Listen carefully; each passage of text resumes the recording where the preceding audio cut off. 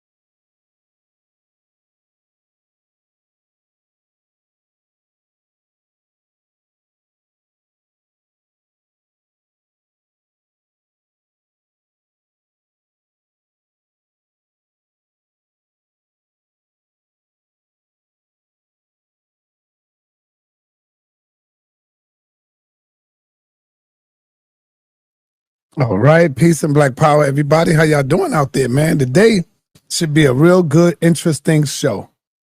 Real good, interesting show. And I'm waiting on my guests, Ptah, to come in the building. This should be a real interesting show.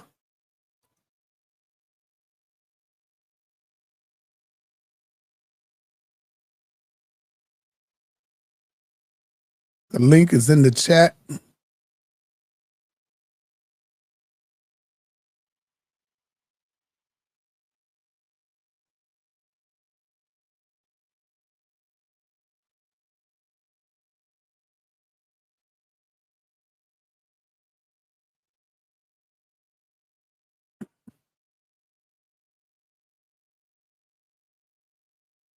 Let me hit the brother up, make sure he's here. Because I see him in the chat. He probably stepped off.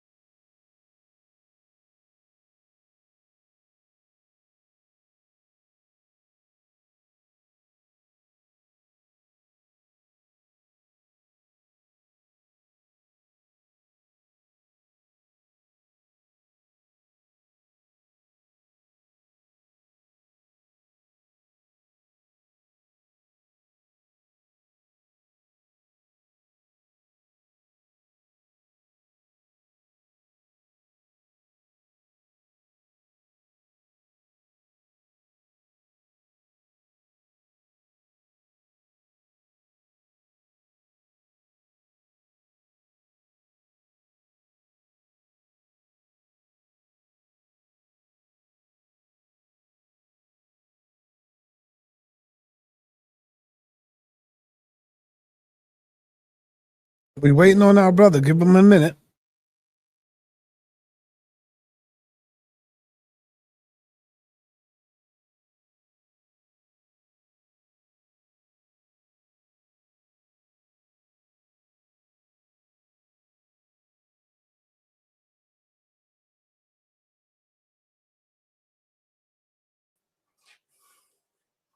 Okay, where's the volume? All right, man. What's going on with you, brother? Hotep, peace, I don't greetings. see the spider today. Where the spider at? You got him in the cage or something? The spiders are in the back. They may be on next time I come on. But Oh, okay. I he's in see the you cage. got the snake. Always got the snake with you. Yeah, I had to bring the cobra today. This is Renunette. Renunets. Oh man, wow. Okay, the cobra. Yeah, I had to bring her today. You don't get the you don't get the cobra with the that opens up the head like woof. You know this. Yeah, this. Oh, that's the one that do that? Yeah, they do that when they feel threatened. Now be real, man. Did you take the venom sac out? Because you ain't gonna be just holding that cobra like that. No, you can't take the venom sac. First, there's no venom sac, but you can't. Venom. Well, you know what I mean. That yeah,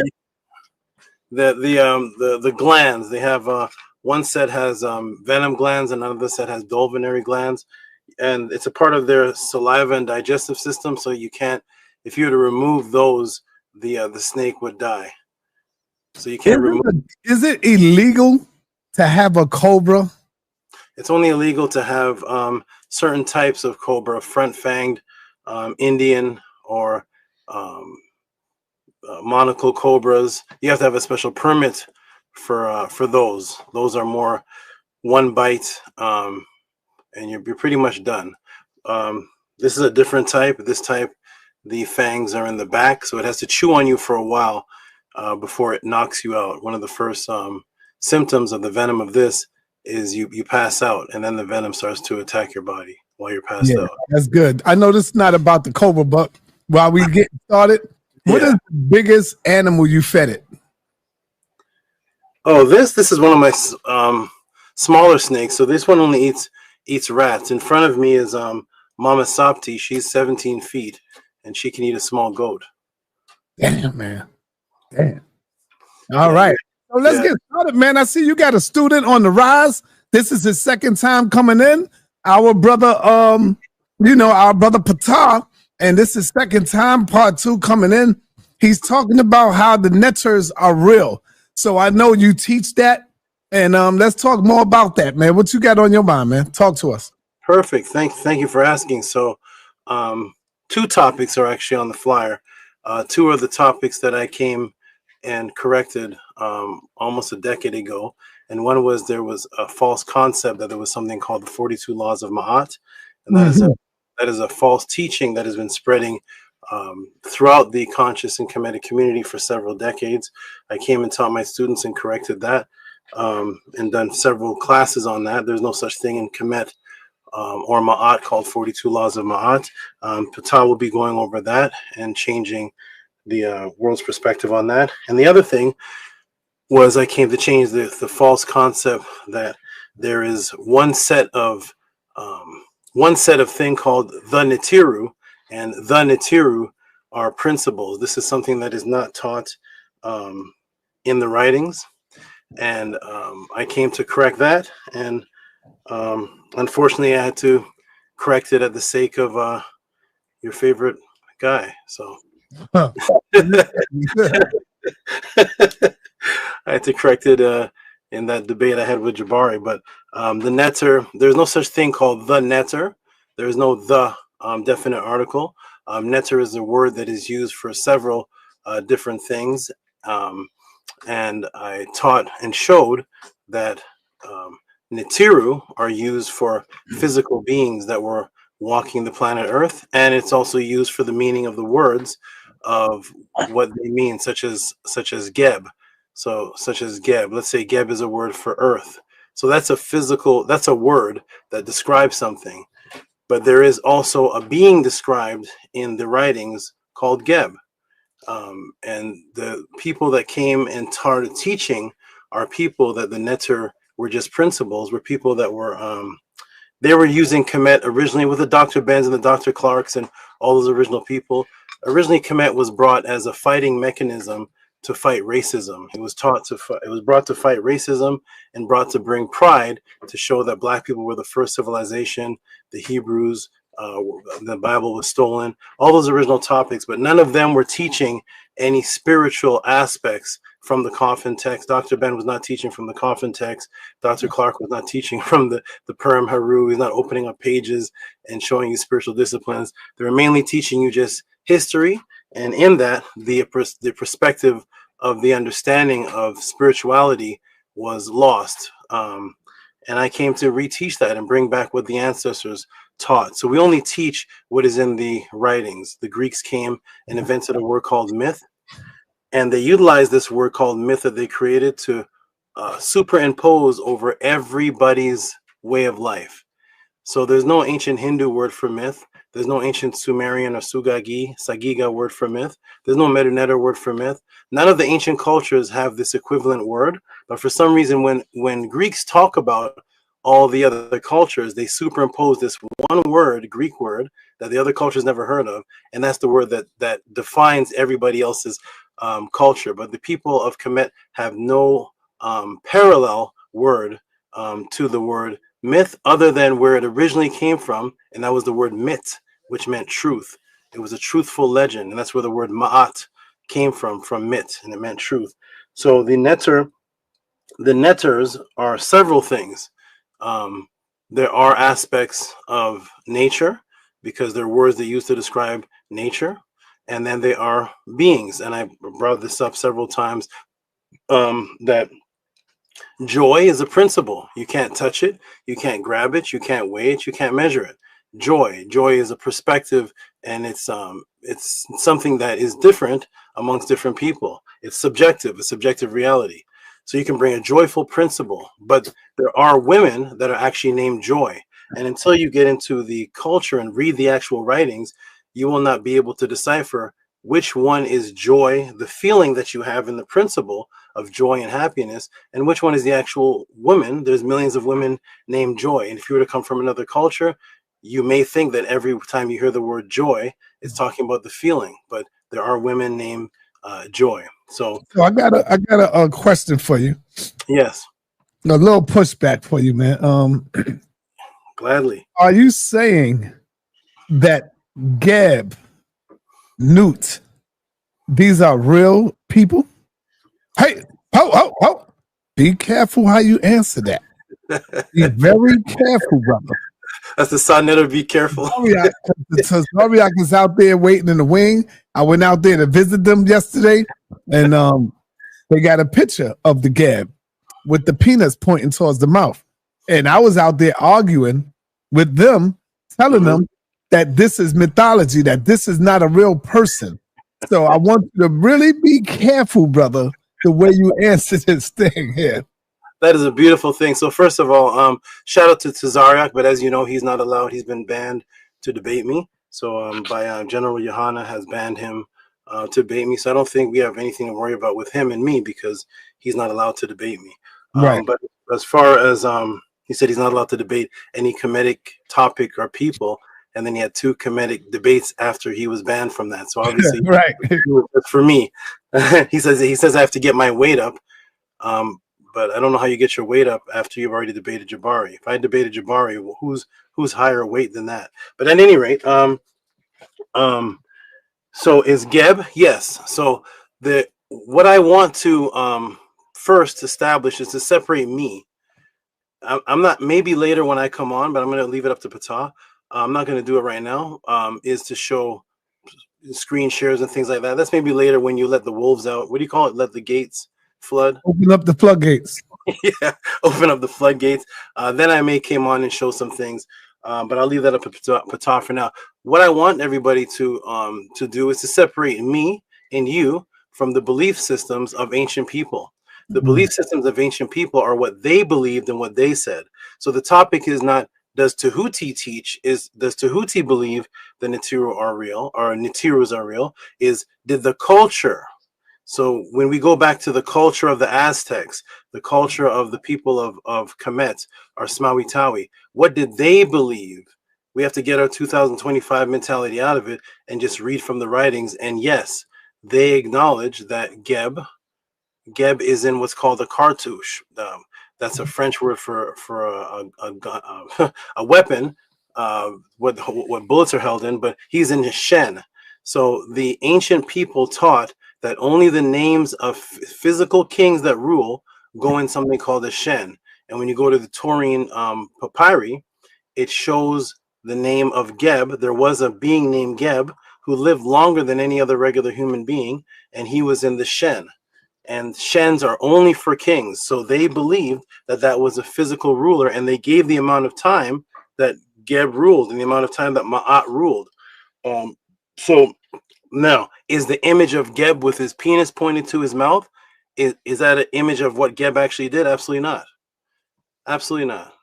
Geb never had a 4-foot penis pointed towards his mouth. That is symbolism. Absolutely. And sometimes the ancient people describe themselves and are described in a symbolic way all of the time. Ramesses is called the Great Bull. He was not a physical bull, but these are symbolic descriptions of what they went through, symbolic descriptions of telling a story. So you use the symbolism, and Christians and Tazariak and everybody does it all the time.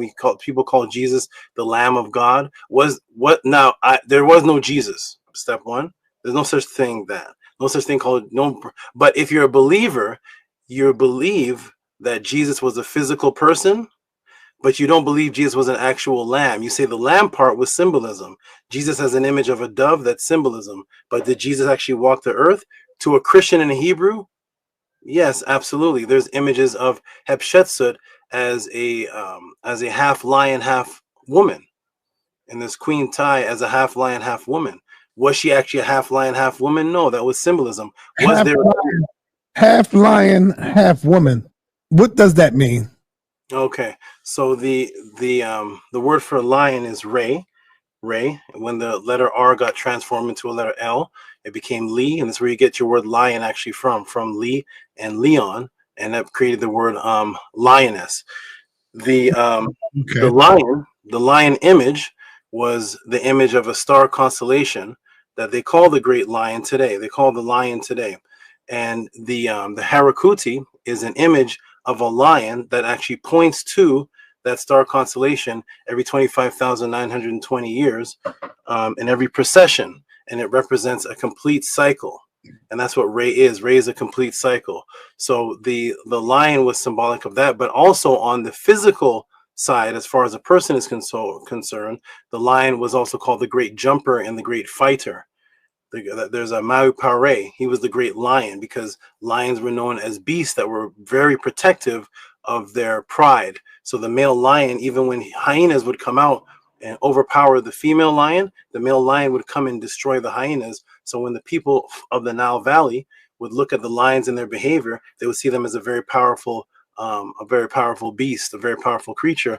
So the ancient Par-Ees that are miscalled pharaohs were considered lions all the time because Hatshepsut was a lion in the sense of a fighter. She was a great fighter, and so was Ramesses, and these people were associated with lions all the time. And of course, the Bible stole that and created the Lion of Judah, as if lions ever lived in Judah.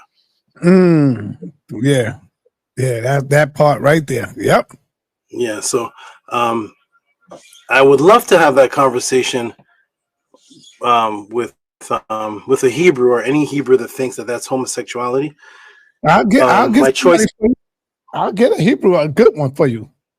There's only the choice would only be Tazariak because well, you know Tazariak's scared of you, brother. Yeah, I know, but he's the calmest one.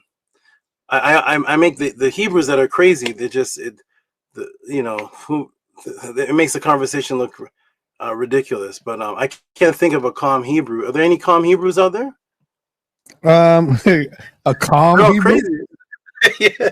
How about the mighty? No, the mighty Hebrew. They all that crazy, brother. But, for entertainment purposes, yes, I'll talk to anybody. But as far as setting up, Tazariak is calm. But Hey, Shot, I'm on this live stream. No problem. The same live stream I'm on. Okay, all right. Hey, yo, listen. All right. Damn, man, I got somebody here for you, but I'll call you back. All right, no sure. All right. Yeah, see, I was calling him, man, to let him know that you here. I was trying to set it up. It's over, man. It's not. Who's the last Hebrew I debated? It was JJ, right? On here. Yeah, that don't call that a debate, man. Come on, man. That's like taking candy from a baby. And that was the last, and I was supposed to debate Mighty Hebrew. He ended up laughing at himself. Yeah, he left the community. No. You said the Mighty Hebrew. The Mighty Hebrew scared to death too. He just gonna talk a good game. He ain't gonna debate. All these dudes just talk. He ain't gonna get in the ring. So that's why what we're doing as the House of Aten. I don't know if you can see it, but the House of Aten. This is us, and yes, the Neteru exists. What I'm doing now is I'm not even focusing on. I've been debating in Hebrews and Christians since 1992. Now I am putting out information that is challenging the people that say they're in Kemet, because I believe they're deceiving the people. Strange, You right? said the people that's in Kemet is deceiving the people? Yeah, absolutely. Yeah, the people that are. Why you feel that way? One is what's going to be talked about today by teaching that there's something called the 42 laws of Ma'at. That's a deception. There's over 900 laws. The word for law is tepi. And I'll let Ptah get more into that. But as far as the word for laws are instructions, sabait are tepi. Those were never applied to what people are calling the 42 negative confessions. And there was never any negative confessions. That's why nobody can ever show you that. So this is a deception, and actually brings people away from the true discipline of the ancients that had actually over 900 laws and instructions that were given to them. No 42. So that the Neteru being myths, that's a deception, and always coming on and doing shows, arguing with people, but never teaching what you believe. That's a deception. If you stand on Ma'at, let's see if you can do a show for 2 hours and hold the people's attention, strictly teaching from the coffin text, teaching strictly from the Purim Haru, from the Nefer Aset, the pyramid text. The people claim to be Kemetic, but they're really only Hebrew and Christian debaters. They're not actually teaching from the teachings of the papyrus whatsoever, and that's a deception. There's many different things that are deceiving, but mainly I just want to correct things for the innocent people that are interested in Ma'at and Kemet and things like that. Another one is the word Kemet. That's another one there. The word Kemet. They only use the word Kemet because it means black, and they think it's talking about the black people. That's another conversation, but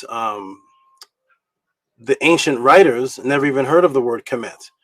The word Kemet came about later. So the people that are teaching Kemet, they don't use the other words that predate it because the other words don't back their racial agenda. So they always just stick to the word Kemet. But Pharaoh Khufu never heard of the word Kemet. Ptah Hotep never heard of the word Kemet. So what did they call the great illustrious land? And that's where people don't get into that, because those words apply a discipline. Another deception is what the word Ma'at means, which we'll probably get into later. That Ma'at just means law and order. But here's Ptah, the great student representing. Peace, Ptah Hotep. Hotep Ma'at, Great Saba. Peace, Peace, Great Elder Neteru. Peace. Yes, Hotep Ma'at. Yeah, this Tua, Great Saba Tahuti for coming on and speaking on what you spoke on. And yeah, we're gonna get very deep and clear in exactly what you just said. So Tua for that. Nini, also, Sonet, if you could do something. Oh, there's an echo. If you could do something, yeah, I had to put Ptah on mute. There's an echo. Go ahead, talk. I can't hear you now, Tahuti. You on mute or something?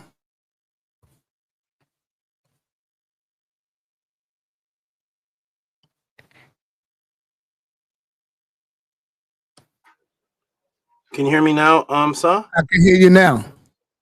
Okay. Last time we were on here, we had a beautiful session. Last time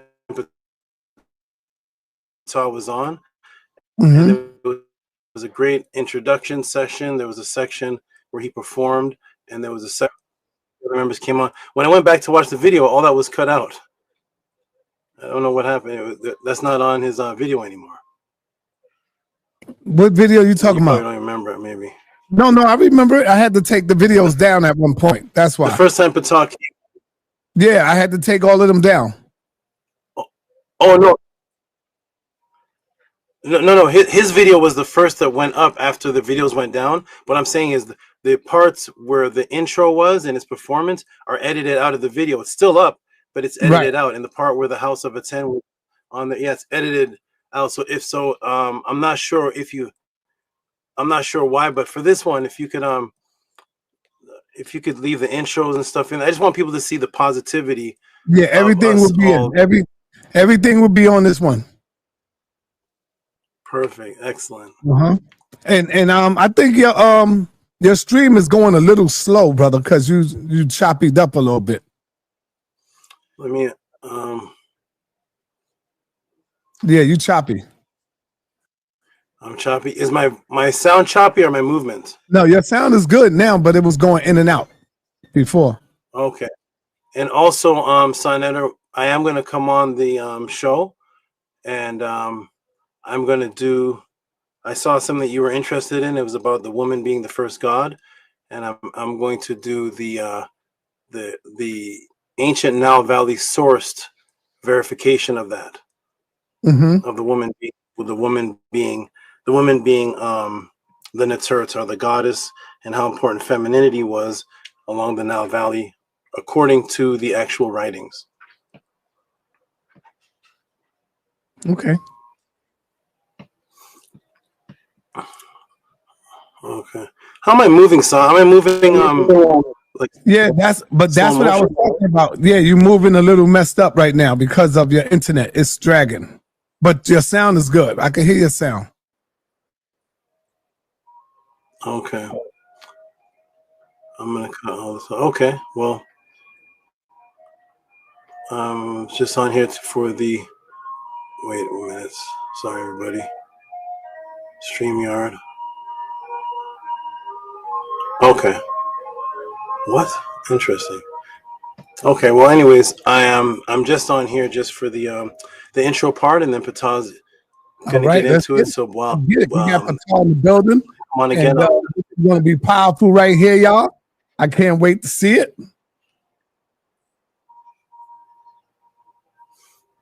Excellent. Ptah, are you there, good brother? Hotep, yes, I'm here. Okay, excellent. Okay, let's get started. Anything you want to ask him before we start, sir? No, sir. Just go ahead and go in. Do your intro and let's go in. Wonderful. Okay, well, peace and love, Hotep Ma'at, everyone. I am going to step off of the screen now. So the great student Ptah will take over from here, and I will be pop back on when Neteru lets the floodgates open up. Open up. Peace and love, sir. Peace and love, everybody. I'm going to step out now, and Ptah will take over from here. Hotep, peace. Hotep. All right, peace, y'all. Peace. Okay. How do I? All right. All right, Ptah, what's up, man? Good to see you again, my brother. Good to see you again.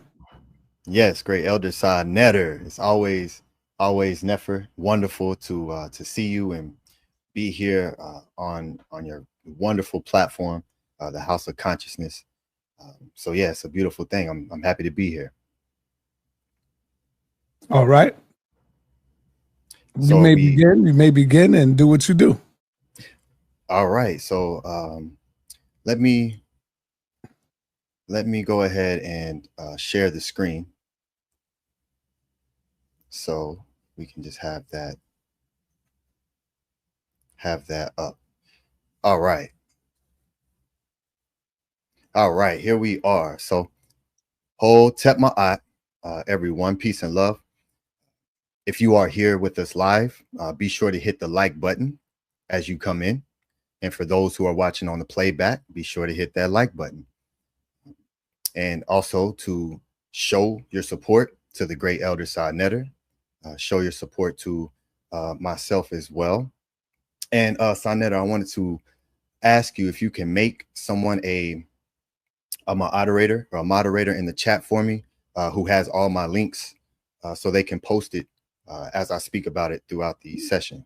Who is that, brother? Let me know. All right, either great the Jed Sajim or Tefrim Kim.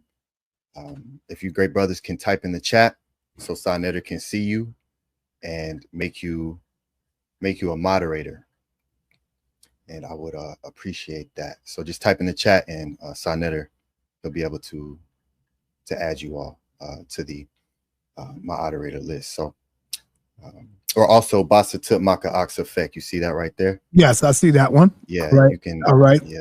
Yes, I just made that one a moderator. All right, perfect. So yeah, Basatut, great brother, if you could just post those links as we go through the session today. So now, what's the other one you said? They ain't come in yet. No, I don't see them yet, but as long as we have Basatut, that's okay. Okay, cool. Yeah.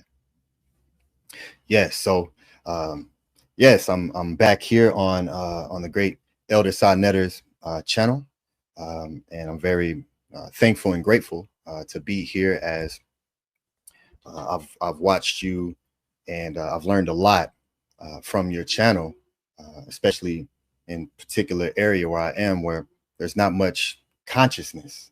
So because of you being far ahead and being able to bring what you've been doing to the internet, gave so many people access to information. So dua to you for your works and your continued works, and yeah, it's just powerful. So dua for leading by example in that. So yes, we're here, and the name of this session is the 42 Laws of Ma'at Corrected, as well as Were the Neteru Physical Beings.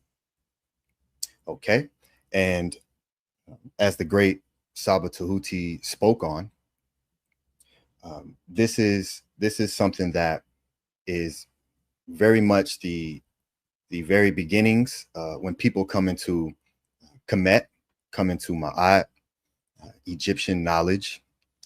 They automatically are shown these 42 laws of Ma'at, and it's a great starting point, right? Like anything else, wherever you begin is not where it ends, right? It's not where the continued research and digging into the thing allows it to continue just to be how it was when you came in, right? We all went to kindergarten and then graduated to the first grade, and then we went to the second grade, and we continued to move up.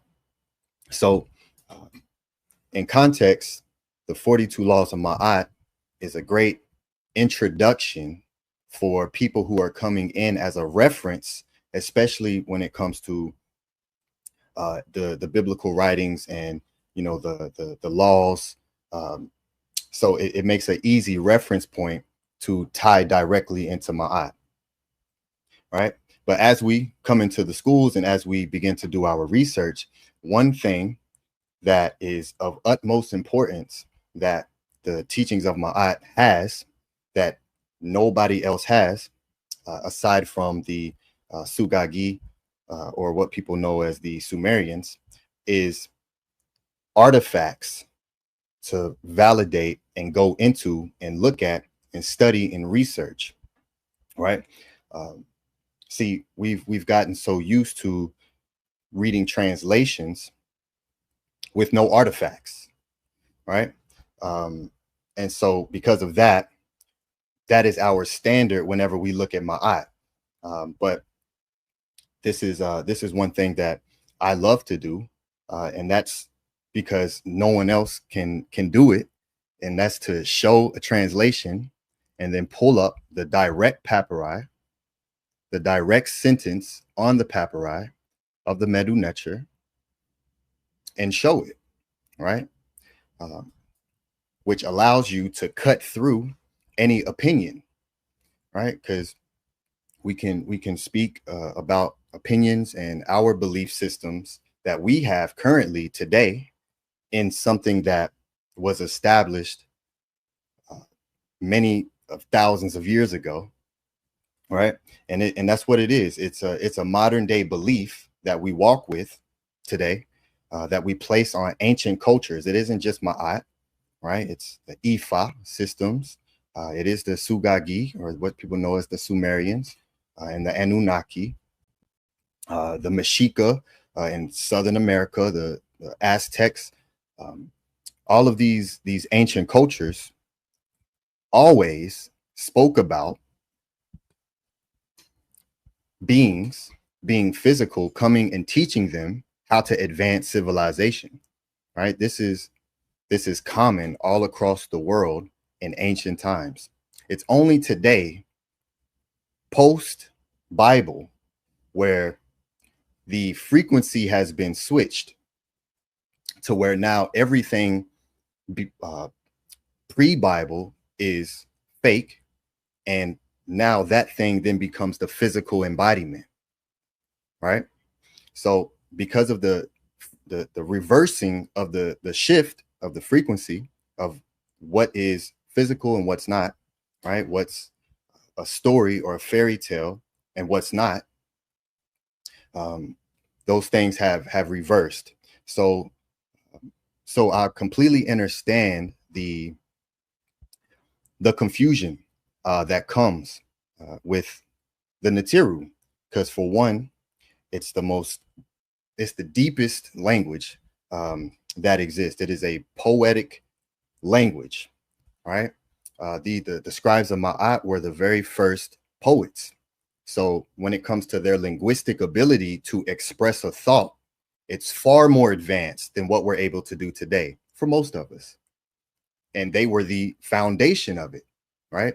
And the language itself are images. An image is worth 1,000 words. So if we take one image and put it all together to make a word, then we have a complex tree of stories that interweave between what can be literal, what can be metaphorical, what can be allegorical, right? All of these different ways to express a thought. The scribes of Ma'at were the greatest at it. So until we begin to dig into the language and read what they said themselves, right, in context with all of what we have, right? We have the most archaeological evidence when it comes to writing. And so, you know, it's important for us to look into that and begin to deepen our own ability to communicate. And by doing so, we're able to receive more of what the language gives and what it provides, right? Everyone knows that Kemet is founded on Heka, right? Which are words of power utilized for different purposes. And again, that word then later got reversed and flipped and turned into the word hex. And that hex got turned into something negative, right? And that's what happened a lot when it comes to the English language, especially, right? And so another one of those words that we use in an incorrect context is mythology, right? And I'm gonna show that. I'm gonna show it so that way we can actually look at it and understand that we're using, if we're gonna utilize the Neteru as mythology, as far as being a false story, then we have to use a different word, which that word is fairy tale. So I'm gonna show that. So let us begin to walk this pathway. All right. So here I have the actual image of the papyri known as the Pekha Em Khu, that many know as the Book of the Dead, right? Where the so-called 42 laws of Ma'at exist, right? And here are, just on the cover, we have a Ma'at here and we have a Ma'at here. So just before we even get started, the introduction to where these 42 exist, in which it's 42 doubled, we have two Ma'ats, Ma'ati, right? So so even off top, it would have to be the 42 laws of Ma'ati, the double ma'at, right? So just starting right there. They've ignored what we've always taught. Yes, they think we were myth. And so again, I'm very specific and exact in the words that I choose to use. I'm not up here speaking or teaching on my belief on whether or not the Neteru were physical. I'm up here teaching and speaking on the scribes of Ma'at and what they taught. That's it, right? And just as the very first session that I had here on Neteru, I have an abundance of sources. So we're going to go through. We're going to go through little by little. All right, so let us move forward.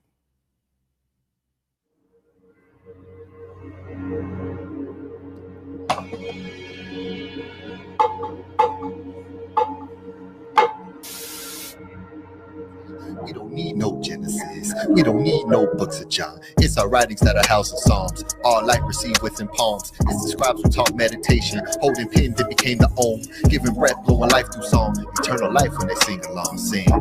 Shoo, shoo, shoo. Yes, head top blue.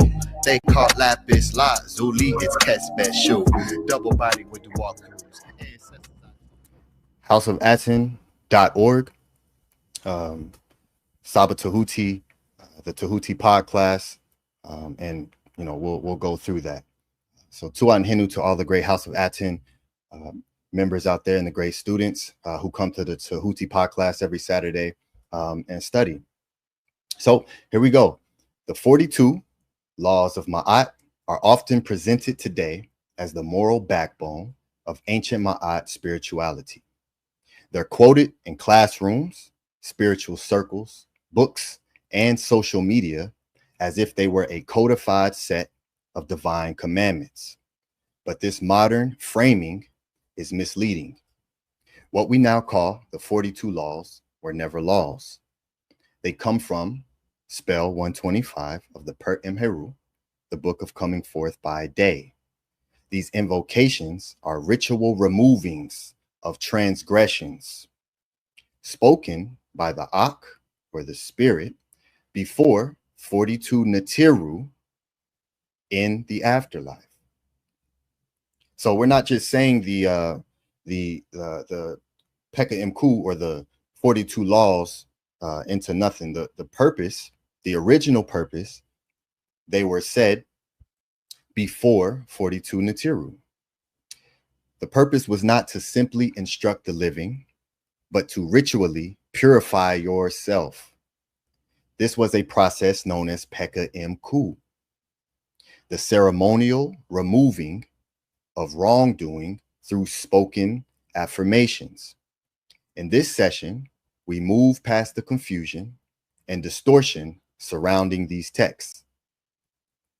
We return to their true function and sacred meaning, grounded in Ma'at and the Medu Neter.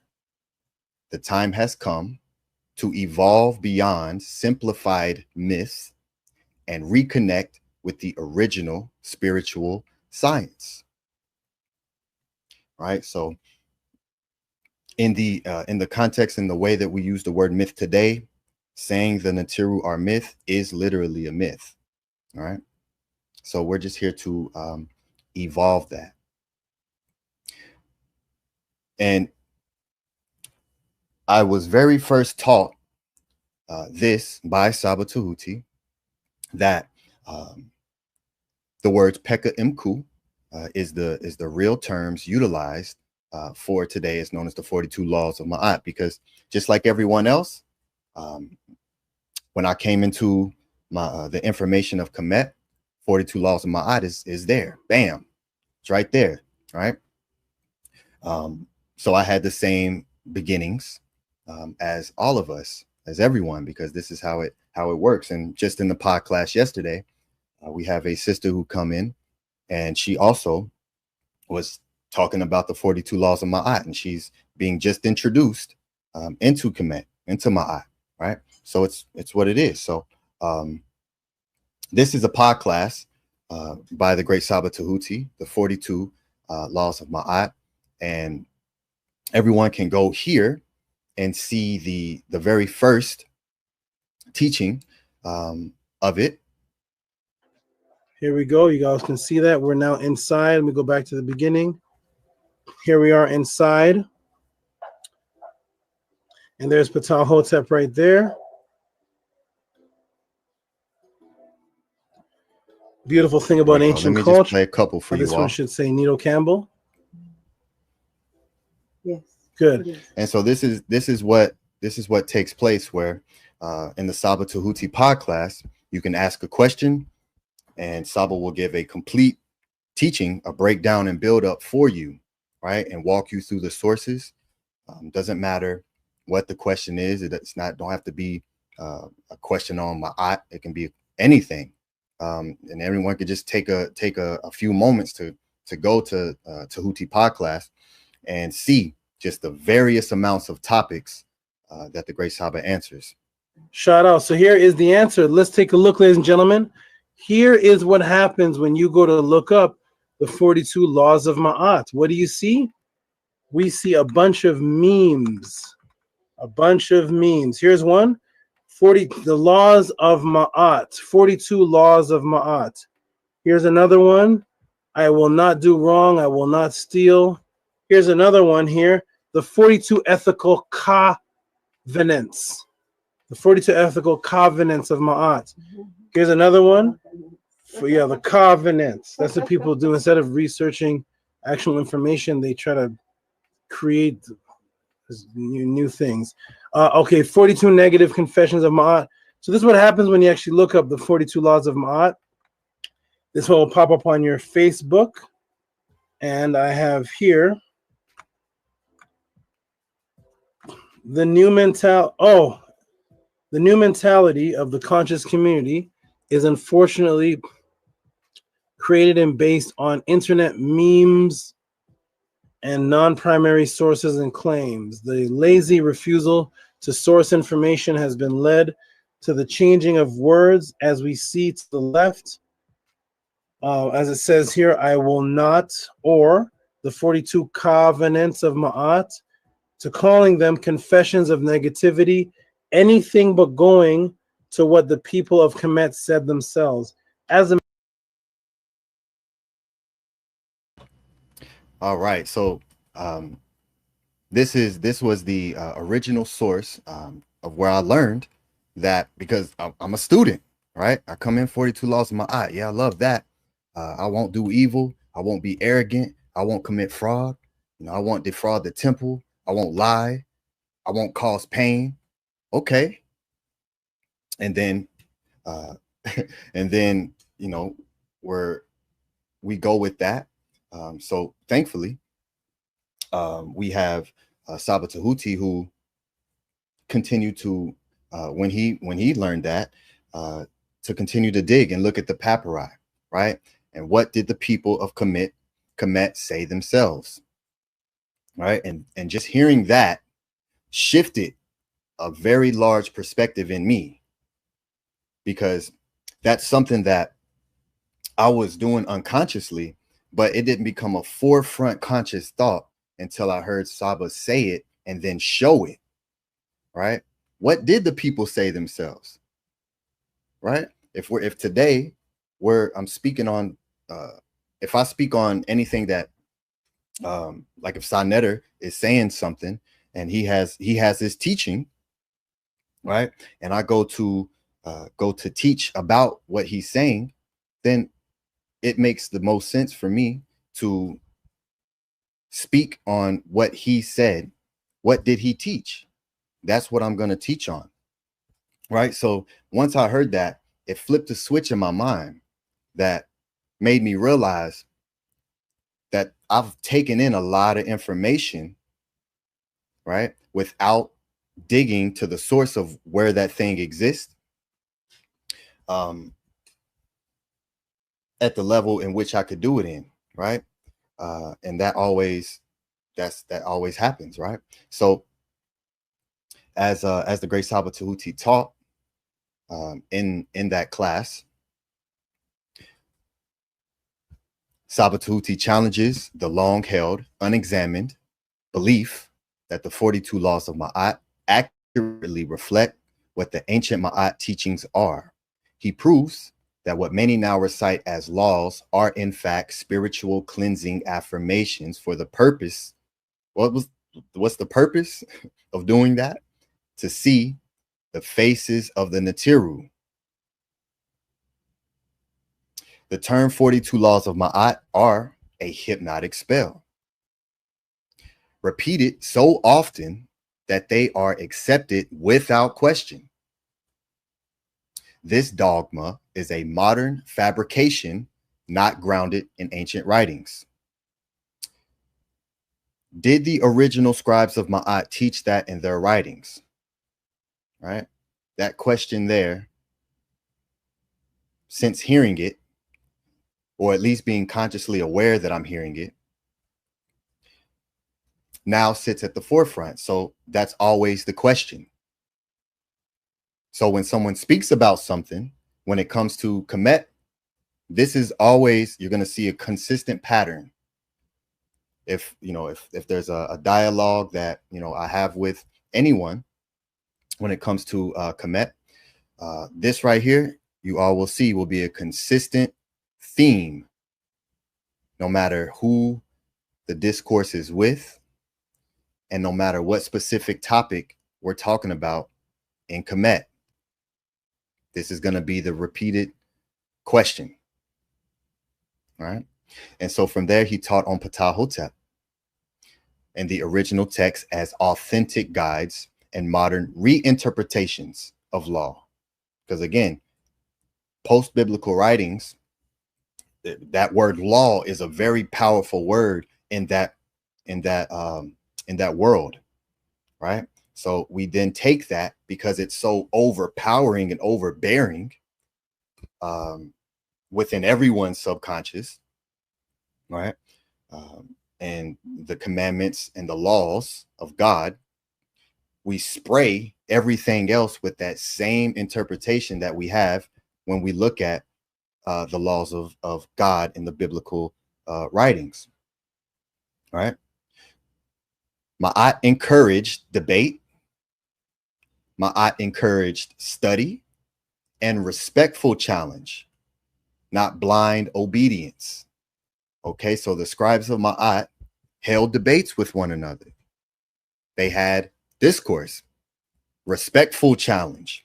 And again, this is another thing that that is permeating a lot of people's today when it comes to being able to speak about certain things, right? And it's the debate field where the debate isn't being held to find the source of whatever information is being brought, right, to teach the people. It becomes more of a personal venom spewing match, right? And the scribes of Ma'at taught how to debate, right, and how to properly have discourse and conversation with one another for the purpose of evolving. And that's one of the beautiful things that I love about Ma'at is there's no system that anyone can follow where I look at that person in any other form other than who they show themselves to be, right? And regardless of what the person's belief system is, that doesn't affect me to where I now have to point a trigger at that person and throw ad hominems, throw disrespect, and just all of the unnecessary ways of communication that we have. But again, that's a much deeper topic in how we communicate with ourselves, how we communicate with the loved ones around us. It's all a reflection. No one comes up here and is a completely different than who they are in real life, right? So that's a much deeper topic. And that's why another reason why I'm focusing on these 42 laws, because of what they truly teach. When you actually look into what they are and their purpose, you actually can begin to remove the things that trigger you, right? You can then begin to remove the things that you are projecting, because we're all projecting onto each other whenever we speak, right? That's always taking place. And because of the neurological effect known as mirror neurons, you pick it up, and there's two things that happen. If you have Pekha Em Khu removed something such as shame from you, right? If you remove that by being able to go within, right? Look at certain things, because a lot of times we run from a lot of the difficult things that cause us discomfort in the heart, right? And because of that, you know, it reflects in our speech when we talk to each other. So for those who actually do Pekha Em Khu and remove, you know, anger, remove these things, you start to be able to see it in others, right? And those things no longer affect you, right? Anything outside of you that can affect you means that it exists internally inside of you, all right? And anyone who does work to remove the thing out from inside of you, you recognize that that thing no longer affects you. It's a very powerful phenomenon, right? So discourse and inquiry were sacred, right? Discourse and inquiry, which then comes from Kim, or to dig, the inquiry then became the word for history, right? From Herodotus. Herodotus has a book called The History, and I'll show some of that, which literally comes from to inquire or to dig into. Okay. So the House of Aten, presented as the most faithful modern echo of At and the original scholarly tradition that the scribes brought forward. What did the scribes say, right? A call to spiritual maturity beyond the baby state of understanding. So when you get into the Medu Neter, when you get into Ma'at, it is the foundation for every other system that has come after, right? It is the foundation. And because it is extremely deep on so many levels, it's very difficult to jump in and become confused, especially when you walk into it with a modern mindset where this this modern day concept of, especially in the English language. The English language is completely backwards, reversed, upside down, flipped all different types of ways, to where no one really even knows what we're saying. We don't know the words that we're using in actuality. Everyone is making up their own definitions for the words that everyone uses. And then when we speak to each other, we say, you know what I'm saying? I'm like, no, I don't know what you're saying, because I'm not in your mind to be able to understand what you're wanting to communicate. So we have to find a greater way to communicate. This right here is a communication built on multiple layers, right? So it's very deep. So this is why I understand whatever introduces you into a thing and how much it can greatly affect you in a positive way, right? I'm not taken away from that at all. My introduction, when I very first consciously became aware of the name Thoth, was in the Emerald Tablets, right? That was my very first introduction into seeing Thoth. And I know it's a lot of people's introductions, right? Going into the Hermetics, right? And because of that, I'm here. So I don't discredit or take away whatever the thing is that brought someone to a greater level of understanding and healing. It's a beautiful thing. But do we stop there though? Is that good enough? right? Because that again, that's another much deeper topic, to where we're wanting to go somewhere, and we get there just a little bit, just enough to be comfortable again, right? Just enough to be comfortable until it's time to get back up and go make something happen again. But when you live as if the rent is due tomorrow every day, there is no chilling and relaxing, even if you're completely comfortable in reality, right? But creating the thought process and pretending as if you're not allows you to keep moving forward, right? And that's what we do, and that's what I do, you know. That's what I do. So I didn't stop at the Emerald Tablets, and I didn't stop at the Hermetics, right? The next book after that was the Kabbalion. Took me far. It did a lot for me, but I didn't stop there, right? I kept digging. Why? Because I want the truth. The oldest word for truth on the planet is ma'at. And that's how I ended up here, by just being open-hearted to whatever the truth is that comes to me. And as something assists me in my journey, I say, dua, thank you, I appreciate that.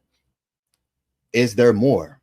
Oh, okay, yeah, there's a lot more. Oh, okay, let me keep going. So this is a call to action to stop reciting what you hear and start researching what you hear, right? And this will absolutely take you to where you want to go.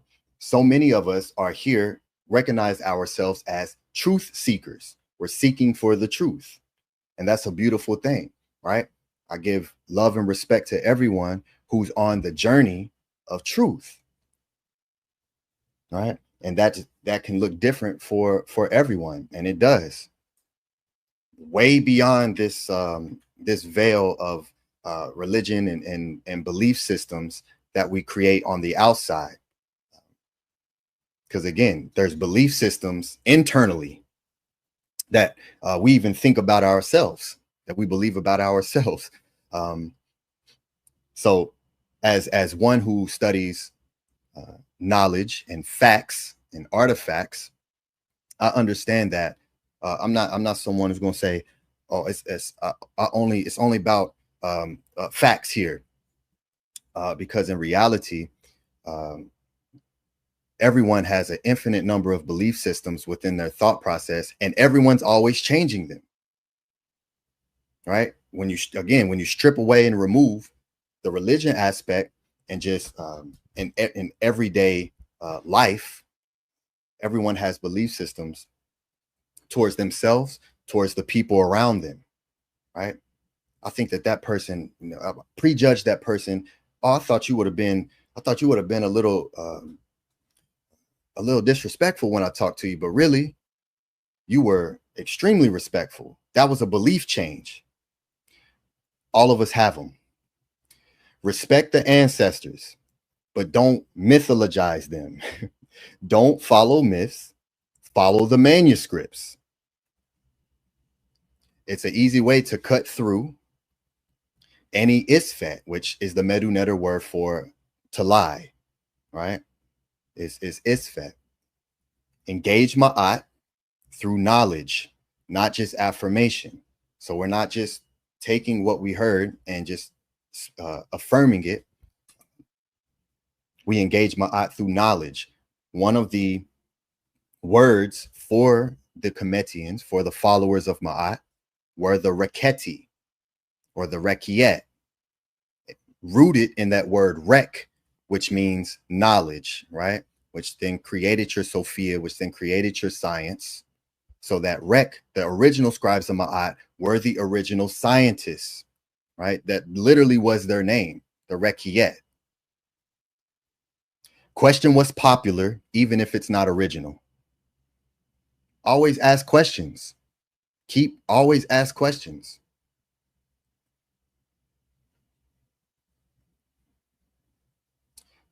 What follows is the most thorough an uncompromising study of this subject to date, grounded entirely in first-hand evidence. No second-hand interpretations, no filtered summaries, only the original papyri, direct transliterations, and precise translations. This is the record as it was written. No book citations beyond what's needed for translation. No web searches, just the raw, unaltered text. But what is the deeper purpose behind this ancient purification process? Why do millions still invoke the 42 declarations? What do they truly mean? A necessary cleansing to make oneself purified enough to stand in the presence of the Neteru, to see the divine faces of the Neter. All right. So hope you all are got your notepads out, ready to write down museum numbers, because that's what we give, museum numbers for you to go and look at the papyri yourself. And if you study Ma'at, if you study Kemet, this is something that you have that many people are not able to do, right? So take advantage of it. The great ancestors made sure to leave record, right? Everyone loves the pyramids, right? Everyone loves the what they call the Sphinx, right? These these otherworldly artifacts, right? That are still very much questionable, with no pure understanding of how they exist, right? That exists, and that's a very big key. But within that are the writings. So let's look at the papyri. Let's look at the stelas. Let's look at what we left, right? So from moving forward, whenever you hear teaching when it comes to Ma'at, ask, where does that exist? Because we can go get it. We don't have to guess. We don't have to make it up. We don't have to form an opinion. All we have to do is ask, where does it exist? And we can go look at it. We can go find it. So to start, I'm gonna start with one of the great ancestors here, known as Mehi Pere, right? Or Mahi Hor Pere, which is his name is the lion here. Mai, which is lion, and KV 36, right? What they call the Valley of the Kings, right? And so here is one of his masks, and here is his actual body. Okay, an actual body that exists. Okay, so again, this is very important because we want to look at real life. So here's some of the wonderful things that were found in his Perhe, which is the house of eternity, that people today call tomb. We have house of eternity, right? And here is one of his inner karast, or the word coffin, right here in his form of a sar, right? In the position of Tim, which means to be complete, a completed being, one who is gathering all aspects of oneself into a unified form, right? Becoming Tim, meaning complete. And here is his Ren right here. So he was known as the Ta, or the fan bearer, to the right side of the Nesu, of the king. So one of the closest people to the king, to the Par'ii, is the fan bearer, someone who stood there and made sure that there was a cool breeze, which is a literal thing, but also is a metaphorical teaching, right? Of utilizing shu and the feather to cleanse, right? So here is his name, Ma. Here's the lion. Hor. And then E. Mehi Pare. And then here is a glyph right here, and he's holding something in his hand that's very important to the Pekha Em Khu, which you will see. This is a common Medu glyph utilized for those who have made the transition into the afterlife, because that tool that he's holding is what's used to separate something that is not as great to something that is great, right? Utilized for the wheat, separate the bad wheat from the not. So this is a tool used for separating good from bad. And this is something that is common to place on those who have made a transition into the afterlife. So so symbolically, it's teaching that one is walking literally with a tool used to separate, which also is another tool of royalty, right? That you'll see the part EE have alongside the hook or the heka, which becomes the hex, right? The words and the cleaning tool, the separation tool, right? And here his large outer karast, and here is gold foil, and it's coated in the butamin, 9-foot long butamin coated karast. Right here, leather dog collar, as he had hounds, right?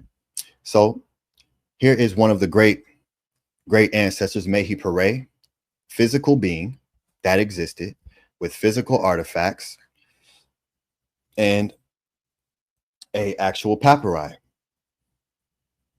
So when I show you the papyri, before I show you the papyri, I'm gonna show you the owner of it, right? And I'm gonna teach you a little bit about that before going into the writings. Why do I do that? Because others can't do that. We ask for that all the time, right? We ask for it. So here it is.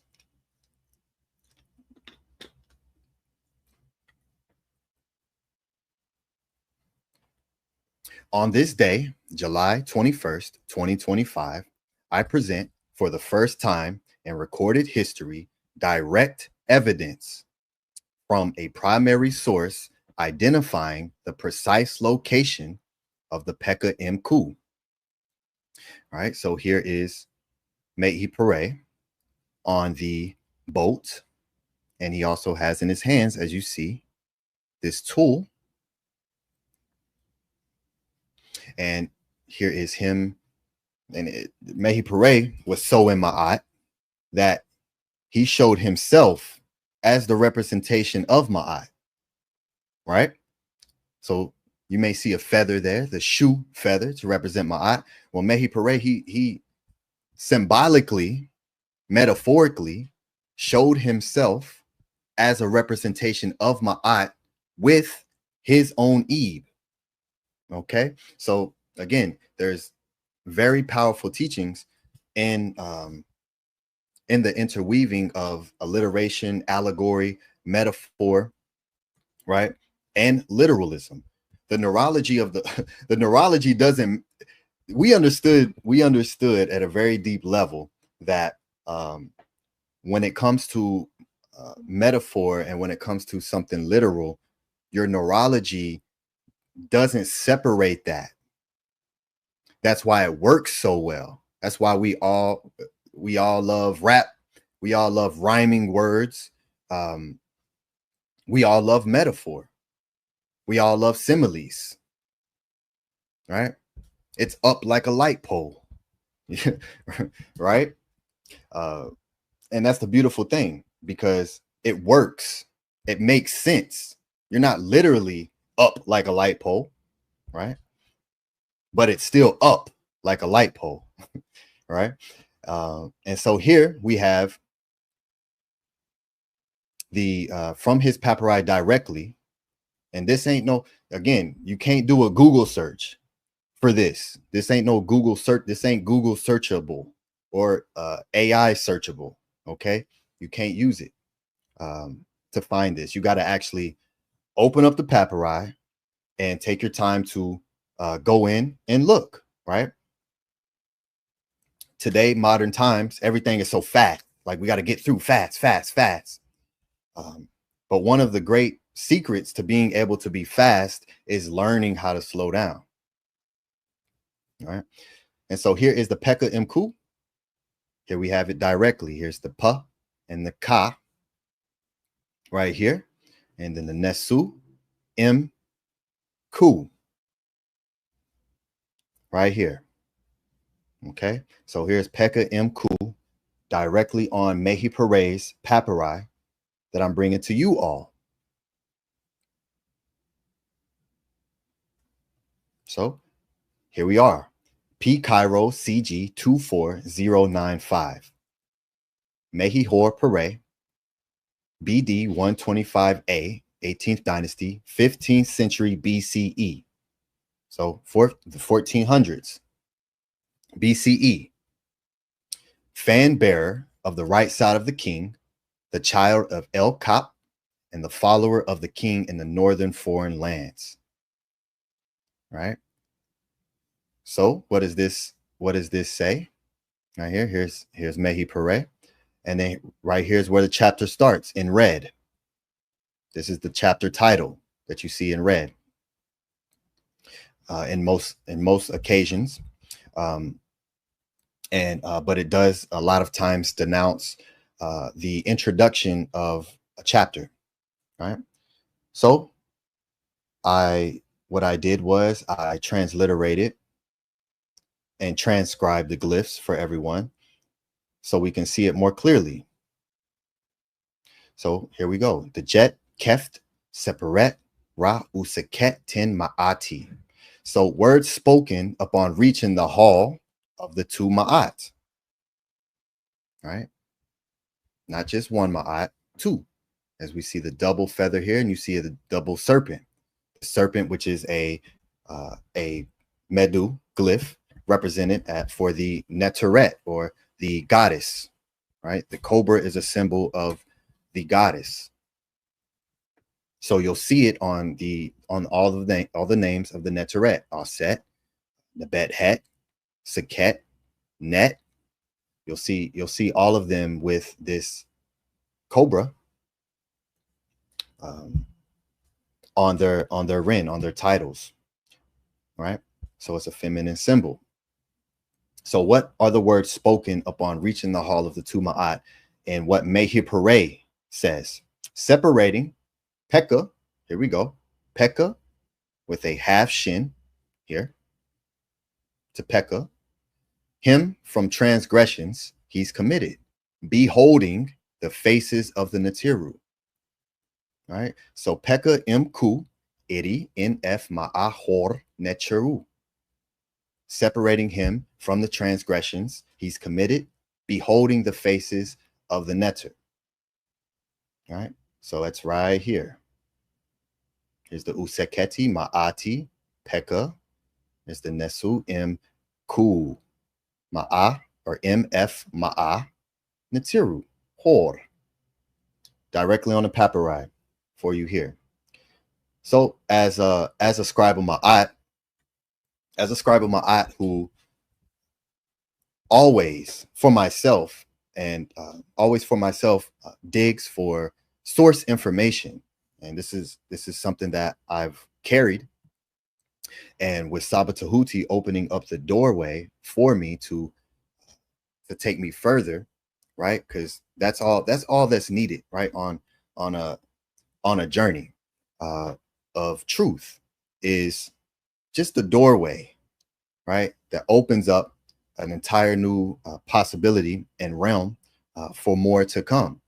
So all Saba had to show me was 42 laws of Ma'at is incorrect. It's Pekha Em Khu, right? And everyone can go to that class to see exactly what he showed, and showing it in in what's known as the Book of the Dead by E.A. Wallace Budge, right? From the Papyrus of Nu. So all I needed to see was that, and that's it. I'm gonna go get it. I'm gonna go get where it is, because I want to look. I want to see. Okay, it says it here. Okay, is there another? There's another papyri. Okay, how consistent is this? Okay, so here we are. Here's another ancestral artifact for you all. British Museum number EA 990029. The scribe Nebseni. 15th century BCE. The copyist of the temple of Ptah. The draftsman, child of the inner palace. So here is the scribe Nebseni with his here's Senet, Lady Nebet of the Pur.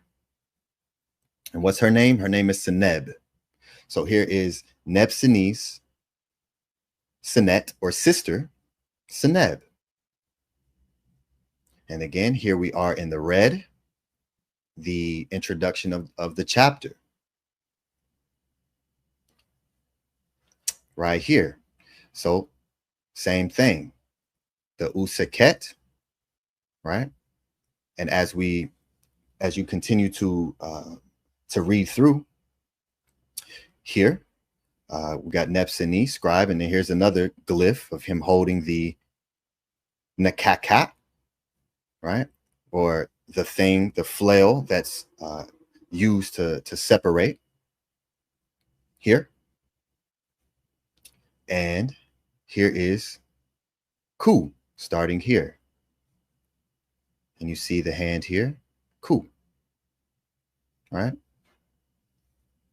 So here's the Pekha, and then you go through Nebseni's titles, right? And then you have Em Khu right here. Again, not Google searchable.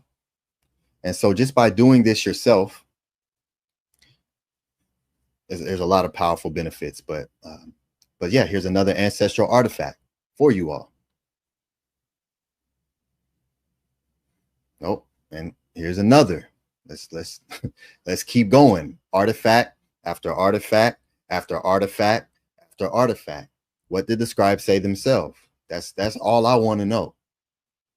All right. It doesn't matter what culture I'm going into. When I'm studying Buddhism, I'm going into the papyri. I'm going into the writings. Right? Wherever it exists, that's where I'm going. Because I just want the truth. I just want to know what the people said. Did they say that? All right. So here we are. BMEA 10477, 22. I'm giving you all direct source to the Pekha Em Khu that people call the 42 laws of Ma'at. Okay. 125A, 15th century BCE. These are some of the oldest Peret Imherus. So go look at them. They physically exist.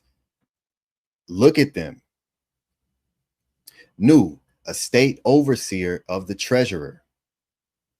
And so here I highlighted this section for you all. After taking time to read through this, because I want to find it. That's all I want. I just want to see what they said. I want to see that, right? And there's papyri that they're all uniquely different in their own way, while still simultaneously following the same foundational format. So here it is right here. Here's Ma'ati, Pekha Em Khu. Pekha Em Khu. Right here in the Papyrus of Nu. So all of these are 15th century BCE, right? Some of the oldest papyri writings, the oldest spiritual writings on the planet that gave birth to a concept of an afterlife, that gave birth to a knowing of a spirit body known as the Ka, right? The energetic double, the Ba, that people today call the soul, which again, the spirit and the soul are two words that we use where everyone makes up their own definition for it.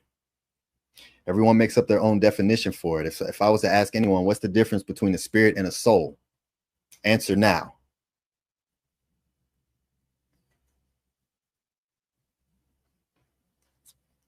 So from the 1400s all the way to the 300s, to the time where Alexander of Macedon, right? So here we have inventory number CAT 1791, Museo Egizio in Turin, Italy, of Eof Ankh. So here he is.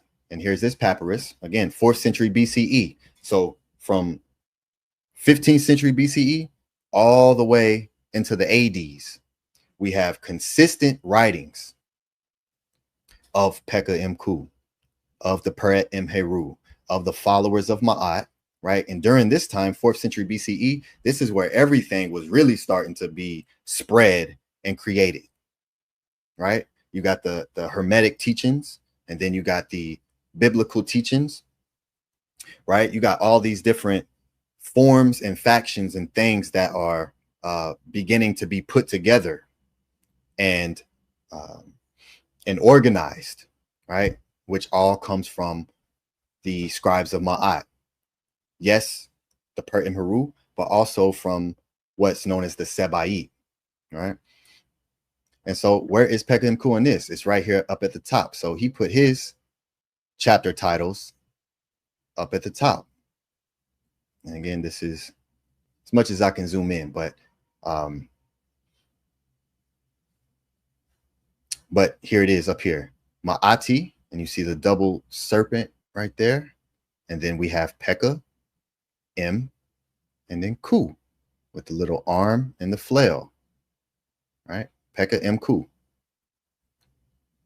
Right, so here is 4 direct attestations for you all of where Pekha Em Khu exists, not the 42 laws of Ma'at. So these are the great ancestors who lived and followed the great teachings of Ma'at, right?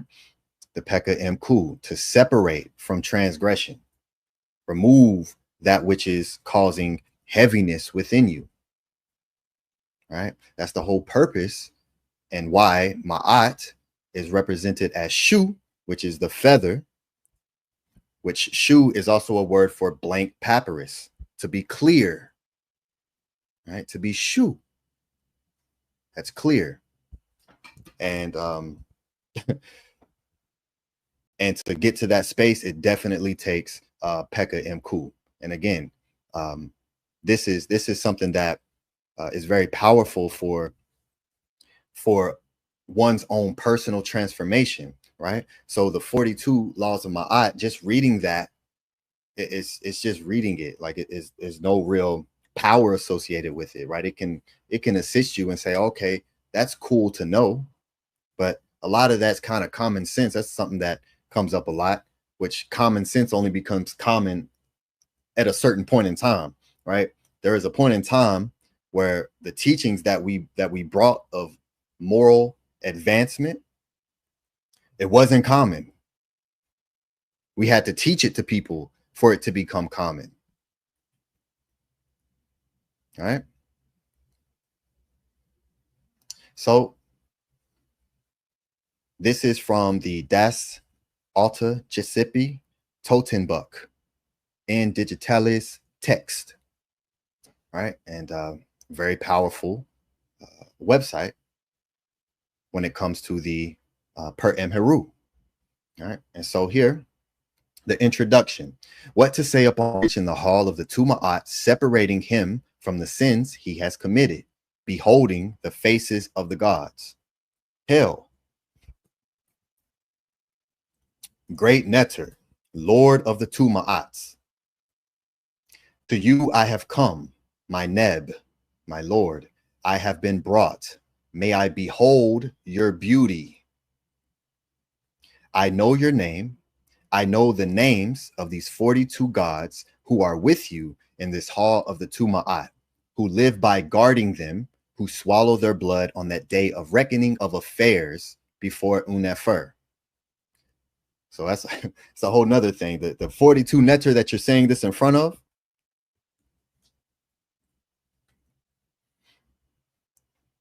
most people would be very much afraid, because they're not the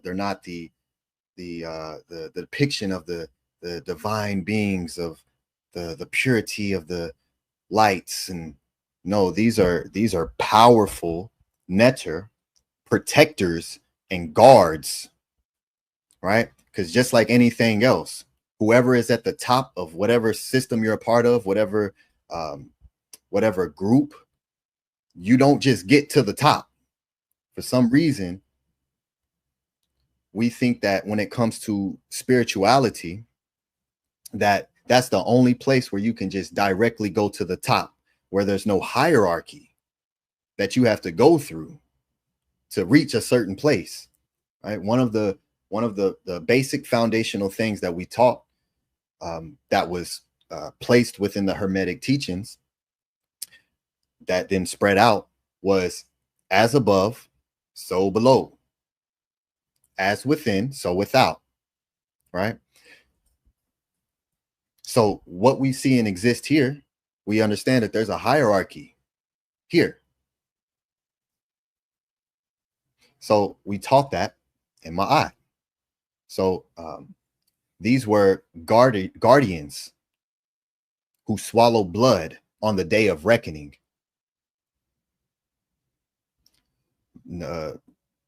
Nothing to play with, right? And so that's a whole nother point. And that's another reason why I come forward as I do, because as one who has transmuted a lot of anger, and a lot of emotion towards the removal of purity based on evil intent, those transmuting to be able to come forth calm literally is an alchemical transmutation that takes place within the Ebe, allowing one to control rage and utilize it in a beneficial way, right? And so the guardians are very much highly purified divine beings who are there to guard and protect, right? And so when it comes to that, we're going to guard and we're going to protect those around us, right? When it doesn't matter, someone kicks in the door, we're going to do whatever it takes to protect ourselves and our family. We're not going to sit there and meditate and pray. No, you got to get into action and be willing to guard and protect that which you love, that which you care about, right? So we have guardians, and a lot of them are Neteret, feminine energies. Many of you know Sekhmet, right? She's one representation of a plethora of feminine Neteret energies, consciousness that stands guard at doorways, right? Behold, son of his eyes, Lord of the Tuma'at is your name. Behold, I have come to you. I have brought you justice. I have driven away your justice. So that's the introduction. And as we look at the outro of the Pekha Em Khu, greetings you in this hall of the Tuma'at, says in which you put your name there, justified in whose body there is no lie, who live by Ma'at, who eat their food in the presence of Heru and his Aten. May you save me from the Babi who lives off the entrails of the great ones on that great day, on that day of great reckoning. Behold, I have come to you. I am without injustice. I am without sin. I am without sin. I have no testimony against myself. There is no one I have done anything to. I live by Ma'at. I feed on Ma'at. right? Again, a metaphorical teaching, because it's very easy to take a literal thing that we do and connect it to something for it to make sense. We have reference. We know what it's like to feed and eat on something, right? We all have to do it, biological imperative. So because the poetic scribes of Ma'at understood that and understood how we understand the metaphorical context, we placed it in the language because it makes sense, right? The neurology doesn't care. So people say, oh, but the cannibal hymn. Again, this is another reason why I go into the Medu Neter. What's that word to eat or to swallow or to feed? Is the word which creates the name for the neter that everyone recognizes as Amit, one who devours the soul, consumes the aesthetic soul, right? That's it. That's a feminine version of to feed or to swallow or to consume, which also is a word for the brain. So we understood that what we consume is literally feeding our brain. It's the word You know us. I won't register you, says the doorman of this hall, unless you mention my name. So the 42 is pointless if you're not aware of the rin or the frequency of the ones that you're doing it in front of for the purposes of getting to a specific place. And that's a whole nother section that's always left out in the 42. There's a whole nother 42 giving you the name of the Neteru that you're doing it in front of. And by knowing the name or the frequency is the key to be able to go through that door. That's how it works. So unless you mention my name of the Neter, you won't be registered. Doesn't matter how much of I have not, right? When it comes to the teachings of Ma'at, when it comes to the scribes, we were extremely deep, and we made sure that there was always locks that one has to learn how to achieve a key to walk through, right? I am without isfet. I am without ku. I am without ku. So I am without sin. That's that word ku, what we're removing, what we're separating ourselves from for the purpose of living in Ma'at, right? Very powerful.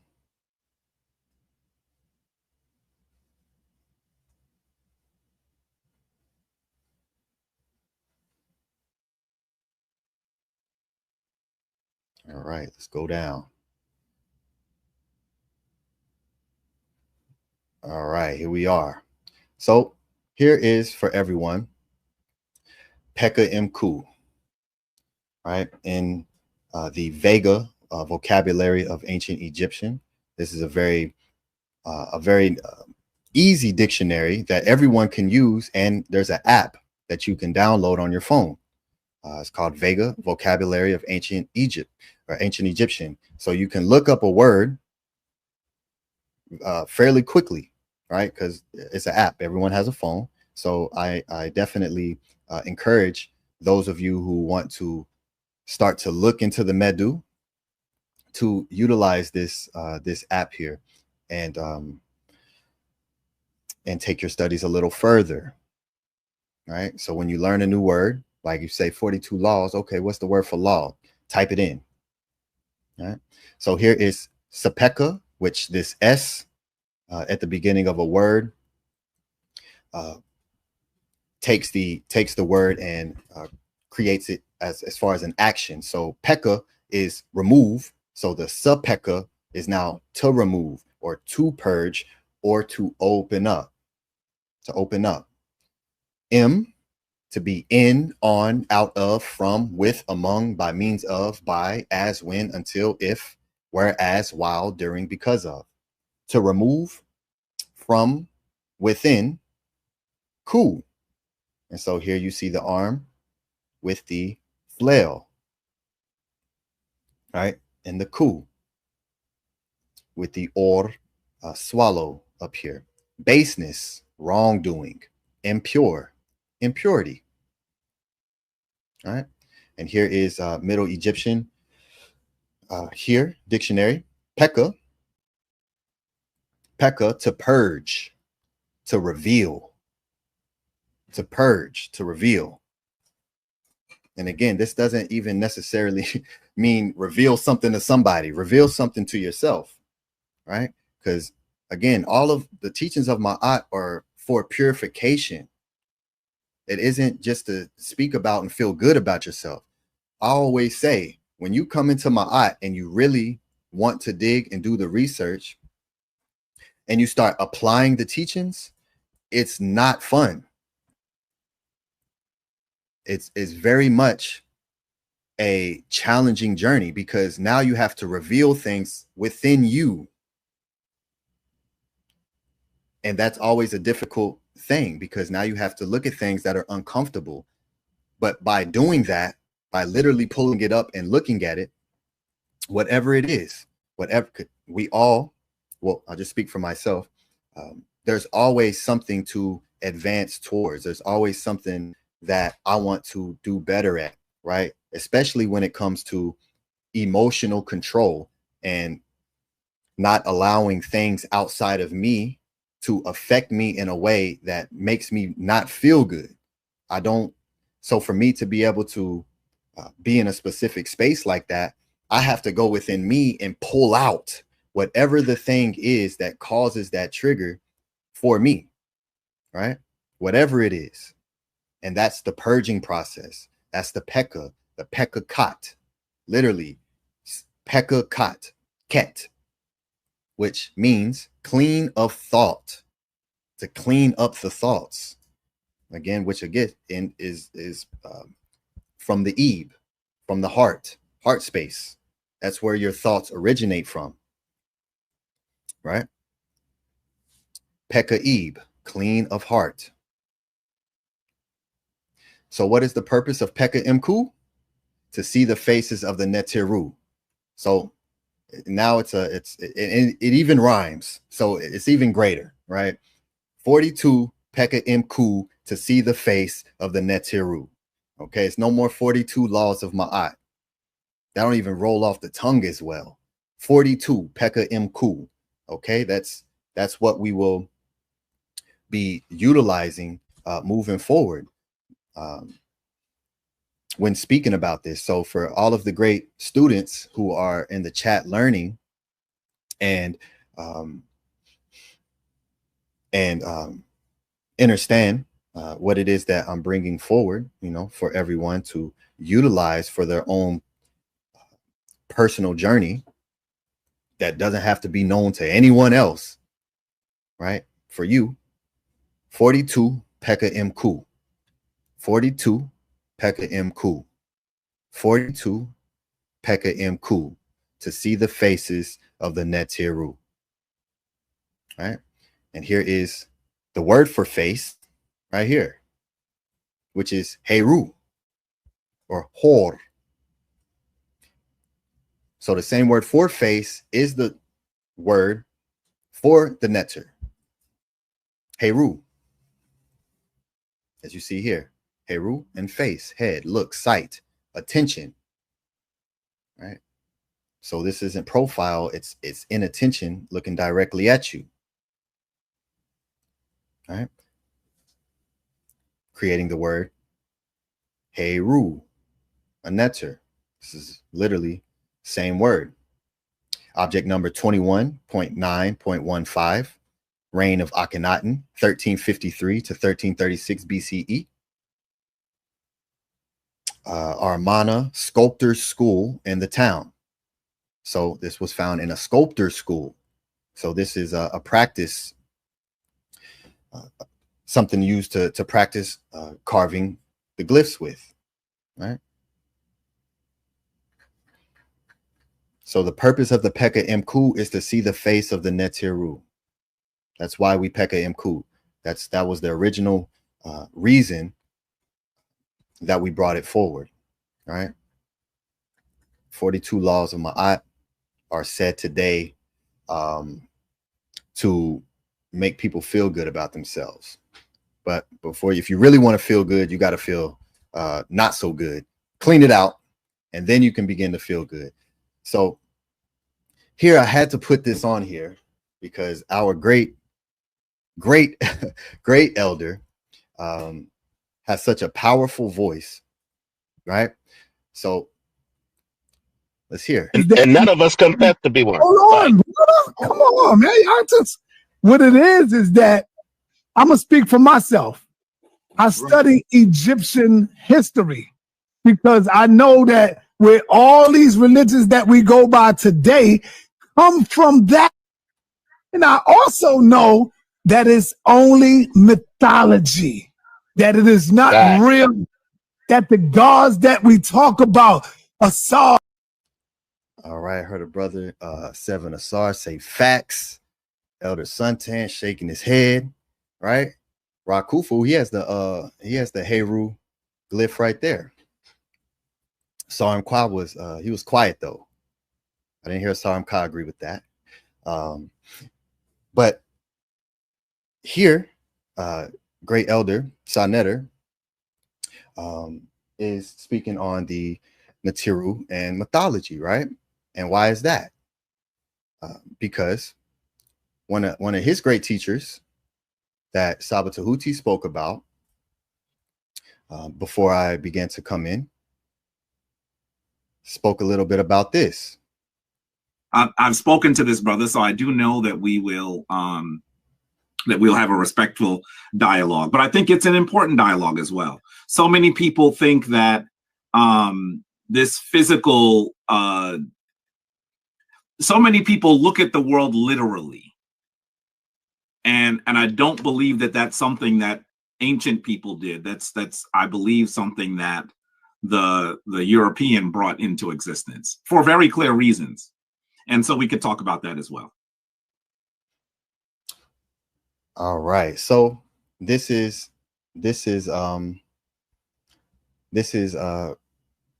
where the separation comes, where it's spoken here that the scribes of Ma'at did not teach that the Neteru were literally physical beings, and it's just incorrect, you know. Much love and respect to the great brother Jabari, and congratulations on your day today. I saw that you were within a union, so always much love. But as a scribe of Ma'at, right, and as the great ancestors taught me, and one specifically, the scribe Heru, it's important, even when it comes to our elders, because when we had debate or discussions, it's not like today. It was literally just pulling out what we know and teaching, and whoever shows forth and validates more of what they're saying then becomes the authority on that thing. That's it. And because in the actual teachings of Ma'at, especially from Ptah Hotep, which is one of my favorite teachings that I keep at the forefront all the time, is to not have an a'ib,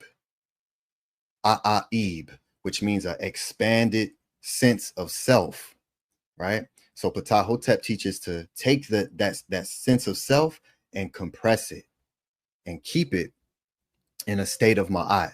And when we do that, then all we do is move forward, right? So I joyfully request the great elder Neteru to put this very powerful debate back up. This is the very first large form debate and discussion on the physical nature of the Neteru. This is this is a historical thing right here. And what the scribes of Ma'at taught. This is also the same debate that the great elder Neteru references when he says, I just gave Floyd Mayweather his first loss when Saba was talking with Zion Lex. Okay, so this is a historical debate right here. And this was a very powerful debate that showed me a separation in what did the scribes say and what do we believe, right? Because into existence for very the European brought in did. That's I believe something that. So we have what the scribes say, and then we have belief. And again, I don't knock belief because it's a very powerful thing.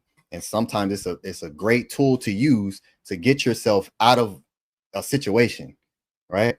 The mind is very powerful. So, but when it comes to what the scribes said, when it comes to the teachings of Ma'at, we leave belief out of that, you know. But we can talk about today if we want to believe that the Neteru are only fairy tale, because it's not mythology, our fairy tale, then we must say that that's our belief today, right? Not what the scribes taught.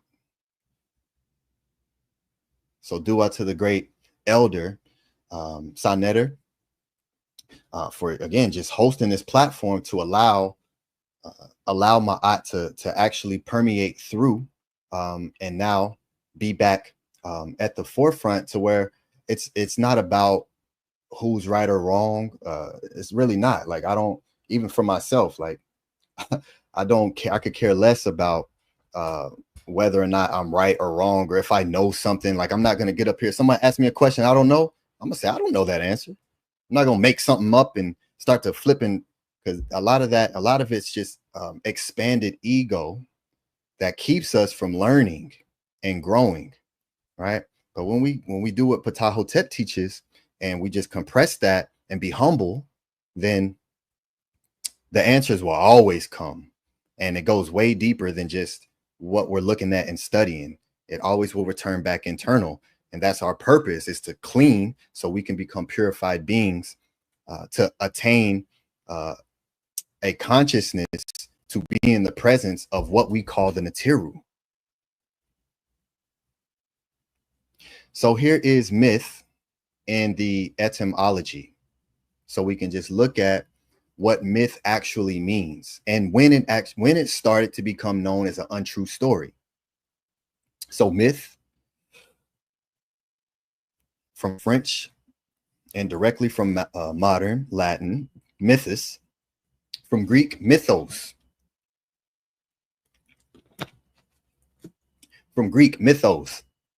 speech, thought, word, discourse.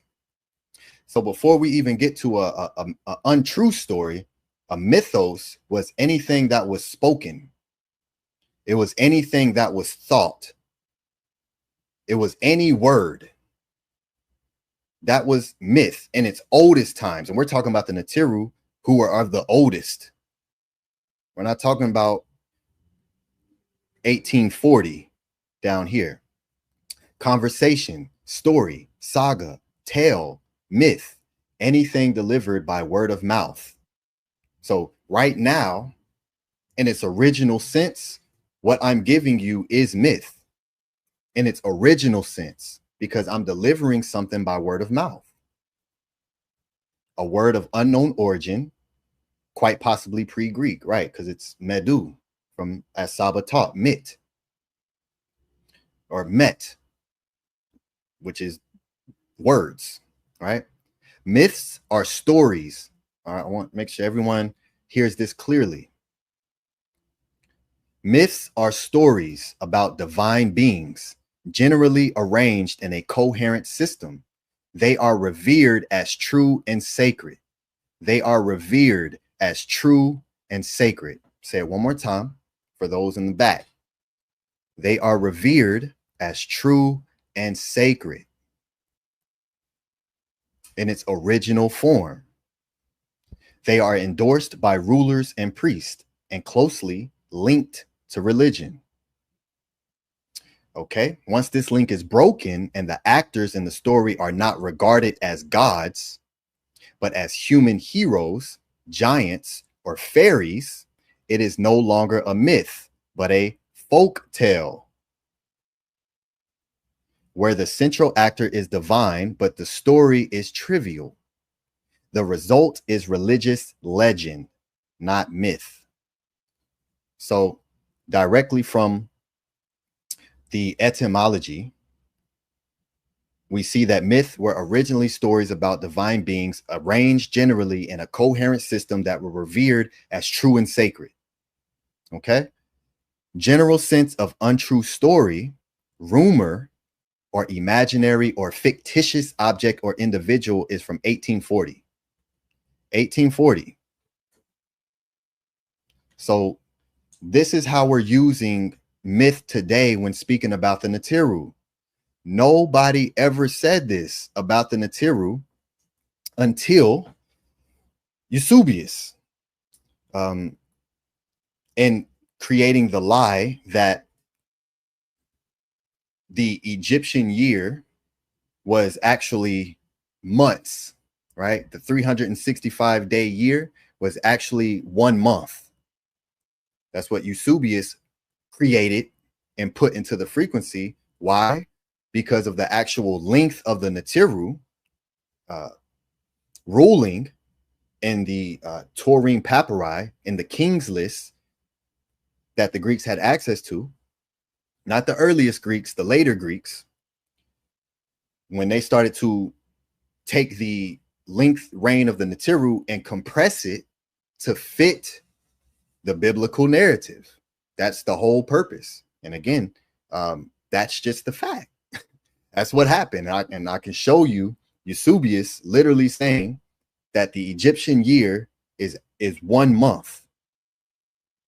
You know, the people who actually created the 365-day yearly system, they didn't know time. They didn't know how to do dates. They didn't know how to count time.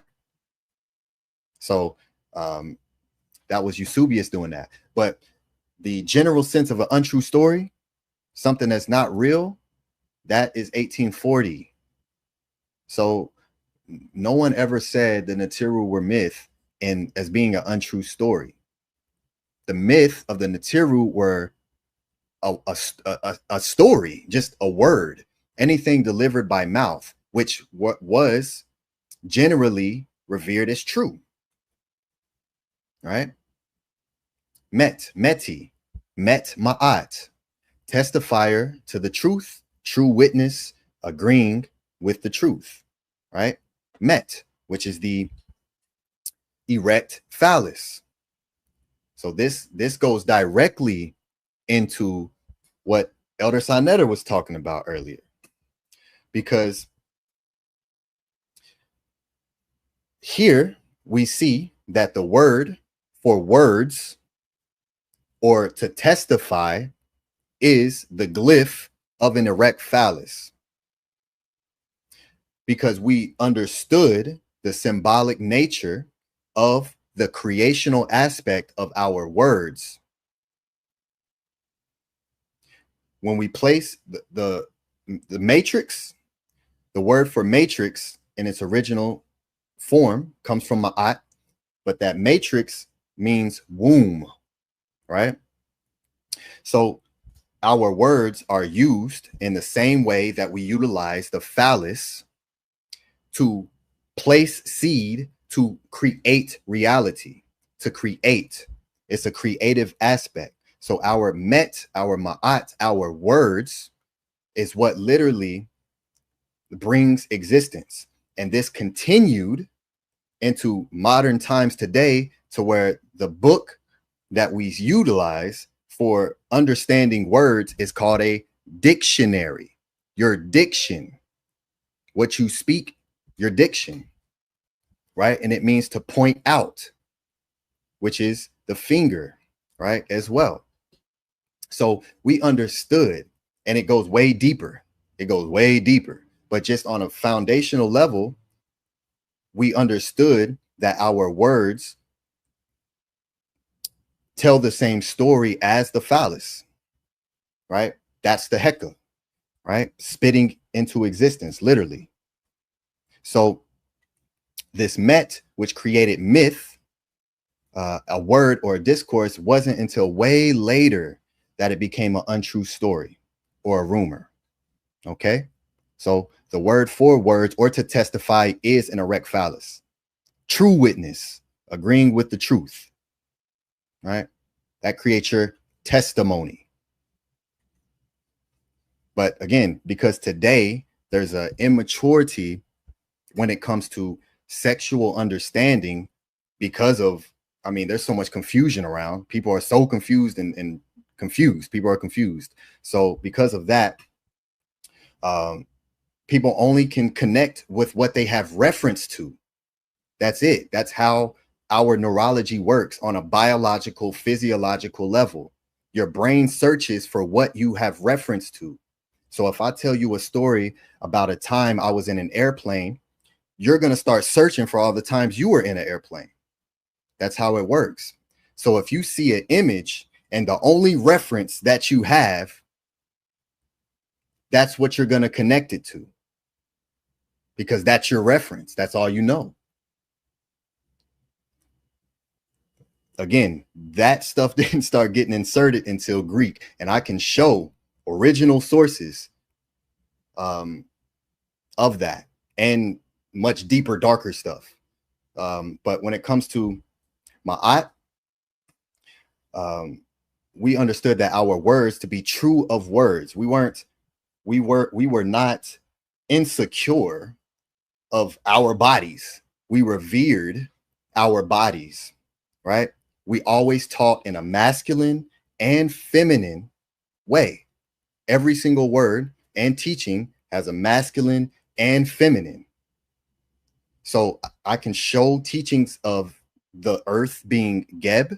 I can show teachings of the land being feminine. I can show teachings of the heavens, the skies being Nut. I can show teachings of the heavens, the skies being Nu. There's always masculine and feminine teachings that we brought forward, because that's what we are. That's what we are. And when you have a balance in yourself and you're not insecure, then you can begin to learn and understand what the teachings were really bringing forward. Everyone is here because of this. So whenever today, today's time, these conversations aren't necessarily had in a proper way, because people are only referencing what they know, and that wasn't what Ma'at was about. That wasn't what the teachings, the scribes taught. And if they did, show it, right?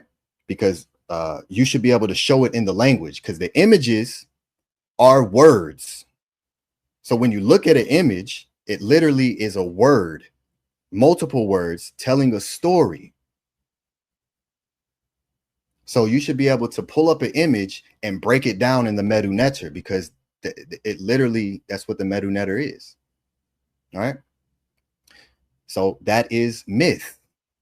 Originally was a true story that the Neteru were recognized as, even to the Greeks, early Greeks. And so here is the Perseus Greek word study tool, because again, I'm not biased towards information. I will dig into any language, whatever the writings are. I'm going to go into the language and look. So here is myth. Here's myth here. And let me see, I can actually do this. There we go. So this is the Greek word study tool, right? And mythos. Here's the LSJ. So what does it say? Word, speech. And again, it starts with A, the oldest, and then it goes to the later times. So what's the oldest? It's just word, speech, frequent in Homer and other poets. Mere word, mythos, mere word. A public speech, that's mythos, a public speech. It's a story, it's a word. The submission of a plea, to be skilled in speech, is mythos. Conversation, mythos. Number 4, a thing said, a fact, matter, mythos. Anybody ever see fact under mythos before? This was its original teaching. This is what it originally meant. Counsel, advice, a thing thought, unspoken word, purpose and design, mythos. Matter. Number 6, a saying, talk of men. Okay, talk of men, rumor, report or message. So now we get into number 2, a tale, a story, a narrative. That's mythos. In Homer, is very important. In Homer, like the later, what's this? Logos. So now mythos as a tale, story, and narrative in Homer is like the later logos without distinction of true or false. Can everyone see that? Without distinction of true or false. Mythos. It didn't matter. It wasn't a false story. It could be true and it could be false. So now that means we have to look at each individual story and determine what it is, right? It's not automatically painted as a false story. That's not what it is. All right. Mythos, a tale or story without distinction of true or false. Either a story which never comes to an end, or of one told to those who do not listen. And now here we get into fiction. Now that we're down here at the bottom, at the much later times, right? Now it gets turned into fiction, generally fiction, legend, myth, right? And all of these are sources. All of these are Greek sources, because this is a Greek word, mythology.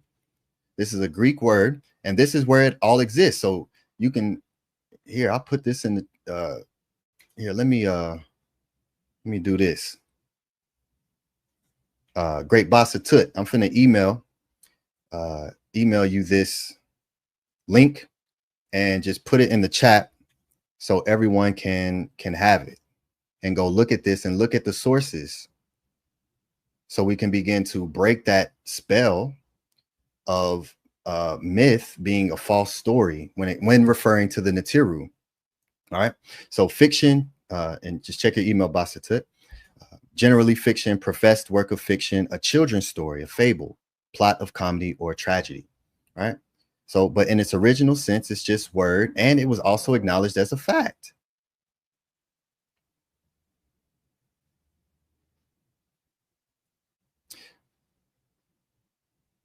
Any user of LSJ, which is the Greek lexicon, will know its method is to provide a diachronic history of the meanings of each lexeme by listing the attested usage from oldest to latest.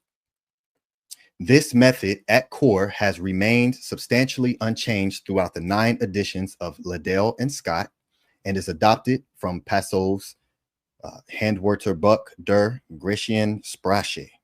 Sure I messed that all up, the German, on which the first edition of Liddell and Scott was based.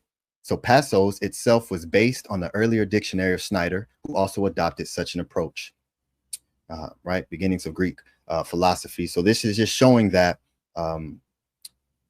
that the methodology that you see here literally starts with the oldest and then goes to the later. Okay, so as I pointed out, that mythos was also in conjunction with logos or logos, which everyone knows. Well, I'm not sure if everyone knows, but many people know as the word used for word, right? In the beginning was the word, and that word is logos, right, in the Greek. And so here it is. Here's logos.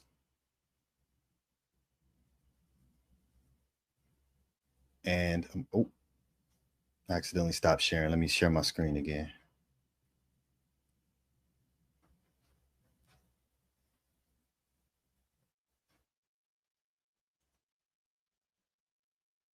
There we go. Great Elder. Okay, Tua. I meant to hit share this tab instead. All right, there we go. Logos. Let's pull up the LSJ. What does logos mean in its original sense? Computation or reckoning. Uh-oh. So now we're dealing with computing and reckoning, right? Account of money handled, public accounts. So logos originally was dealing with accounting and computing numbers, right? Generally accounting, reckoning, whole account. The count manifold, to measure, esteem, consideration, or value put on a person. Logos, value put on a person. Relation, correspondence, proportion, generally in relation of gold to lead. So how things correspond with one another. Logos, how they relate. Math, numerical ratios, ratio between arsis and thesis, by which the rhythm is defined. Right? Explanation. We're getting a little closer to the logos that we know. We're on number 3. Remember, you start with the oldest and then you go closer and closer to the later. So explanation, plea, pretext, or ground. Complaint. On what account? A true explanation. A plea, a case in law or argument. So now logos is an explanation, to explain, right? Just as it said, myth is like logos in its form of just an explanation, a thing said, a plea. Logos, a statement of theory, argument, reflects discourse and reflection on reality. All right. A title of discourse by Protagoras. In logic, proposition, a rule, principle, law. Logos, principle, law. A law, rule of conduct. Okay. Thesis, hypothesis, provisional ground. Hypothesis of equivalence. Right? Correspondence. Reason, ground. Formula. Because originally it was math. Reason, law exhibited in the world process. Okay, we're still going down. We're still making our way down the list. Inward debate of the soul. Logos, inward debate of the soul. Thinking, reasoning. Thought, scientific knowledge and right process of thought. Scientific knowledge. Logos. Reason as a faculty. Creative reason. Continuous statement. Narrative. Okay, now we're getting down here. Fable. Legend. A tale or a story. Logos. Speech. Delivered in court. Verbal expression of utterance. Rarely a single word. Right? And see, all these are just infinite sources. Common talk, report, tradition, rumor. Let's just keep going down to the bottom. Discussion, debate, deliberation, logos. Right of discussion or speech. A particular utterance or saying. Divine utterance, oracle, proverb, maxim, saying. Right? So even again, when we utilize these terms and these words, especially today, we're not utilizing a language that was created today. These words all go back to ancient languages, to older forms. So for us to take a word and then paint an entire picture with a meaning that we're really making up and placing on an entire image is unscientific, just by knowing that these words have all these different meanings through time. So now we have to look at the story and the time period that exists and compare the word at the time that it was used to speak about the thing, to begin to know what it actually meant by saying that, right? A thing spoken, expression, utterance, speech, gram. Here we go. Number 10. Now we get down to the word or wisdom of God personified as his agent in creation and world government, right? And that's even, again, look at the sources here. Here's LXX, right? The Septuagint. What else do we have? The Corpus Hermeticum. And then we get all the way down to the very last attestation where logos is used, the very last in New Testament, identified with the person of Christ. So, and today when we use the word logos, again, it's the very last thing.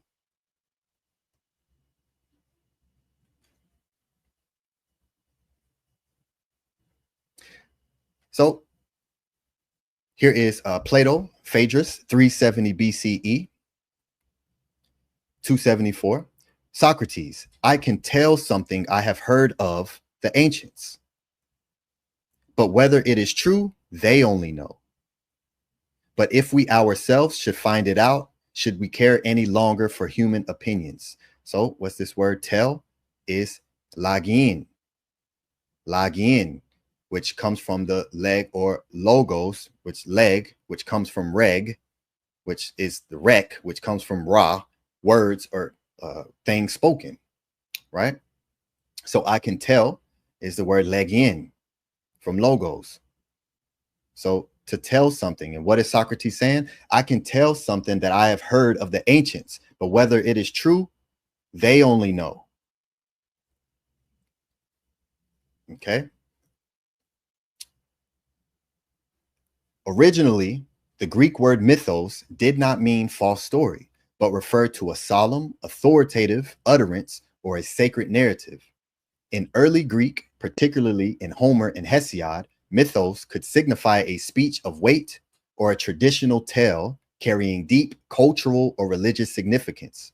Over time, especially through philosophical contrast with logos, reasoned argument, mythos began to be reinterpreted as fictional or irrational. Modern usage often strips the term of its original depth, equating myth with a made-up story, a superstition, or even a lie. In popular culture and education today, myths are frequently treated as synonymous with folk tales or fairy tales. And I showed in the etymology, anyone can go to etymonline.com, type in myth, and you will see where we're mistaking myth for folk tale or fairy tale in the way that we use it today to describe the Neteru. Stories intended primarily for entertainment, often with localized or moralizing aims. However, folk tales differ significantly from original mythic narratives. Folk tales are typically anonymous, mutable, and didactic, while myths in their original context were regarded as sacred truth, often embedded in cosmology, ritual, and social order. And this is in Geoffrey Horrocks in Greek, A History of Language and Its Speakers, 2010, supports this by explaining that term, like mythos, evolved in meaning over time and were once foundational components of serious storytelling and cultural explanation, not fabrications to be dismissed or equated with simple fables. This is in the Greek language itself. We're using a Greek word. So I'm just teaching you all the Greek word, you know, and what the Greeks actually talk about their own word that we're using today. Greek is not an English, or mythology is not an English word. It's a Greek word. So this is what I do. Whatever the word is, I'm going to go to the source of where that exists and see what the people said themselves about it, including Greeks. Not fabrications to be dismissed or equated with simple fables. The Greek students of the scribes of Ma'at were more Kemetic than modern peoples who claim to teach Kemetic history. Here is the father of Greek history saying exactly what we at the House of Aten say as well. So were the Greeks more Kemetic than the Kemetic followers today? Here's Herodotus, 5th century BCE, who also is what created the words that we use for the Medu Neter. Well, one of them, hieratic, excuse me, he actually used hierogram. Before hieratic, he called it hierogram, which is sacred letter, hierogram. And the demotic, which just means common. So he understood that there was, today we say we got the hieroglyph, the Medu Neter, we got the hieratic, and we got the demotic. We say that there's 3 forms, but in reality, there's only 2, the Medu Neter and the Shesh Ni Shai. Medu Neter is both the carvings, the glyphs, that's very clear to see, as well as the what they call the cursive hieratic or the hieratic itself. We didn't separate the names of that. Hieratic and the actual carvings are both Medu Neter. And Herodotus, the father of Greek history, kept that in there to where he only acknowledged 2, hierogram and the demotica, right? But here in the Herodotus, the histories, chapter 2, verse 50, in fact, the names of nearly all the gods came to Hellas from Egypt. So here is the father of Greek history saying that nearly all the names, all the Greek names that, you know, all the Greek gods, their names came from Egypt. This is the authoritative source for the Greeks right here. So all the gods came to Hellas from Egypt. For I am convinced by inquiry, which create that word history, that they have come from foreign parts, and I believe that they came chiefly from Egypt, except the names of Poseidon and Dioscuri, as I have already said, and Hera and Hestia and Themis and Graces and Nereids. The names of all the gods have always existed in Egypt. So the Greeks did not hide the fact of where they got their stuff from. They told us, the early ones at least. I only say what the Egyptians say themselves. Don't that sound familiar? Don't that sound familiar? I only say what the Egyptians themselves say. That's what we at the House of Aten do. We don't impose our belief onto what the Cometians said, what the scribes of Ma'at said. And here is Herodotus, as much as people can hate and say, oh, they're Greeks. Well, this Greek here said that I only say what the Egyptians say themselves. So that says a lot, right? Because there's many people today following and studying Kemet who don't follow this, right? But this is what we're changing and introducing, so that way we can cut through the isfat, because I'm sure that's what most of us are here for, is to find the truth, right? Regardless of what the truth is, or if it agrees with our belief system. That for me, it don't matter if something with my belief system, it doesn't matter. I'm gonna go to the truth, and I'm just gonna look at it and acknowledge it and keep moving forward. I mean, that's it, you know. So the gods whose names they say they do not know were, I think, named by Pelgians, except Poseidon, the knowledge of whom they learned from the Libyans. Alone of all nations, the Libyans have had among them the name of Poseidon from the beginning, and they have always honored this god. The Egyptians, however, are not accustomed to pay any honors to heroes. Herodotus with an English translation by A.D. Godley, Cambridge, Harvard University Press, 1920. So the father of Greek history, known as Herodotus, claims and says that all the names of nearly all the gods of the Greeks came from Egypt, right? The names always existed in Egypt, and I only say what the Egyptians say themselves. So what did the Egyptians say themselves? Oh, well, I'm glad you all asked, because I did a very big session here on Neteru called Scribal Sessions. We are Neteru. Why are we Neteru? Because I gave the most comprehensive teaching on the word sa and how deep that word is and how powerful that word is as a protector and a guardian, right, of the Neteru. So everyone can go back on Neteru's channel and watch this with fresh new eyes, because all of what I'm saying, I said in this, right? But you'll get a fresh new eye and look of this here. So here is, just want to go over just a couple things that I showed here. And here is Ptah Hotep, the chapter of being trustworthy, right? If you are a man entrusted with responsibility, one whom a nobleman sends to another, be meticulous in your duty when he sends you.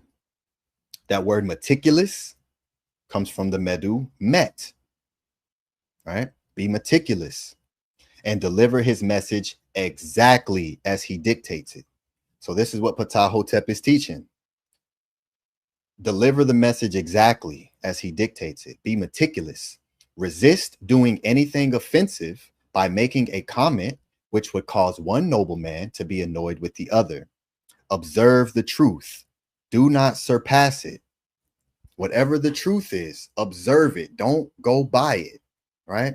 When that thing comes up and it's uncomfortable to look at, observe it. Feel into it, right? We like to stuff things down real quick as we come into uncomfortable feelings. We like to stuff it down real fast, right? Ptah Hotep teaches to observe it. Look at it and question it. Don't surpass it. Don't move past go. All right, that's my eye. Although one should not repeat an angry speech, do not speak against any person, be he great or small, for this serves only to arouse the temper.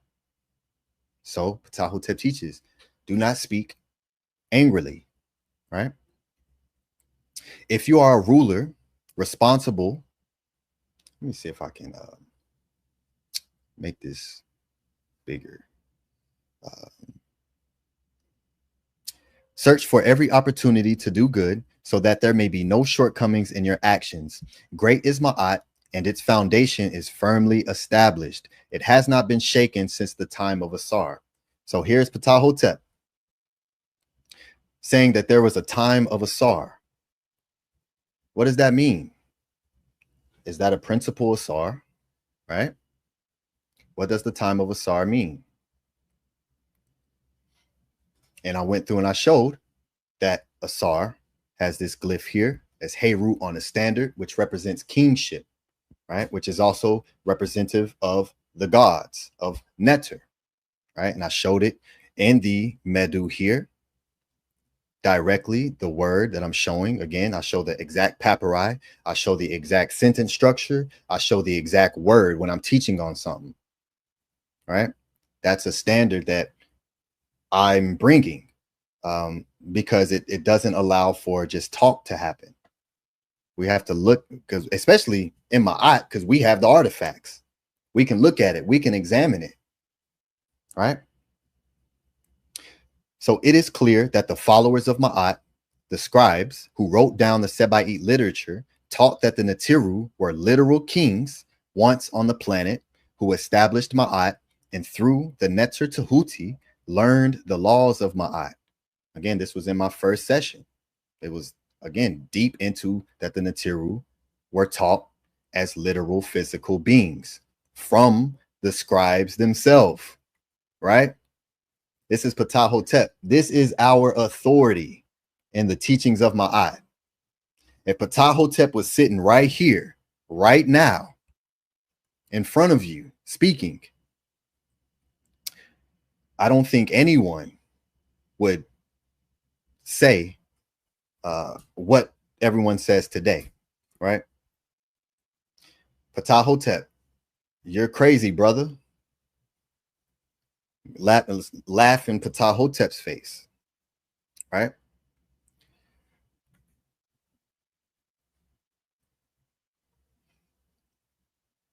So Ptah Hotep taught that there was a time of Asar, and he's talking about a literal, physical Asar, because there's a time of it. If we're going to say that Asar is a principle, right? If Asar is a principle, then what would the principle of Asar be, right? One may say, oh, well, maybe it's the principle of resurrection, right? So maybe Asar is the principle of resurrection. Well, then that means that there's a time of resurrection. And so Ptah Hotep, there must not be any teachings or strides for resurrection, right? Because there's a time of it. That means that time no longer exists. That time no longer is enacted, right? It don't exist no more. It has not been perturbed since the time of Asar. So again, and I showed the glyph. I go into the Medu. I showed the glyph where this is Neter, God, used of king in the dictionary, in the Middle Egyptian dictionary. I showed it. God used of king. I mean, it's right here, right? Those who have the eyes to see can see it and receive it in its actual true intention, because this is what we taught, right? And when we don't allow our biases to filter our thought process, then it actually becomes simple to understand, right? And so here are, I want to make this bigger. So let me do this. Let me do this so that way you all can see.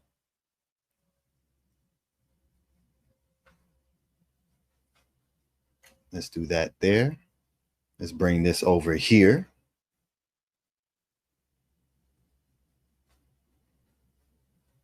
And then let me make this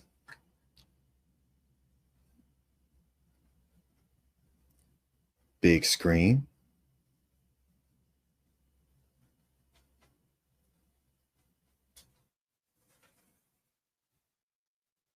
Share this tab instead. There we go. There we go. That way you all can see very clearly.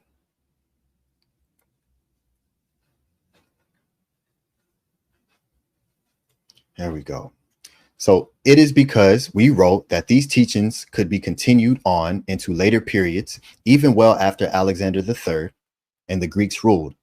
So we continue to write the laws of Ma'at. So here is the Papyrus Isinger with wisdom teachings, which is the Papyrus of Peheb Hor. The Papyrus of Peheb Hor. He guards at night against the reptiles of the dark. He directs the heart and the tongue by his commands. He gives good judgment through the counsel which no one knows. He creates abundant value without there being a storehouse behind him. It is he who makes the way safe without there being a guard. It is he who gives just law without there being a judgment.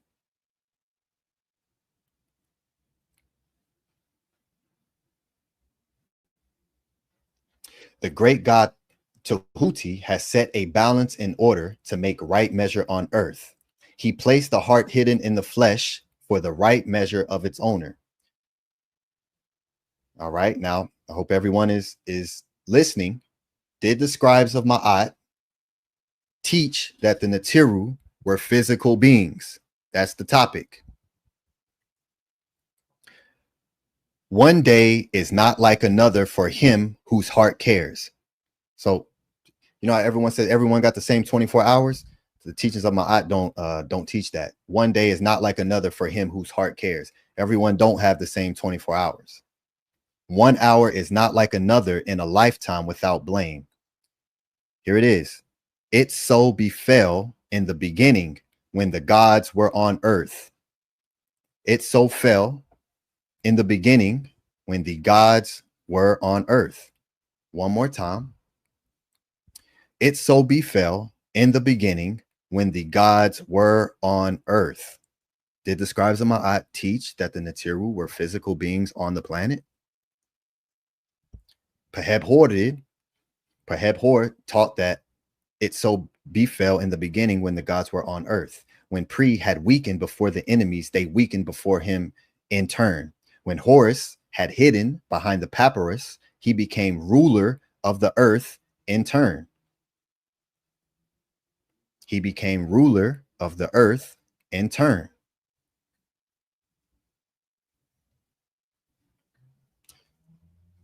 I showed this as well. I showed this as well. The immortality of writers. Here's the papyrus, EA 10684, Chester Betty 4. Right? The scribes of Ma'at were extremely clear as to what it means to transform from flesh into an eternal being through resurrection. Just as going from the flesh into immortality, the same happens in reverse. The Neteru, being physical beings that walked the planet, was something that was never questioned throughout the entirety of Smatawi history. Not one time. If there is, please show a papyrus, a stela, a myrrh, a pyramid, where the scribe of Ma'at says the Neteru are untrue. All right? I'm open to see it. I mean, I'm open to see it, and if that exists, I would love to see that. I would love to learn about the scribe who taught that the Neteru were only principles, right? And so here we go. Everyone loves Imhotep, right? Imhotep.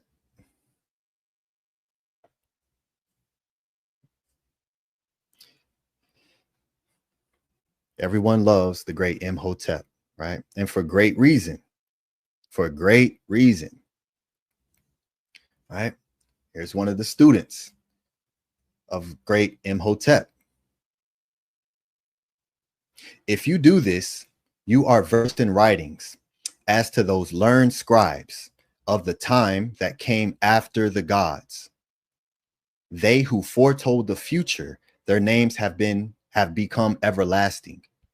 While they departed, having finished their lives, and all their kin are forgotten.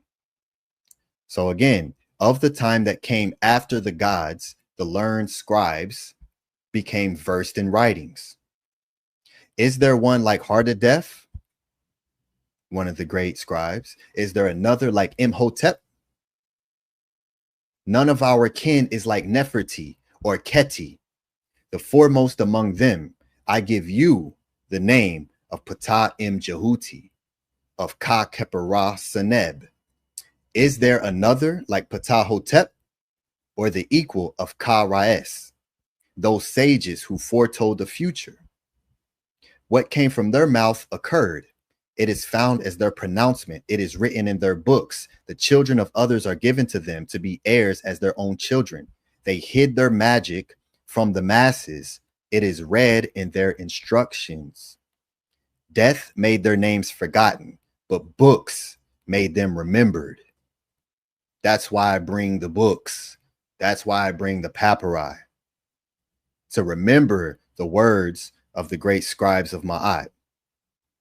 Of the time that came after the gods, it has a one right here. Go down to the bottom where you find the notes, i.e. the early days of mankind when the gods had ceased to live on earth.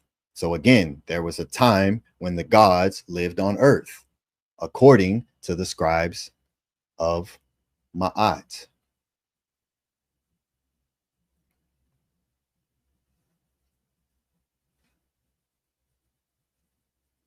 The great Ptah Hotep. Do not swallow your heart when speaking to him. Again, that word swallow is eb. Eb. Do not swallow the heart. What's that mean? Don't allow your emotions to overtake you when speaking. Right? Don't swallow emotionally. Don't consume. Don't allow your emotions to consume you. That's what Ptah Hotep teaches. Do not allow your emotions to consume you when speaking to him, and guard well against the error of negligence. Hold scrupulously to what is authentic. Neteru Ma'at. And I taught this to a lot of the great Kuru members of the House of Aten who come to would host fundamental Friday classes of Ma'at and going into the Sebai literature word by word by word. And I brought forward and taught that which people never really teach about the netter or the netcher, right? The word netcher also means to hold or to grasp, right? Neteru Ma'at, to grasp or to hold Ma'at scrupulously. Yeah, a confidence should not be repeated. Ptah Hotep teaches that a confidence, that which is told in confidence, should not be repeated, where it might become common talk. Neteru, grasp, to hold fast, possession. Imprisonment, neteret, means to imprison, to suppress, right? So the neter would neteru of the keftiu, as we see here, the keftiu ra'u, the enemies of Re, who seizes the neteru against the useret pole, right? Which is also recognized as the pole of Geb, used to bind and tie the enemies of Ratu to Netcher, right? As the Netcher are warriors, right? So yeah, Netcheret. So we Netcher Ma'at. And just to bring it full circle, back, tying the knot, tying this loop into the Shinu, right? Into the great Ankh, looping all the way back around and tying up. Saba Ptah Hotep teaches Saba Hor Ked, which means teach thoroughly. For stopping evil becomes a kind of example. For iu nechiru ku, nechiru ku, stopping evil, stopping that which we are pulling out of ourselves, that which we're separating ourselves from, by what? By Ra Menet Bia. It becomes a kind of example. The 42 laws of Ma'at corrected. Pekha Em Khu, remove the Khu. Stopping Khu, Neteru Khu, is a kind of example by teaching thoroughly, to purge, clean of thought, and to clean the heart. So, Tua everyone for your attention. I appreciate you all who walked with me through this presentation. So yeah, I'll conclude there. And yeah, again, just Tua for your attention. Without your attention, this don't exist. I appreciate everyone and those who sent support to the great elder, supported me as well. So yeah, with that, Tim, I am complete with the teachings. Hotep. Don't we supposed to be waiting on the brother Tahuti supposed to be coming back or something? I think he said he was going to come back. Yeah, I think once you put the link link in. You know, Yeah, the he'll link come is on in the if chat. Are you ready for some question and answers or something from the people? yeah, absolutely. All right, I'm ready the link for is in questions. the chat, family. Y'all, if y'all have any questions, come on in. Ask some questions about the metal Neteru, about what the brother just taught. I'll ask you the first question, brother. Okay. In terms of, like I asked Tahuti, and I know you are one of the students. Do you subscribe to the teachings that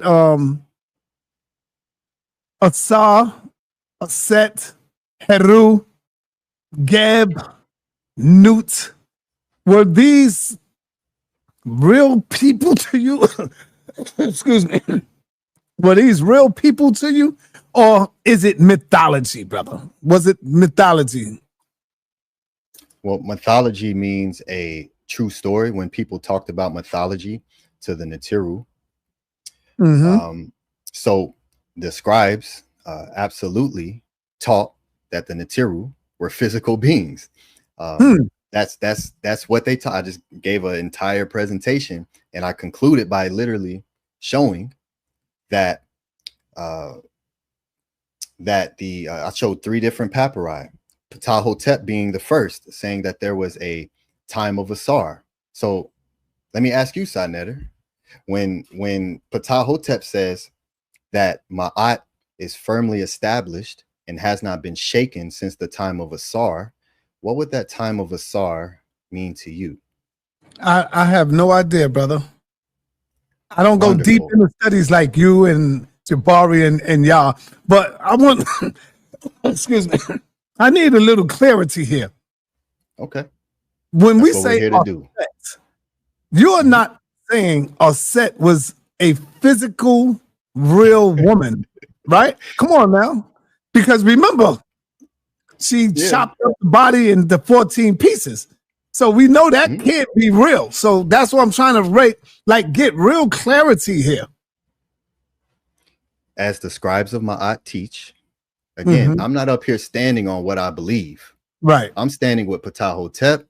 I'm standing with Amen and Mope. I'm standing with the scribe Heru, and they taught that the Neteru were physical, living kings on the planet that established and taught, brought civilization, taught language, taught the whole kingship, the whole rulership is an echo of the stories of the Neteru.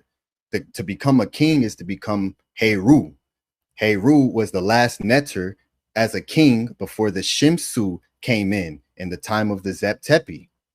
That's what the scribes taught. So again, when you look at the stories and we begin to read what the scribes said, we have to be able to look at what was taught, to follow the trail of what was spoke on literally, because you can take a literal thing and create a metaphorical story from it. That's what we did. That's what we did. This eye here, right? This isn't a literal eye that people walk with, though we did literally draw it on, but this is a metaphor for all of your senses becoming collected into one space, creating the watch it, which means to be whole, to be complete. So the teachings are always interweaving between literal, metaphorical, and allegorical. So you can take a literal being and tell a metaphorical story about, which we see all the time and we do all the time.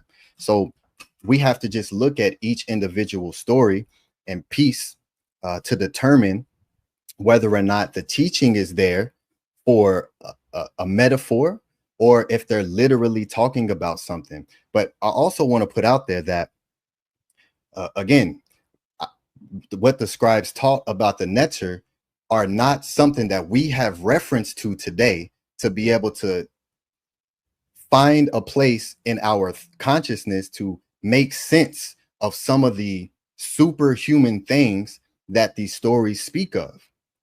Today, the Neteru were not recognized as human beings, Homo sapien sapien as we are today, right? Okay. Because even just looking at the timeline that the scribes taught, that's what they taught. So we're trying to compare ourselves to the Neteru who were not like us. We're trying to be like them. And that's the purpose of Pekha Em Khu and cleaning ourselves out. And when one actually begins to clean out a lot of things, you learn that you have more power than what you give yourself credit for. The human body is a very phenomenal tool that we have access to ourselves if we take the time to go within it and learn what we can do with it. Okay, beautiful. My brother, I love your background, man. Beautiful background, brother. The Jet, man. What's up, man? You on the call? You on the mic? Love your background, brother. I can't hear you. We can't hear you.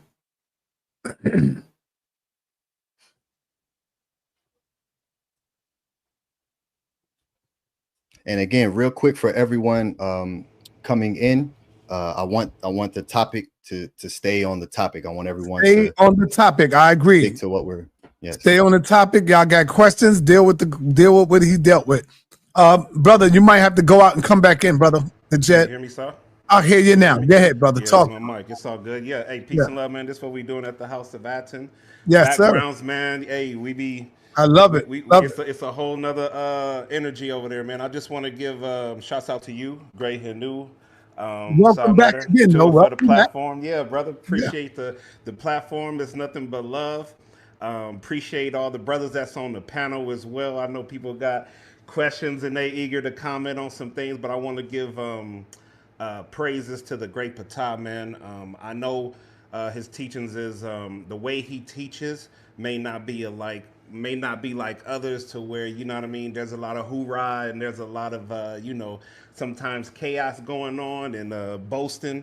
I like the fact that if people just give time for him to just flow, for him to just if you can calm yourself down, whatever you believe in, whatever studies you follow in, let that come into action, because with that action there must be some peace, there must be some balance, there must be some time to be willing to hear. Even if you disagree 1,000%, if you're gonna spend your time on here and the Sonetta, just have some patience to be able to listen, see what's being presented, and then go on from there. But I want to just say thank you, great Sonetta, for just the opportunity for the great brother. And thank you. I'm gonna let you brother speak, because I know y'all got questions for Ptah. So Hotep. Thank you, brother. All right, let me go on over to Apostle Saquon, who have the laws, who always talk about the laws. Now we have a brother Ptah up here who can also talk about the laws, the 42 laws of Ma'at and stuff like that. Apostle, you got the mic, my brother. Do you have a question for the brother pertaining to his presentation?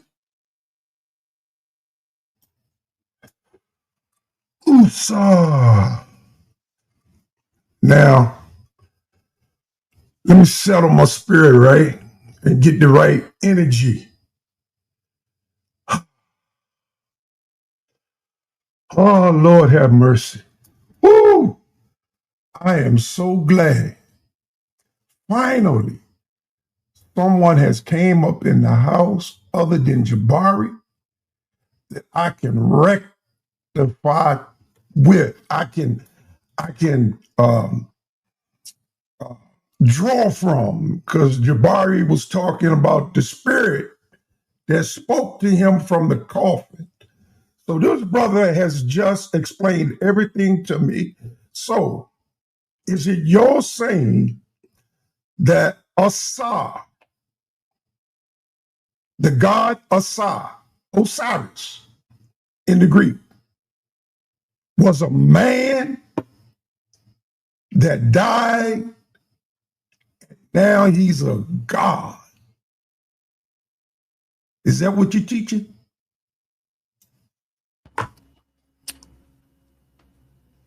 That you restate that. Restate that again.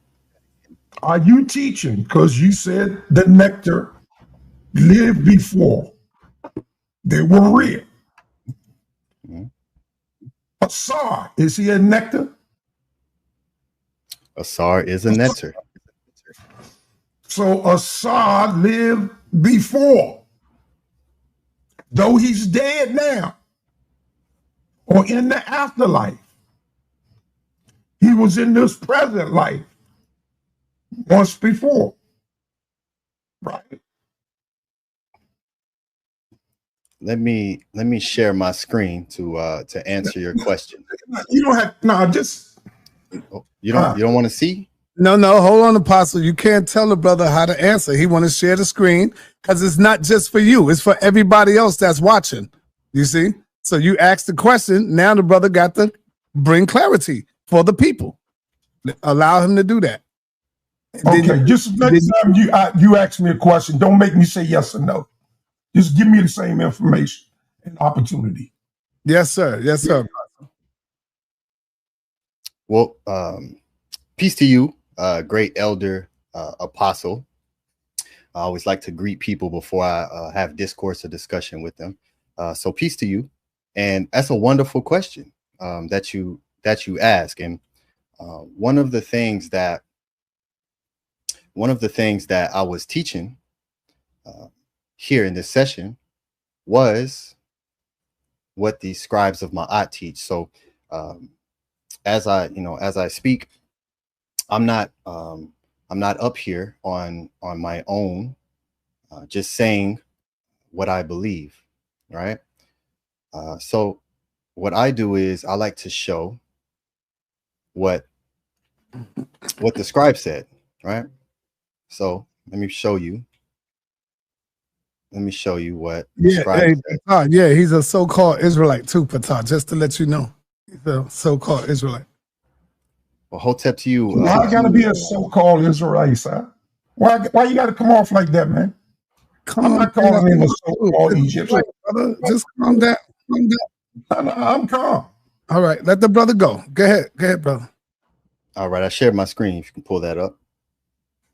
So here is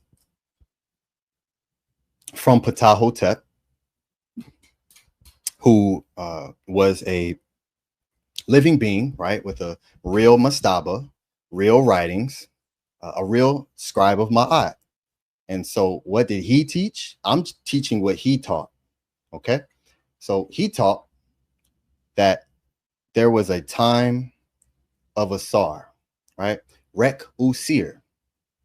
And in my session, I went and I broke the Medu down. So it has not been thwarted since the time of Asar. What has not, great is Ma'at and ever at the ready. So Or Ma'at, great is Ma'at, and it's always ready. And it has not been thwarted since the time of Asar. Cher Rek Usar. So Ptah Hotep and all the scribes of Ma'at that brought the language that allowed others to begin to communicate, that allowed others to begin to dive into their own belief systems, taught that there was a time of Asar. So yes,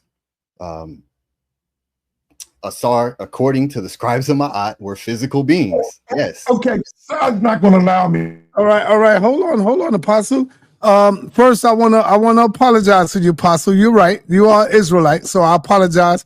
And go ahead. I am gonna allow you to respond. Are you finished, Ptah? Yes.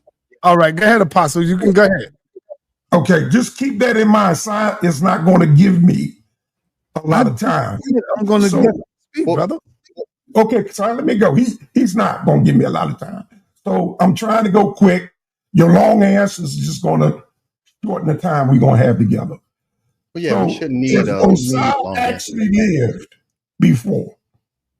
Then Asar's brother or opposite, Set, then he also lived.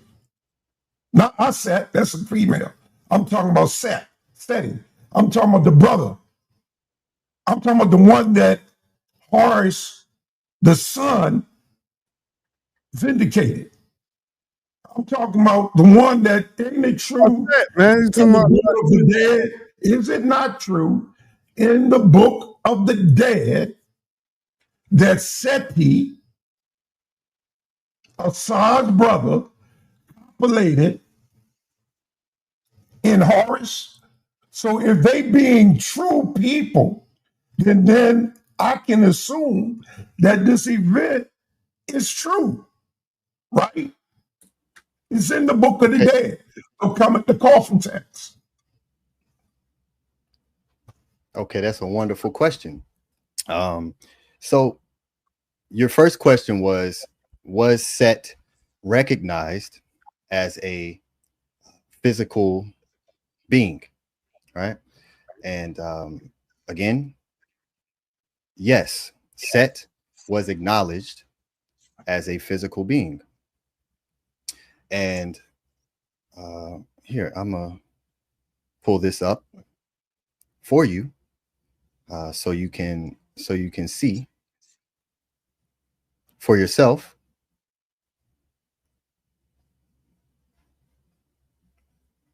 So everyone can see. So let me begin to share my screen. Here we are. Senator, can you share the screen for me? Your screen is being shared, brother. All right, so I can't see the what y'all see. So, yeah, it's in dark. It's somewhat darkened. All right, so this is from the Taurine papyri that dates to Ramesses II, right? And this is known as the King's List, right? And so if you look here, it says the dual king Set, 200 plus X years. And we have Set inside of a Shenu, which showcases that it's a king, right? So when you look at Ramesses' name, it will always be in a Shin because he was a physical king. When you look at Tahuti-Moses' name, it will always be in a Shin. When you look at Akhenaten's name, it will always be in a Shin because they were physical living kings. Yeah, I know about Akhenaten. He got his body. Yes, so here the scribes put Set in a Shin alongside the Neteru glyph to show you that it's the Neteru Set as a physical Nesubiti. So there's the actual artifact showing that Set was recognized as a physical being per the scribes of Ma'at. Again, it doesn't matter what people believe today on whether or not the Neteru were physical, but the scribes taught. And secondly, your second question, you said something about Heru in the Book of the Dead. The coffin text, yeah. In the coffin text. So you said that there was copulation that took place? That's what it says here. Oh, you're not familiar with it? No, I'm not familiar with copulation, which means to copulate. I'm not familiar with that in the writings. If you could show me that, I would love to see that. I'm not prepared to show it to you, but it's been shown across several times already. But the answer to it was, well, they're not real. This is myth. This didn't really happen. But now, finally, I have a voice that is saying, no, yeah, they did that. Set did that to his nephew. Who said that? Huh? Who said that? Who said what? What you just said. You said that someone said, that Set did that to his nephew. I said, no, previously, the document, this has been shown on this channel on several occasions, that this particular literature exists within the Corvid text. However, the explanation that was given for it is that it's not real. Set, Horus, and Set are not real people. So this did not really happen. That was the answer that we got from people like Shaka, people like Floyd Mayweather. They all said these are not real beings. Like David and Jonathan in the Bible are real. This is not real. So, but now, thanks to you, you're here saying, no, Horus was real. Hadaru is real. You're saying that Set is real. So if they are real, then the Corbin text, what it says about them, is not fictitious. It's real because it's in the text. It wouldn't be in there unless it is real.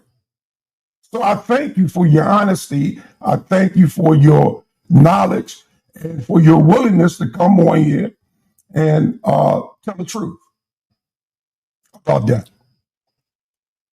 All right. Absolutely. Well, there's a couple things I would like to respond to what the great elder said, because there's a couple things that you're inserting. One, I didn't speak one time about Heru or Set. So placing that into what I taught and what I brought forward is off topic, right?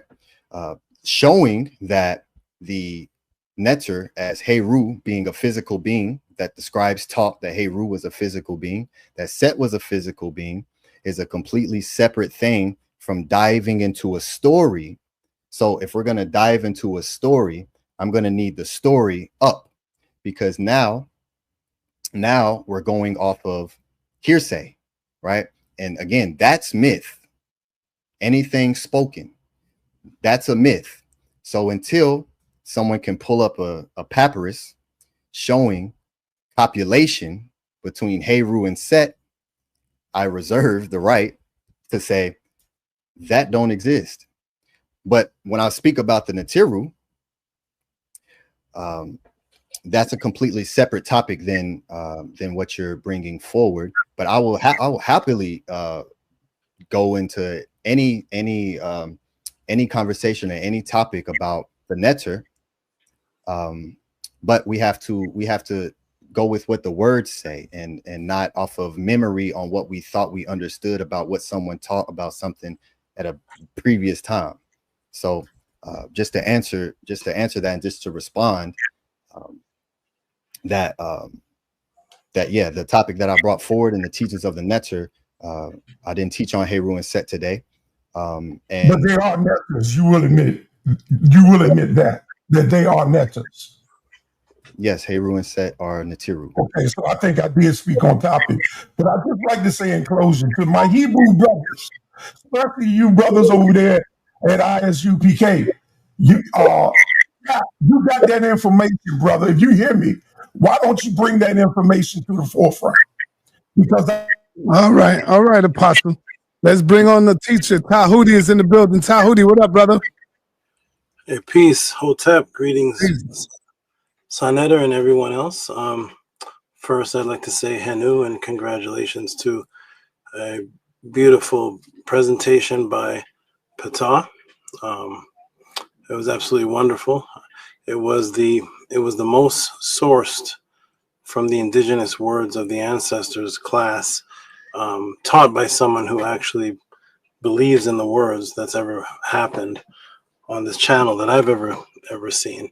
Not someone sourcing just for a debate or for a discussion, but someone who's sourcing because they actually stand in the same beliefs as the people they're sourcing, which is the indigenous. So Ptah, that was an excellent presentation, and I hope it opens the minds and at least stimulates conversations for further. So I want to say Henu, and to you, Ptah, for representing the House of its 10 and representing, most importantly, what the ancestors said themselves. And then to Neteru for having him on and creating this platform for this conversation that's so rare.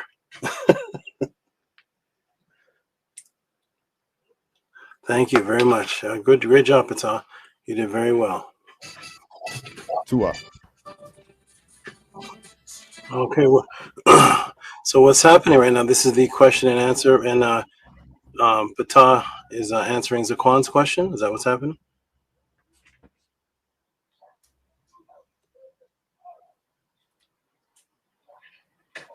He finished I'm done with him. I think I think I stepped away for a second, but yeah, that's the question and answering period right now.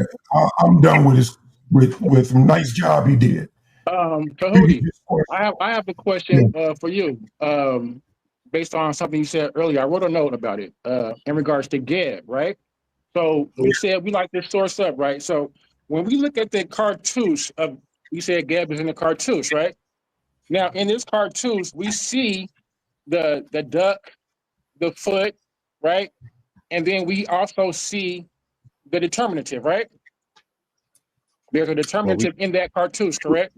I'm the only one on the screen, so I don't know which. This is King J talking, but you can hear me, right? I can hear you. Are you right now presenting a cartouche? No, I'm asking you. You said that you saw the cartouche. This is what you said. So I'm familiar with the cartouche. So we can talk about it without actually seeing it, right? I'm giving you it's the duck, the foot. Okay. Yeah, it's the duck, the foot, and it's a seated God. Hey, King, they don't talk about things they can't see. Hold on. You taking away. Hold on. You taking away from this right now, brother. Let me keep them where I got. No, I'm just letting you know. They don't talk about it. Brother, hush. Let me talk to him. Tahuti. Where I got you at right now with this Gab in it. Hold on, brother. You detracting. This Gab in this cartouche, Tahuti. Right? There is a determinative within this cartouche, right? Say that again, brother King J. You said there is a Apostle, shut up, Apostle, be quiet, brother. Brother, don't tell me. I don't think you was next in line, no way. Brother. So why you jumping out here like that, man? Apostle. Let me answer. You're not qualified for this conversation. It's not a Bible conversation, brother. Let me ask this brother where I got him at, brother. Brother, go ahead, Apostle. I'm not trying to argue about nothing. Fellas, hold up. Let him get the question off. Exactly. Let me get the brother where I got him at. Tahuti. In this cartouche of Geb, right? The duck, the foot, there is a determinative in this cartouche. Correct. That's not pronounced. Correct. There are determinatives, and they can be pronounced. Determinatives can be pronounced because they're all. That's not the question. This particular cartouche of also words. So there's a determinative such as a. Some cartouches can't be pronounced. We're talking about this particular one. Let's stay on point. Yeah. It is the A4. Yeah, which one? You can show me. Determinative. King J. Are you showing? Hold on. It is a seed God. Just real quick, I would like for Neteru to make the screen where everybody can see. So hold on. Everybody listen, man. I don't want no screaming and yelling. Number one. Come on, man. Pay attention to what's going on. This is Ptah's show. Don't mess up his show. I don't want anybody screaming and yelling. When Ptah say, yo, that's it, move on, you got to move on. When Tahuti say move on. This is their show right here, brother. I don't want you to mess this up. Let's keep the questions on the topic. All right. Who is asking the question? I think Hassan was next. Apostle, let me speak, brother. You talking, nobody said one word, brother. All right. Apostle, chill, brother. Stop. Just be quiet, man. Y'all stop that, man. King, go ahead and ask your question, brother. Peace. Peace to the panel. Peace to Ptah. Peace to Tahuti. I'm asking you a particular question, brother, in regards to something you spoke about earlier in regards to Geb being an actual deified ancestor. You brought up a cartouche from the Torn papyrus, correct? This cartouche of Geb, I'm asking you in regards to the determinative. It is a determinative of a seated God, right? The determinative lets you know what it is. Now, so Is he asking me or Saba? I don't know. Who's I'm talking to both of y'all, but I'm asking to Tahuti. He made the point, so I'm bringing this up to him. The determinative within the cartouche of Geb that you spoke about, you said that cartouche. So I don't know if you are not aware of it, but gods and pharaohs are within cartouche, are sins or cartouches. Not only pharaohs. So gods as well as pharaohs are in cartouches, or as you said, sins. So, and we know this by the determinative. So when we look at the determinative within the cartouche in what you said in Geb, it's a seated, I'm looking right at it. It's the A40. It's the seated God. He has the beard. It's actually the same one that Ptah just showed when he showed Osiris, that determinative that he thought you were showing. I wish I could have spoke then because I was just dying. Like, he's showing the determinative as a seated God. That determinative lets you know that that is a God in that cartouche. That's one. The Turin Papyrus as well. It's broken up into columns and rows. The first two columns are gods and myths. The real kings start at what? Row 11 through 25. The first real king is Menes, Venice, Aha, and Dozier, and so on. Before then, they let you know that these are demigods in reference to the Shemsu Hor, correct? And they let you know that the previous gods are gods as well. Also, you're mixing up theologies. You're using Heliopian theology. You're mixing up with Hermopolis theology. You're using the Ennead with the Agdad. You understand what I'm saying? If I say Nunet and Nun and Ku and Kaket and Amun and Amunet, that's a different theology than Ra, Geb, Nut, Osiris, Horus. They're not the same theologies. And it's also a Memphite theology. Your name is Ptah. That's from the Memphite theology. Totally, but you're giving us Heliopian Ennead theology. That's one. But I just really want to let you know that the cartouches that you're mentioning, the determinative inside of those cartouches are gods, letting you know that they are not ancestors or humans, but gods. So I just want to know did you not know that those determinative inside of those cartouches was a seated God? Okay, well, though in the exact Tahuti is a question attestation. for Tahuti. It was a question for Tahuti. Oh, okay. Okay. Okay, we finally got the question. We finally got the question out. Okay. So let's see what Ptah, because I'm not looking at the let me come back to the screen. Ptah, do you have the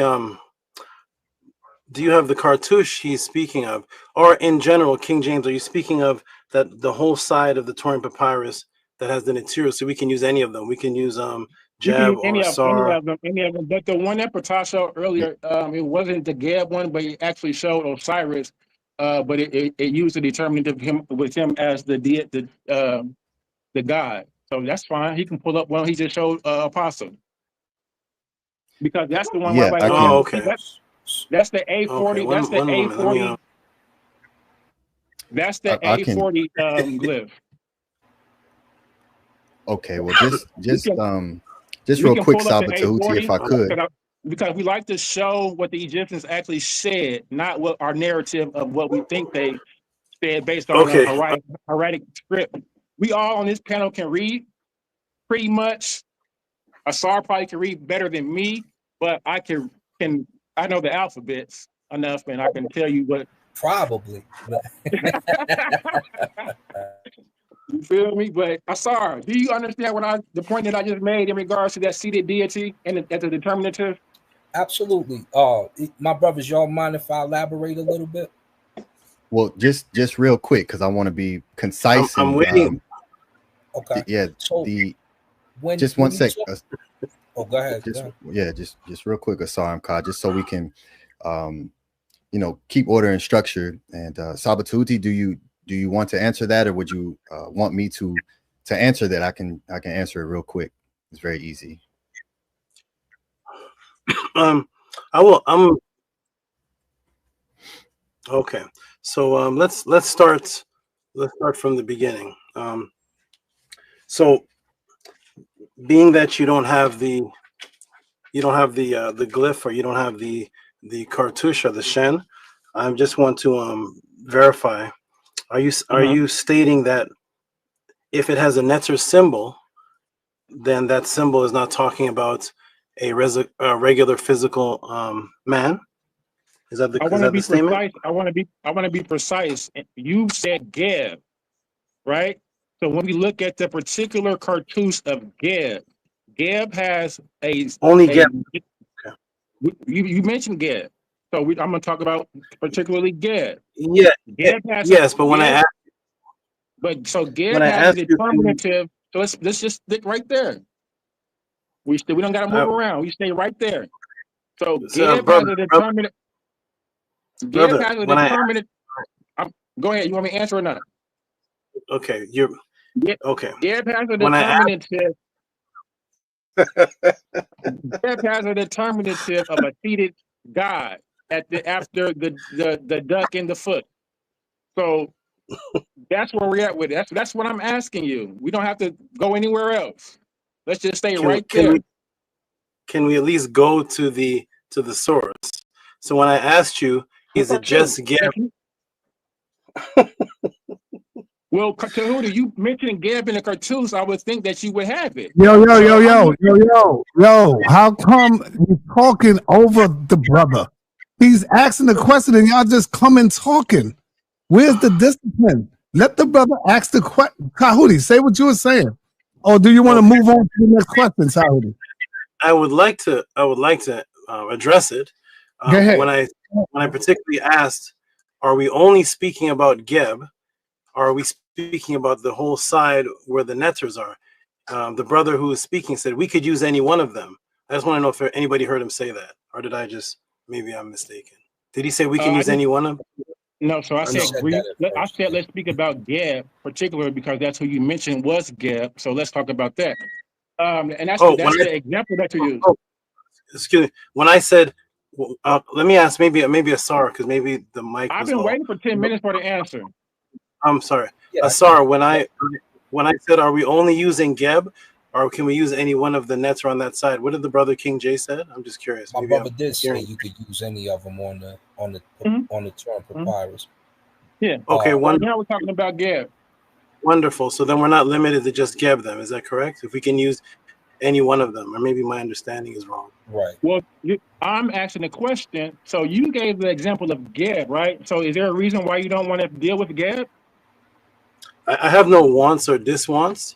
I just want to go by. I just wanted clarity, brother, because you gave the example of Geb. So that's why I want to deal with Geb. I don't have any wants or diswants. I just wanted to clarify that I did ask, can we use any one of them? And if I maybe heard you when you said, yes, we can use any one of them, which means that we don't have to just use Geb. Is that correct, or am I mistaken? I'm misunderstanding. So let's get the clarity now. I would prefer you use Geb because that's the example that I asked. You don't have a preference. So let's not argue back about nothing. Let's just answer the question. I'm not arguing. I do think one answer, brother. All right. We're gonna move on from that, man. We gotta move on, bro. Come on, man. I want to answer the question, but the brother did say we can use any one of them, and now he's backtracking, saying that he's not. Answer the question. Okay, brother. So we can use. So I'm wondering if the claim is that gods are not physical beings that have years that they live. Are they not? Because the physical kings state the years that they lived are ruled. Do the gods also live and rule for a particular time? So we can clarify who we're talking about. Are gods, that's a fact, even brother. if that's a fact. That's a fact. They but do. That's not answering my question, brother. I answered your question. The gods, okay. The Neter have a time when they live and rule? Just so I can understand the separation between a man and Neter. What's the separation? Do men have time when they live and rule and Neters don't? Or do they both have time? Tahuti, Yeah, is this a part of you answering my question, or are you answering me a question by answering my question? It's a part of me understanding what the separation is between a god and what the separation is according to the papyrus between a god and a Neter. Not according to King J, but according to what the papyrus says. And in the papyrus, does it state that the kings had a certain amount of time that they ruled? And do the gods have a certain amount of time that they ruled? Well, just answer the question, brother. You don't got to narrate. Just ask it. In the question, you're asking a question, was there a determinative there? Yes, I'll go ahead and show. Let me go ahead and show. So here, just so we can decipher what's actually happening. That is a good question. In the example you used, you gave get. So I gave you I've looked up the determinative of the cartouche of get. Right. But we're not. So Geb and I asked, are we limited to Geb? All right, hold on, King. Tahuti, your system is messed up, Tahuti. You keep on, you're breaking up bad, man.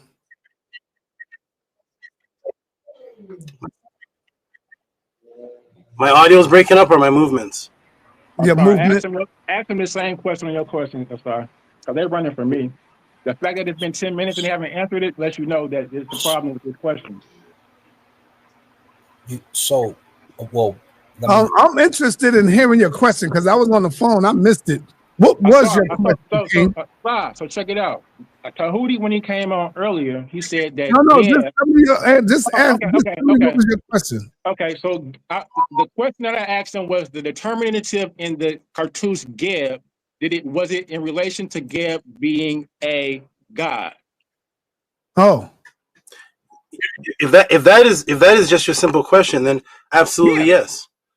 Okay, yeah, the determinative. That was the question because you said that only pharaohs were in cartouches. Okay, so he said yes. Now there goes your answer, King. Let's move on. So that just lets him know that what he said earlier was incorrect because he said only pharaohs are in cartouches. I just showed him that gods are in cartouches as well as pharaohs. So that premise alone lets you know that what he said was kind of off. Because if you thought that only pharaohs were in cartouches, and I just showed you that gods are... This is still the question going on? No, I'm just enlightening you on maybe why you came to the wrong conclusion. Because you thought that only pharaohs were in sin.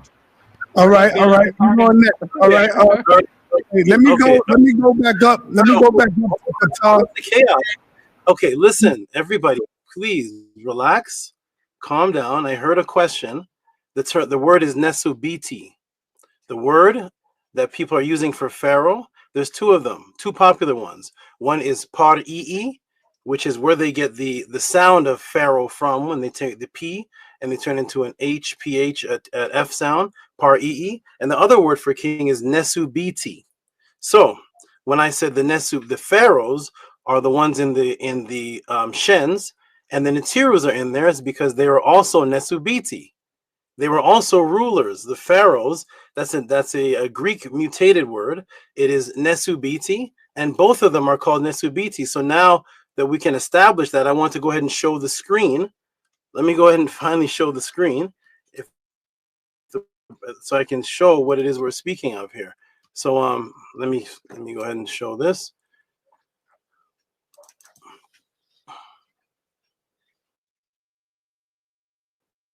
And after this, I want to go right back to Ptah so we can get right back on track with his presentation. And Ptah, if you have the okay. So here I'm going to go ahead and show this now. Let me go ahead and show the screen. Because the brother actually helped me with my point, actually. I appreciate that. He actually helped me because he's showing that the ones in the cartouche are considered Neteru and they're also nesubiti. So let me go ahead and see if I can screen share because this is a little different than when I'm on the StreamYard. Let me go ahead and according to the Torah purposes, there were times where the pharaohs were the gods were the all right, King J. Come on, man. Come on, King J. You need to come and do a presentation, King J. Stop jumping on people's panels, trying to beat people up, brother. Come on and do a presentation, man. Do a presentation, brother. You're welcome.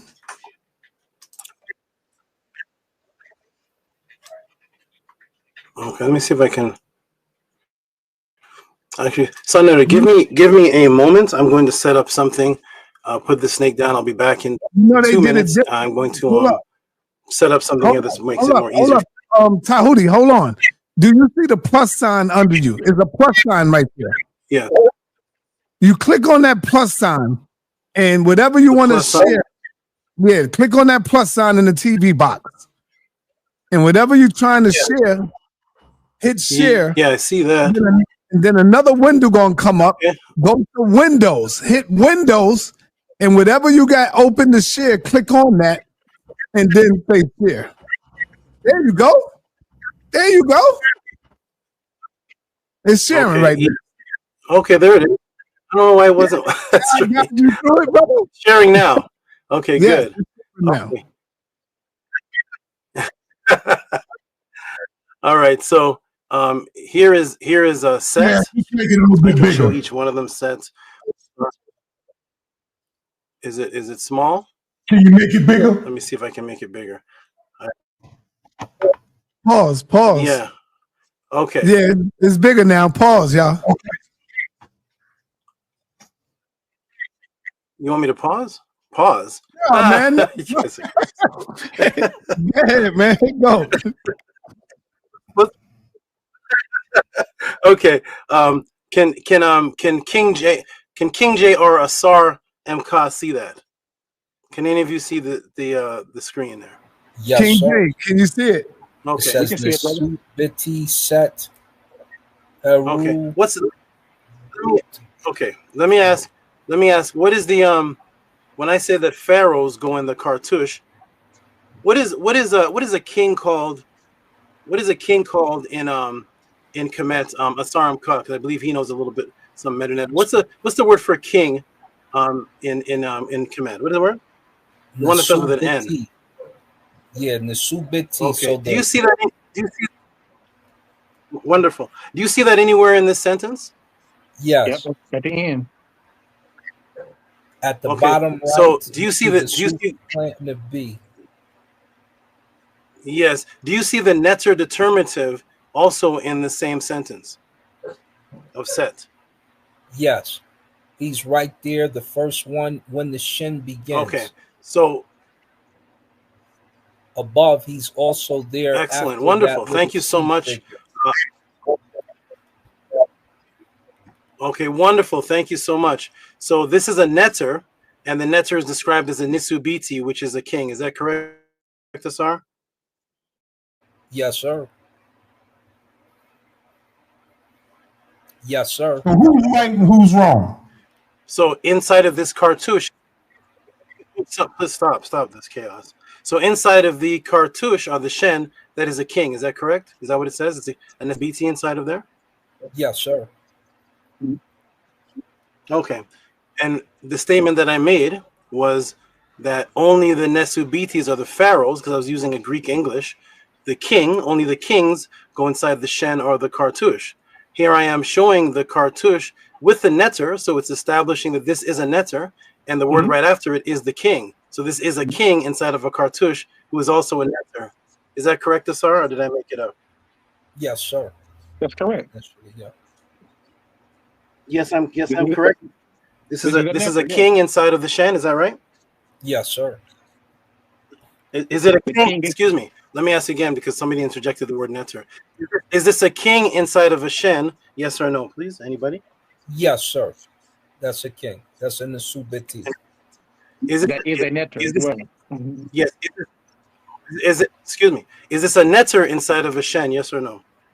Yes, sir. Yeah. That would be the Neteru set. And Heru. Right. So when I made the statement that the kings go inside of the shen, this is making it very clear that this is a king inside of a shen who's set the Neteru. Is that clear? That's right. Thank you so much. Yeah, but you said that Neteru but you were trying to make the argument to Hudi that this was a human, not a Neteru. Let's make clear on what you were saying. Let's don't do the wordplay. You're trying to make it that this person inside of this cartouche was a human, not a netter. And then also, you're so disingenuous. I don't understand, man. Wait a minute. I know you got young, but listen, if you actually look up the Turin Papyrus, that 116 section is myths, gods, and myths. Like, let's be real. Excuse me. The real answers don't start until Menace, and that's what. Is this a question? No, I'm just telling you. Is this a question still? It's not a question. No, no, it's not a question. I'm telling you that Excuse I'm familiar me, with did the I Turin Papyrus, and you're being disingenuous how you're using it because it's labeled as gods and myths. The real human suits don't start until column 11, row 11. He's making a statement, but if he's making elaborate a little bit. Statements. Wonderful. Excuse me, everyone. Excuse me.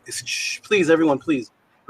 For those of you, and I have my Cash App ready. For those of you in the chat or on the panel that heard me say, those ones in the shens, they are not netter, they're a human. Please let me know that I said that so I can cash up you $500 each. The brother said that I said those ones in the shen, those are not humans, those are not netters. I said they're netters in the shen, and kings are the ones that go in the shen, so that's the netters were kings. That's what I said, and that is what's on the papyri. The netters were the kings, and the kings are the only ones that go in the shen, and it clearly showed that it was a king because the word there for king is right there after netter. And the kings are human, right, brother? Ptah, the kings are human, right? And I never use the word human anywhere in any of my statements. Okay. You see how they changing it up now? You see how they changing it up now? I said are the kings human? You have the ability. Excuse me. You have the ability to rewind and prove that I changed it up. And I promise you, on the word of Ma'at, that I will cash app you and everyone in your family $500. I did not say such a thing. I said the netter were considered physical beings as kings, and only the kings go in the shen. And to show that the ancient people acknowledge that the netter were kings, those are the names that are in the shen. The determinative is a netter, and the determinative also is netubiti, which is a king. So that's everything that I said was correct. It is a netter inside of the shen. But you got to remember, the whole topic of the show is them supposed to be proving that the Neteru were human. That's the whole topic of the show. The word human? Is for them to show, yeah, that's what you're supposed to be showing, that the Neteru were not God. Let me see the word human. Let me see the word human in the show. Let me see. I'm reading it wrong. The 42 laws of Ma'at. I definitely read it wrong, but can you read it? Where the Neteru taught as physical beings. Scribal SESHION. I'm looking for the word human. Let me see. Maybe it's so what they call as physical. King J, chill, brother. Chill, brother. Chill.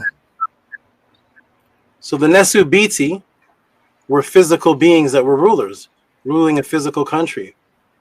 And those are the ones that go in the Shen, and they have time periods, years that they ruled. And it clearly showed Set as a Nesubiti and a Neter with a time period that he ruled. Okay. So then I'm going to give it and I'm going to be right back. I'll yes. All right. I want to go to, let's get back to Ptah's presentation. Suntan, Elder Suntan, where you at? Benki. Did I pronounce Suntan? Question for Ptah. Yeah, my question for Ptah is, Ptah is a guy who was in Baptist for a long time now, listening to the Neteru and things like that. And this is my story because there's a big division amongst our people. So here's my question to you. Was the narrative of the Bible before the Neteru? and how do that correspond with correlation? Because I need understanding of that, you know, because they saying that the garden, we'll have the Hebrews in it said the Garden of Eden was here first, and then we'll have people saying that the Neteru was 1,500 years before the Abrahamic faith. So could you give me any structure, any straightness, anything that's straight on this thing right here? Because the Neteru that I believe in correlation of what I've been hearing and what I've been learning the last 6 years was before the Bible narrative. So it's all due respect, I think that's off topic, ain't it? That's the Ptah.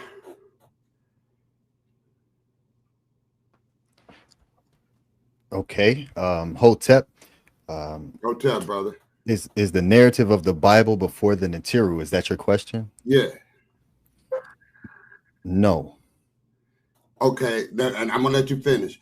Now that's what a Ptah. That's and on everything that I know, on my eye and everything that I know, that is what's causing division amongst the people, because they keep saying that the Adam and Eve. Who's the they? Who's they?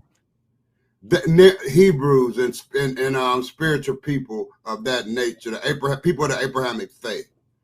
So that's where the division come in, because I want to go by correlation, and I'm just going to sit back and listen to you explain to them, because they listen. And the apostle is right here, which is a good, friend of ours online here in the House of Consciousness. He's a real deep Bible reader.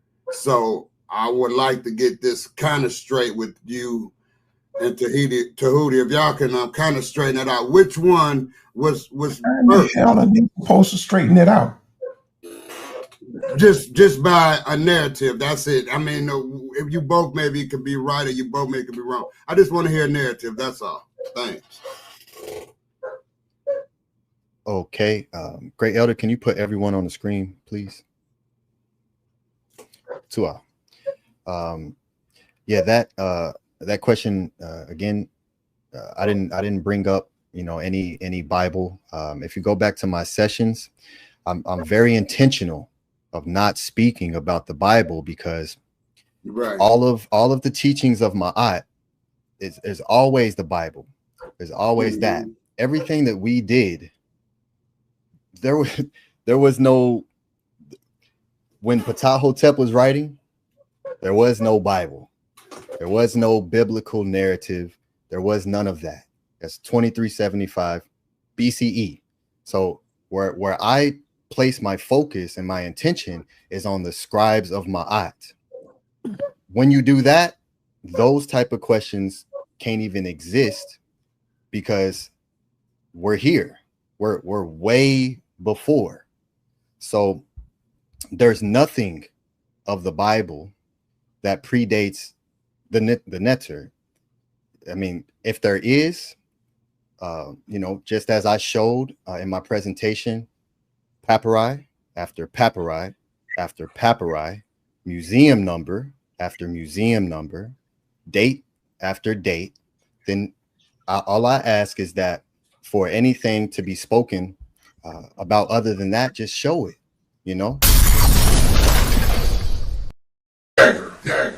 Thank you a lot for that. Thank you. Yes, you're very welcome.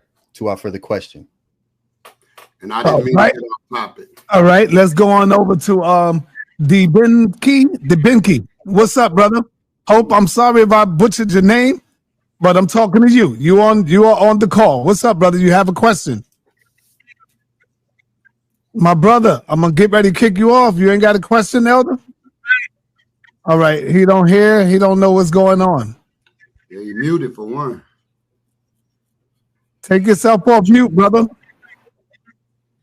You're muted. You're muted, brother. You're muted.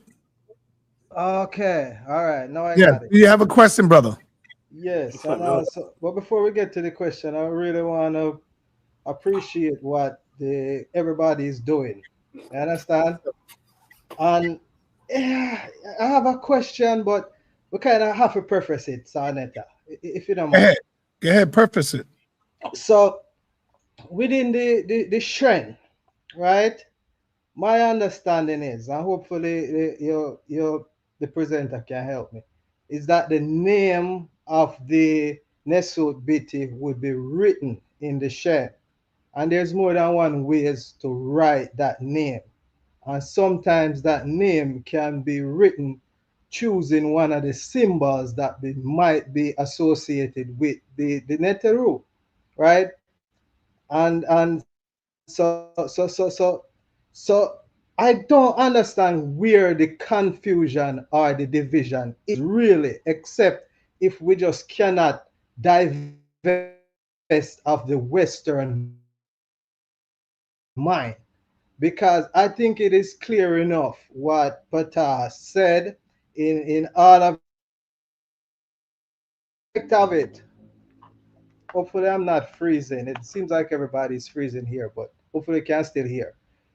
The only aspect of it is this now.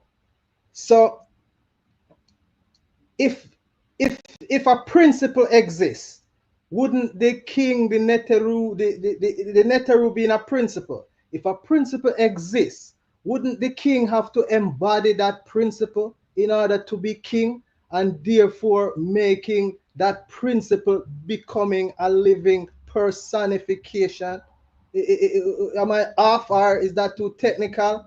I just All want right. to Let him answer. Rakufu, go to bed, man. Stop fighting your sleep, man. Go to bed, brother. All right. Ptah, you understand this question, brother? Yes, I do understand his question, Okay. and yeah, he's absolutely correct. In that's what we taught in the Pekha Em Khu and many other sources in which I can show. That's what I do. Is anything I speak on, I can hit share screen, and I can pull it up, and I'm gonna take you in the Pekha, and I'm gonna take you to the wall, and I'm gonna show you where you embody different Neteru as yourself, right? So, for example, you will find that you embody the legs of Ampu, right? The head of Ra. So, yes, we would symbolically take in the principal teachings of the Neter and become a living embodiment of it, right? That's absolutely, you're right. I was very clear in what I taught. I was I slow walked it, kept a slow pace to make sure everyone, because sometimes people try to go too fast and try to just skip past everything and just talk. But let's just slow it down and just review, everything that I show, and that you're absolutely correct. So, yeah, the Nesu BTs were living embodiments of the teachings, the principles of the Neter, which exist because of the scribes teaching that they came from the Neter directly.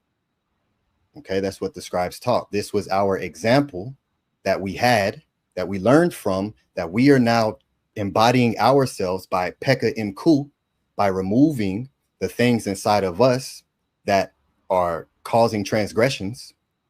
And by doing that, we embody teachings of the Neter. So you're absolutely correct in putting that together in that way.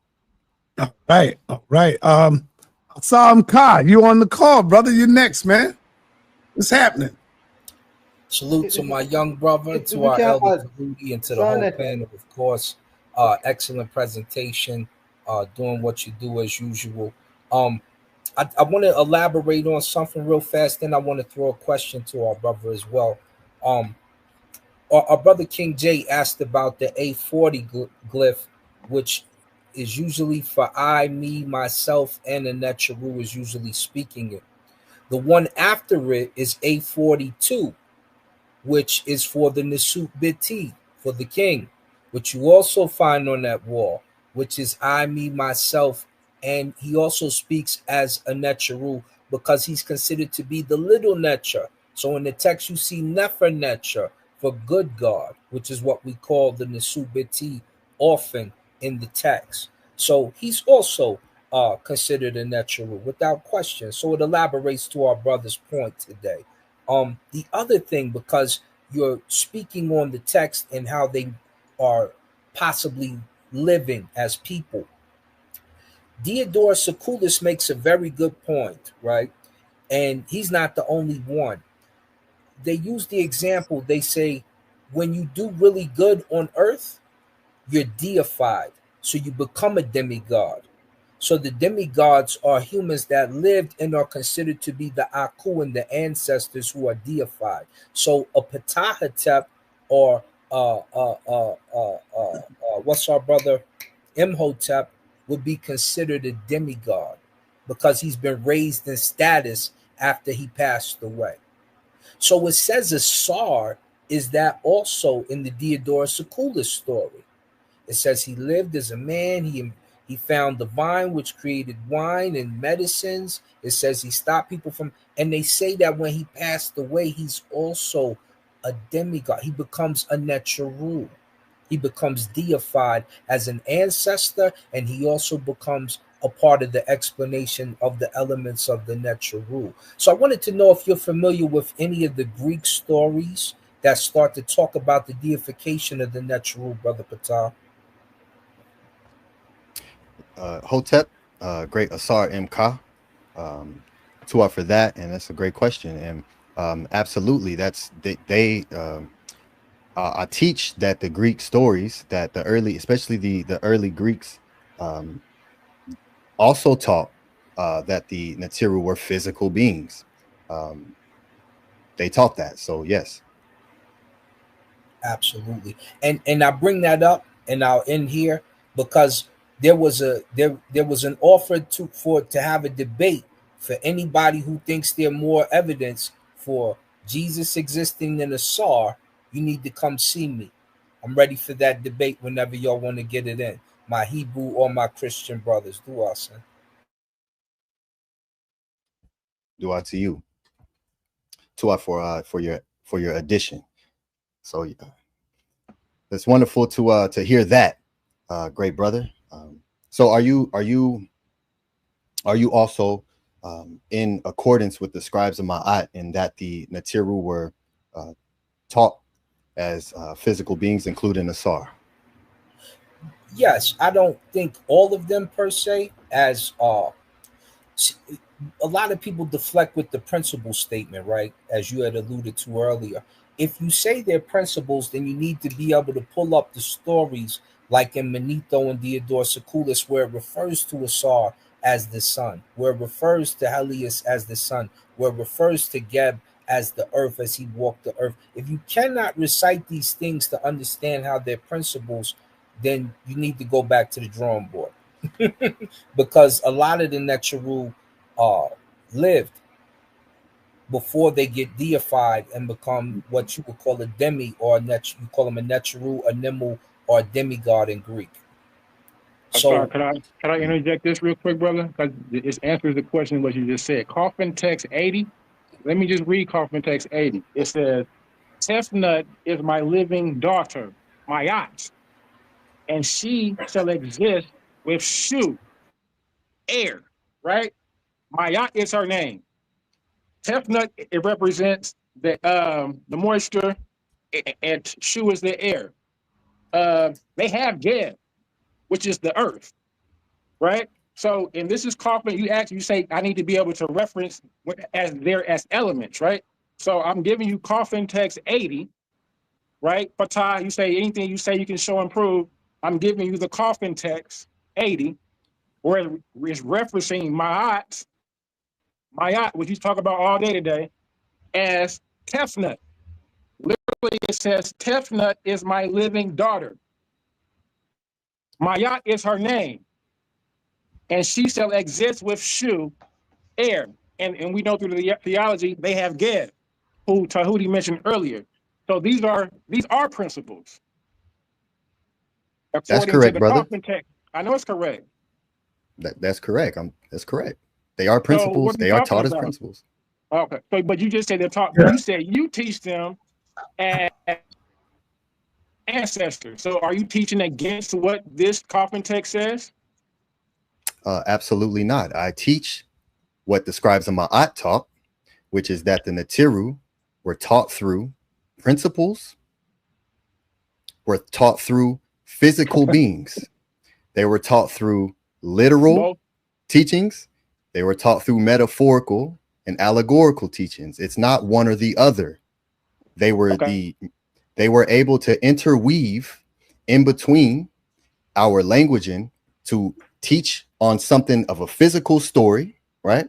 Of the Neter, while simultaneously teaching a creation story to become understandable for the people who are wanting to dive deeper into what this thing is. So they utilize the Neter to teach that. So they absolutely taught that Shu means air, Geb means earth. They absolutely taught that. Ra means sun. Yeah, that's the basic baseline principle teachings that is permeated through the Medu Neter, but it doesn't stop there. But you're absolutely correct. They did teach that. Let me say even. All right. Hey, Pasu, before you go in, answer this question and you can go in. Do you agree with Elder Suntan when he said that the Neter system was already built before there was the King James Bible and stuff like that? Do you agree with Elder Suntan before Yes, and matter of fact, that's what I wanted to speak on, because I want to put Elder Suntan at rest. The very first Bible that was written, Old Testament, New Testament, was not written until 398 AD. It was written in Africa, in Carthage. The first Bible, complete Bible, was not written until 398 AD. Nobody is arguing that the Bible is older than the writings in Egypt. Nobody's making that argument. However, there are writings that are in the Bible, certain books, before they found it and put it in a Bible, it existed by itself, like the book of Job. The book of Job was written during the times of Abraham. Abraham lived about 21 BC. That particular book had already been written. They just didn't know it exists until they found it. And there's other books. We reckon the Torah, the first 5 books, to Moses. Well, Moses came about the 1400s. BC, 1400 BC. So yeah, the book of Enoch is probably written around 800, 3200 BC. Do you know how old the book of Enoch is? Great Elder Apostle, can I ask you a question? I'm curious about something. Let me just say this, and you can have it. Okay, nobody's sitting up there saying what came first. The bottom line, if we accepting the narrative of the Bible, quite naturally, Adam and Eve, according to the Bible, say they were the first people. Mizraim, who is Egypt named after, is one of Noah's grandsons. Mizraim. He's one of Noah's grandchildren. Go ahead, man. Yeah, I'm curious. I got a question for you because I'm a student and I'm a researcher. So I heard you throw out a few dates. You said 1400 BCE. I think you said 21, but did you mean 2100 BC? Mm-hmm. Yeah, okay, BC, wonderful. 21 BC. All right. Is there a reference that you can guide me to of a museum number where I can find any writings that date to those times that you're speaking of? You know that question, man. That's why you asked. No, I don't know the answer. Answer the question. I want to know. No, I can answer that question that I know of now. Of course not. But that don't mean it's not true. Question, boss. The difference is when you're talking about in Egypt. No, stop. He just asked you a specific question. That's all. Don't go too far. You like to go too far with it. Ptah, you finished with the question, or you still asking? I'm answering the question. Hold on, Apostle. Let him finish. Go ahead, Ptah. Okay, so Tua, I'm wondering. You utilized you said the book of Job. What date is the book of Job? Go ahead, Apostle. The book is one of the earlier written books. What date is the book of Job? It's one of the earliest written books. What date was found in the book of Job? He don't know. I don't have a date. When? I told you that he don't know. I'm just telling, listen, man. Listen. You said what day did King Tut die? That's irrelevant. 13 Apophis 1. What day did King Tut die? Okay, so we don't have a date for the book of Job. Okay, I'm trying to explain something to y'all. No, you can't. That's the problem. You always want to explain something. Yeah, we don't want to explain. We want to see sources. Right. You can't go to hold on. You can't go to the museum. You can't show no real facts. You know, it's just all belief at this point, Apostle. And it got to be a time when you got to wake the hell up sometime, brother. You can't find none of this stuff. You can't find none of your sources in a goddamn museum. There's a reason for that. What's the reason for that? What's the reason? Egypt is a specific location. It's where people lived and died. There. So if you want to find out something that happened in Egypt, go to Egypt and dig it up. The land of the Israelites runs from Babylon to Egypt, the complete Nile Valley. They were nomads. They're not in a specific region. We're asking you about Adam, brother. Where's the dates at? How come we can't find none of this stuff in museums where you can really document your stuff? What's the oldest stuff in museums? What's the oldest stuff in the museums that they have found to this day in Egypt? What is the oldest stuff? Date back to when? That's off topic, bro. Yeah, now you change. I can't even ask Ptah the question. No. We're talking about the age. We're talking about when this happened and when this happened. So what is the oldest? 3100 BC. The oldest writings in Egypt. 3100 BC. 3100 BC. Look up Mesopotamia. We got rock paintings about where Abraham came from. They got writings. We can go back one at a time, y'all. They got writings in Mesopotamia. No. 6,000 years older than that. No, they don't. No, they don't. Yeah, they do. In the Gepi Tepe. They got writings in the Gepi Tepe. Prove it, Apostle. Prove it up. Source up, Apostle. Prove it. Over 13,000 years old. Source up, Apostle. Source up. You just talking. Show it. Right. He just saying. Go look up Gepi Tepe. You look it up. You want to talk about how old. Apostle, you got a computer right in front of you. Source it up. That's how these things work. Source up or shut up. Source it up. You source it up. I'm not the one making the claim. You know what I'm saying? You source it up. I'm not the one making the claim, Apostle. You are. Saying that these gods, he's making a claim. These gods are real. Hey, you ain't telling him to show that.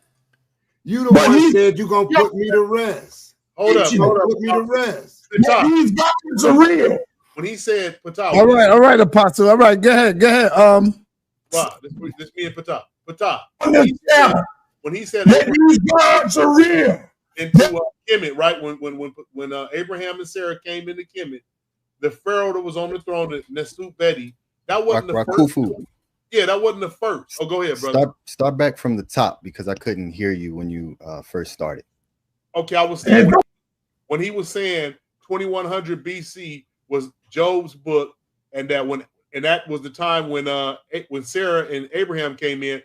That's like the president. That was like way down in Obama stuff. You had all the way back to the kings that went back way back when he first got there. So that show you right there the book ain't older than the ancient Kemetic source because the Pharaoh wasn't the first Pharaoh. He was like 38 pharaohs. So I don't know how many down the line.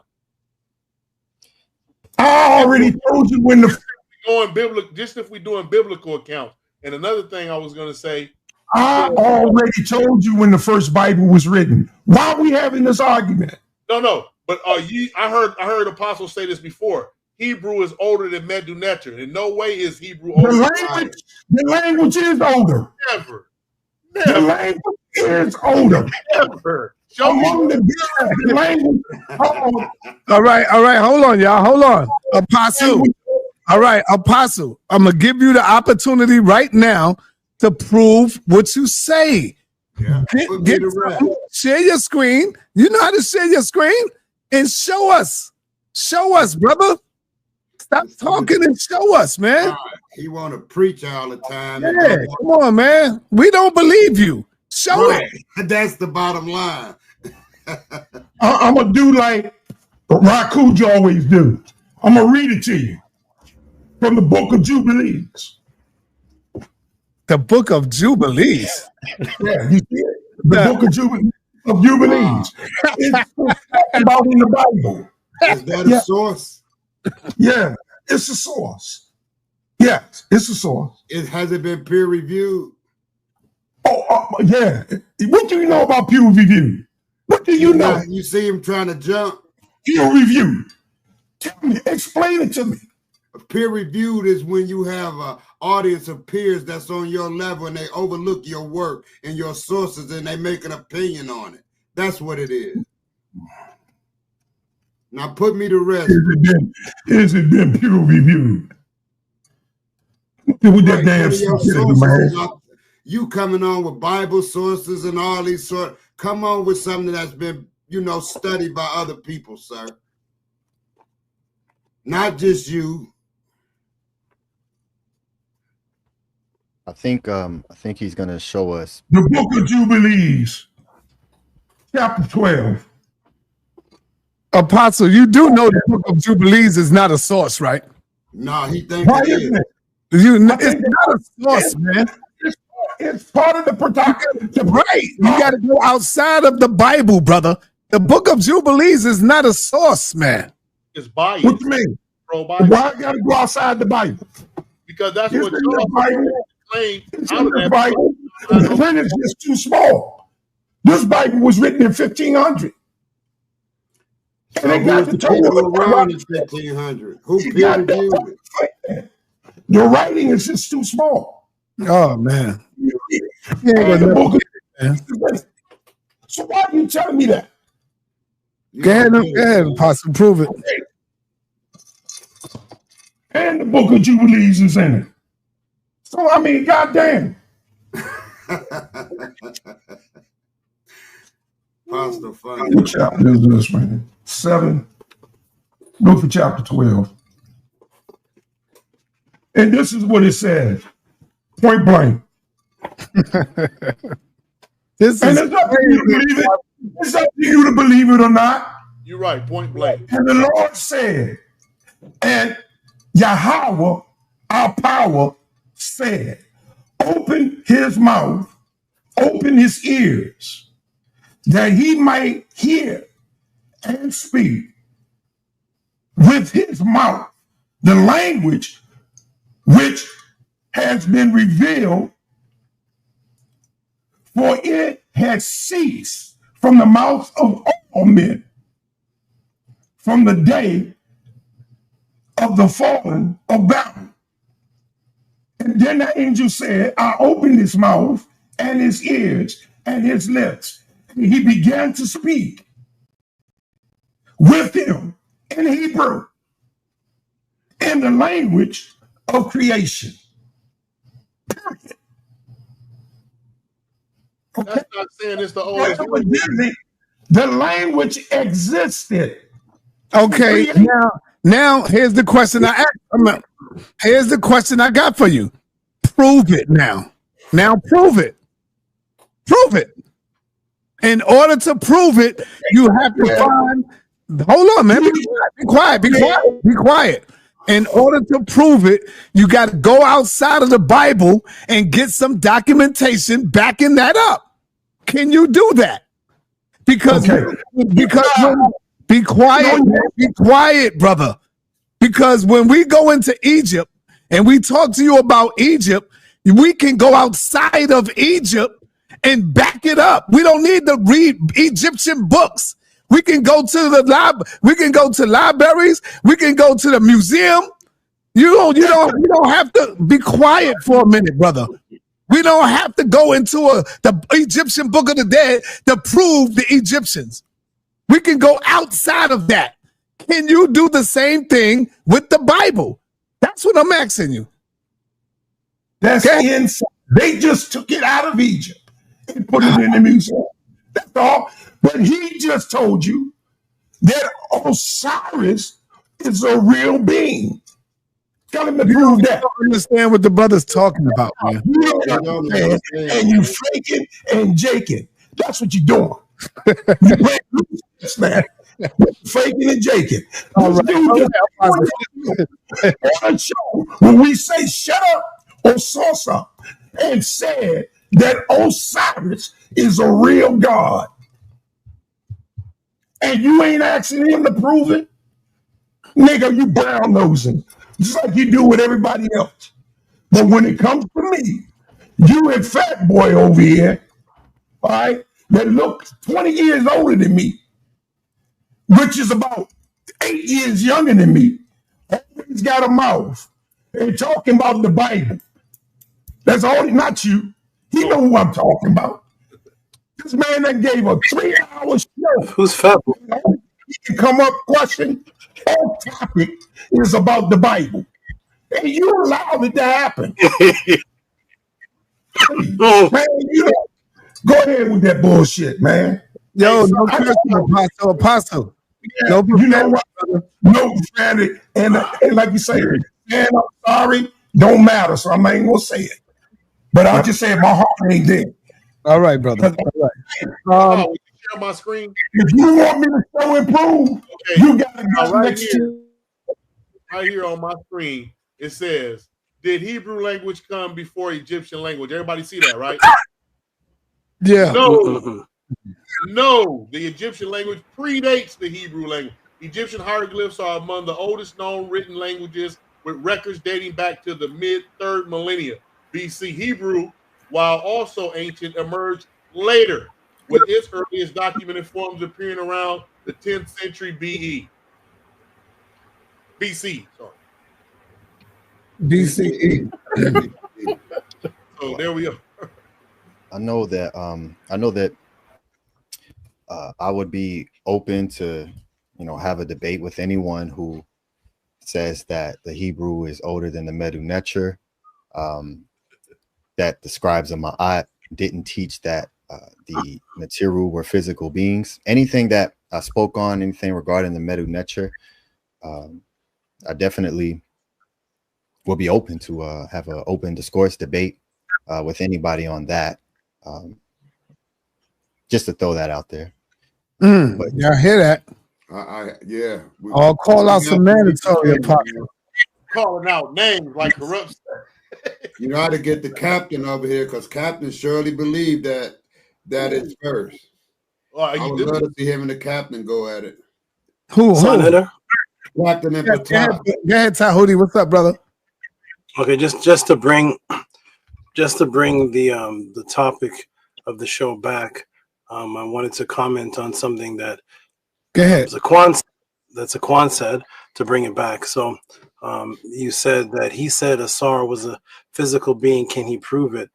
And this show, or this class that Ptah did, was not about him proving something of today. This show is about what the scribes, he proved the scribes believed it. So if you open up the book of Jubilee, or open up any Bible book or any ancient older book, and to prove that the people inside the book believed it, you have in fact proved it, that the people inside the book believed it. So the scribe, or Ptah, was showing you what the people believed, not that he can prove anything outside of what the people believed. This is about what the people believed. If the topic of the debate or discussion was, do the Aztecs teach that Quetzalcoatl was a physical being? Whether we believe it or not, if we can pull up Aztec stories, they believe it. Now the thing is, the age of the language of Hebrew. Wait, hold on 1 second. The age of the language of Hebrew, or Neteru, is not something within any particular one's belief. That is documented outside of whatever Ramses believed, or outside of whatever Abraham believed. Abraham and Ramses could argue all day. That does not negate the age of the actual language. And I saw a presentation you did. I glimpsed through it a couple days ago, and you actually showed Neteru as Hebrew, and that was quite embarrassing. But you showed the Neteru. Who did that? Apostle, and me and my Neteru. Oh, he was showing Hebrew, but he was showing the Never. He showed Neteru as the ancient Hebrew language, and I'm there just having my head down. Well, you need to show that, other than just state it. Yes, it was a show. I think it was Devion versus Apostle. It was something I was watching, and you showed the ox. Yeah, right. He showed the ox as the ancient letter A, but the ox cannot be shown. The ox cannot be shown as the ancient letter A in any language called Hebrew anciently. The ox is a Neteru letter that I can show on the glyphs. It has a particular meaning of why it is an ox and why it does begin. And what is the meaning? What's the meaning? The Ptah ox is opener. The word Ptah is an opener, and that is because the ancient people in Hebrew, it deals with one. It's the letter. Of Yahweh. Apostle, you got to stop cutting people off, brother. Stop cutting them off. He's making these statements. Well, just wait until he finishes. And then you just I don't think I answered the question yet. So the word the Ptah is an opener. It's opener, and it is the ox, because the ancient people in the Nile Valley and in different parts of what people call Africa, they would see the ox actually open up things with its horns. The ox, the bull, the male bull, is one of the only animals that can actually de-gut a lion. When lions go to attack bulls, the bull can actually raise up and dig its horns and open up the animal that's trying to attack it. So Ptah was the great bull, the great defender, and Ptah was the opener. And it began the Neteru. This is why we have the letter A now as the opener, or as the beginning of the English language, and they call it alpha from Aleph, but the Aleph was a bull, but the ancient bull was Ptah, and it was the opener. And I can show the Neteru glyph in with the bull symbol as that, but we can't see that inside of Hebrew, because there is no ancient language called Hebrew. There's nobody on the planet Earth anciently that ever claimed that they spoke a language called Hebrew. So it could not have been from the. So Tahuti, would that be where the Arabs get Aleph, the first letter of their language? Aleph is the yeah. Aleph, Bet, Gimel, Aleph, right? Yeah. Okay. Yeah, So yes, and then you go to the Greek, right? Alpha, Beta, Gamma. It's all the same constant. All right, everybody, hold on. I got to let Apostle respond. I got to be fair. Let him respond. Apostle, unmute yourself. But he did ask a question, though.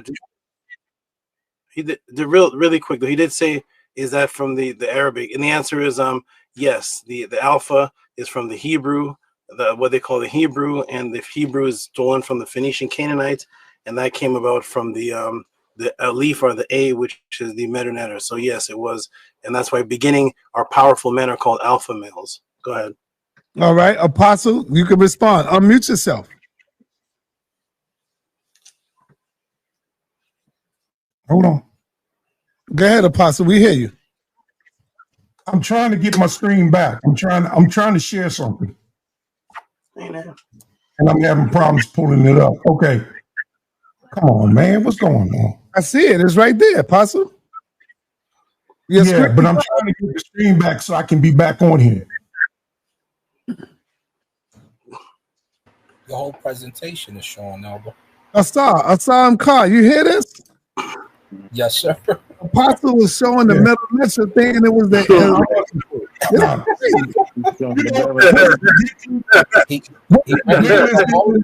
he ready to transition. Now, look, am I going to talk or what? Yes, go ahead. You got the floor. What's ridiculous is the dude, I showed 28 letters, 22 letters, and he picks one letter. In the 22, and said, I'm showing the Neteru. That's a damn lie. Now, are there probably some similars? Like even with Hebrew and Arabic, they're cousin languages. Even with Hebrew excuse me. Show it again. That's all. Just show it. I'm trying to show it, sir. It's here. Hold on. I'm trying to move the screen in there. Hold on. I'm looking at the Oxhead right now. Back on the big screen. I can't progress it. I can't move it. That's what I'm saying. On the side. Go all the way over to your left and drag that thing down. Yeah. Right there. Click on another picture. Click on another picture. I'm going to stop sharing and reshare it. Okay. Hold on. We'll stop sharing that. Okay. Let me reshare it. I mean, Apostle was right in regards to the Proto-Semitic script being the first alphabet. That's the fact. Alphabet. I left bet is the first Proto-Semitic script. So that's the script that was found in the mines in Serabit El Kadim, right? Exactly. That's Hebrew, brother. That's not Arabic or Aramaic or none of that. That's the Proto-Semitic script. Your screen is showing, Apostle. All right. This is Hebrew. As a matter of fact, this is Paleo, the first script. Before it evolved into a letter system. This is the hieroglyphic. This script is like 4,000 years old. That's not older than Kemet. You say what you want to say. You know that. This script is old. This is the same script that's older than Kemet, Apostle? Enoch. This is the same script that Enoch wrote with. Is that older than Kemet, Apostle? Look at that AA. I'm not saying it's older, but the Bible says it's the first language of creation. Apostle, you gotta remember this. You know what's crazy, everybody? You know what's crazy? When you look at these Israelites, they always naming these names where it's like you can't find none of these people. But you go into Kemet, and they thousands of years older than these people in the Bible, but you can't prove and find no bodies. Where's the 12 disciples of Christ? Wouldn't they be the most important people right now? Wouldn't they be somewhere laid up in a museum somewhere? Where's the mother of Mary? Where's Joseph? God damn it, where's Peter, Paul, Michael? Where are any of these people at? Hey, son, let me give you the explanation they gave me. You can't find them, but you go into Kemet, who are thousands of years older, and you can find them. Hey, son, let me give you the explanation they gave me. They said that the people that you just spoke on, the apostles and all of these people from the Bible, he said they were poor people and they wasn't rich enough to preserve their lineage and their heritage. That's the answer that I got when I asked where the people was from. They said, well, I never heard that one, but the one I heard, my brother Suntan, was that the Most High raised them up because he didn't want them to be grave robbers. They didn't want them to rob the grave like they did the Egyptians. So the Most High raised them up unto the heavens. That's what I heard. I never heard that one. That's pre-Daniel Allah. I never heard that. So I got the chart right now of all the evolving Hebrews. Share my screen. I wanted to make a real quick so you go in. Let me give it context as well. Remember, this is Proto-Canaanite, not Proto-Israelite. Israelites didn't exist at the time. The Canaanu did. That's the Canaanite script that y'all keep trying to claim as the Hebrew. And I got it right here, sir. Can y'all see it on the screen? Go ahead, brother. Go ahead. Can y'all see it on the screen? Yes. Yeah, you need to blow it up though. Okay, let me blow that up. Let me see. Okay, let's see. Is that better? Yeah, that's better. All right, 100%. look, an evolving alphabet, hieroglyph, Kemetic. I told you they stole that cow head or that ox head from the hieroglyphs. Wow. See that? And then here come Hebrew right here, all the way down to what we use today, the A. So this is how it evolved from the Medu Neter hieroglyphic to the Proto-Semitic to the Phoenician Paleo-Hebrew to early Greek to Latin to in the modern Hebrew. That's a fact. That's sweet. But you see that, Apostle? You see that? That's how you source stuff up, Apostle. That's how you source it, man. Yeah, you just can't tell us stuff and then think we're gonna believe it. Sorry, what group of Semitic do you think they were? You think they were a Mu or not? Yeah, I think that's the Canaanu. I'm pretty sure. And the funny thing is, you find that alphabet there, but you also find it next to some Egyptian tax records. So if you got tax records from Egypt next to an alphabet that's first starting out, you tell me which one is probably older. Hey, let me go to Meta Williams. Meta Williams, you're in the building. What's up, brother? Hey, how you doing? Good, man. Man, I'm just hanging out and listening to you brothers, go back and forth, which I would like to ask Tahuti a question though. Go ahead. I know he Tahuti, you here, brother? Huh? I'm calling Tahuti. Tahuti. Oh, he stepped away for a minute, but we got Ptah here. Yeah, ask Ptah. Okay, Ptah very wise. Okay, as far as the Neters, right? Some would say literal, some would say, allegory. But as far as the Neters, as far as like the goddesses and the gods, wouldn't you say it's a certain vibration? As far as Ptah, it's a vibration. And it can be literal and it can be allegory at the same time, It all depends on if you step into that vibration of your inner self. Right. Catholicism. Go ahead, Ptah. Hotep, Hotep, good brother. What's your name? Meter. Yeah. All right. Peace to you. So yes, I mean it is a vibration, a frequency. All things are made up of frequencies. So there's nothing in existence that doesn't have a particular vibrational tone to it or a frequency. We do have some tools today to measure, like EEGs, to measure thoughts. So everything has a vibrational frequency to it. So you'll be correct in saying that.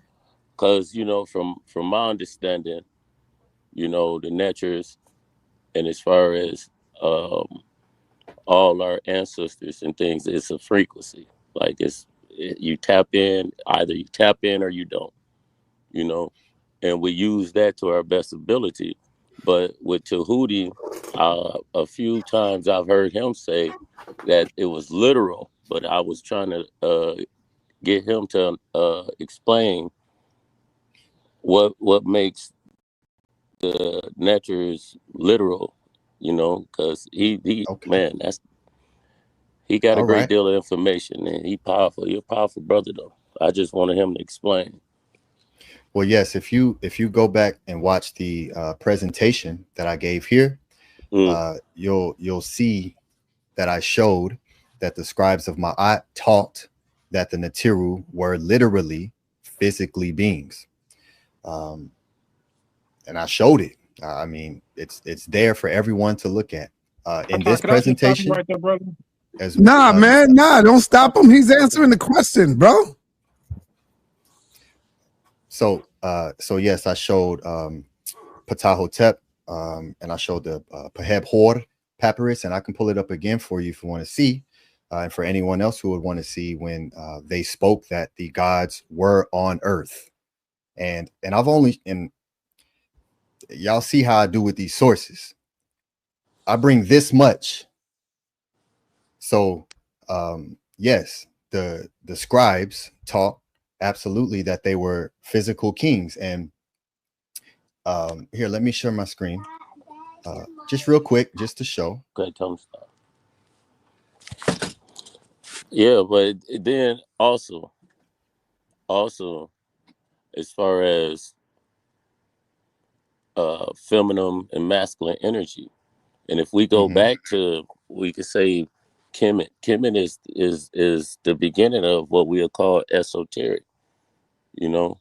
But then when we dig deep, would you just spoke on how the Neters is like they walk the earth, but as we give honor and we gratitude to these vibrations, we can also say that it's literal because we tapped in. That is true as well. But the one thing that I always speak about is that it does, and that's why I gave this class in the depth of the Pekha Em Khu, because that is one of the most powerful ways to begin to cleanse yourself, to tap into the thing that you're speaking of. But it all starts with, cleaning out the Eve. That's all of our teachings are focused on purification. So so long as we follow what they taught, then absolutely. And so here is, again, just to bring everything back on the Turin papyrus. And here is Geb, right? And the glyph that King J was speaking of is actually not the glyph that's here on the Taurine papyrus. It's not the seated neter. It's the Heru on a standard, which is the oldest form of representation of a neter before it became the seated king, the seated man, which that is a determinative or a classifier that also carries the tone of neter. But here, this is in a shin, so it's Geb with the G7 glyph here, which is Heru, Hor on this standard, which represents Tahuti. So you see, or excuse me, Heru as a neter. And here you see Beat Geb, so Nesu Biti. This is the title of the kings, physical kings. There is no any place in any source where Nesu Biti Shin name is speaking other than a physical being. And if there is, I would just like for someone to show me that, right? And so this is just what the presentation is about. What the session is about is what did the scribe, because a scribe of Ma'at wrote this. I didn't write this. A scribe of Ma'at under Ramesses II wrote this. And so Ramesses is the one who put this in order to be enacted, to be written. So Ramesses taught that the Neteru were physical kings on the planet. Okay, so this is all I'm showing on this, and again, you know, what we take today and how we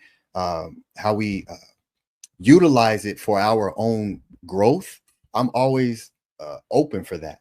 Whatever takes us to the next level, that's what's most important, because as long as you continue to keep doing that, you'll eventually lead yourself to a place that cleanses out all of the questions and all of the confusion.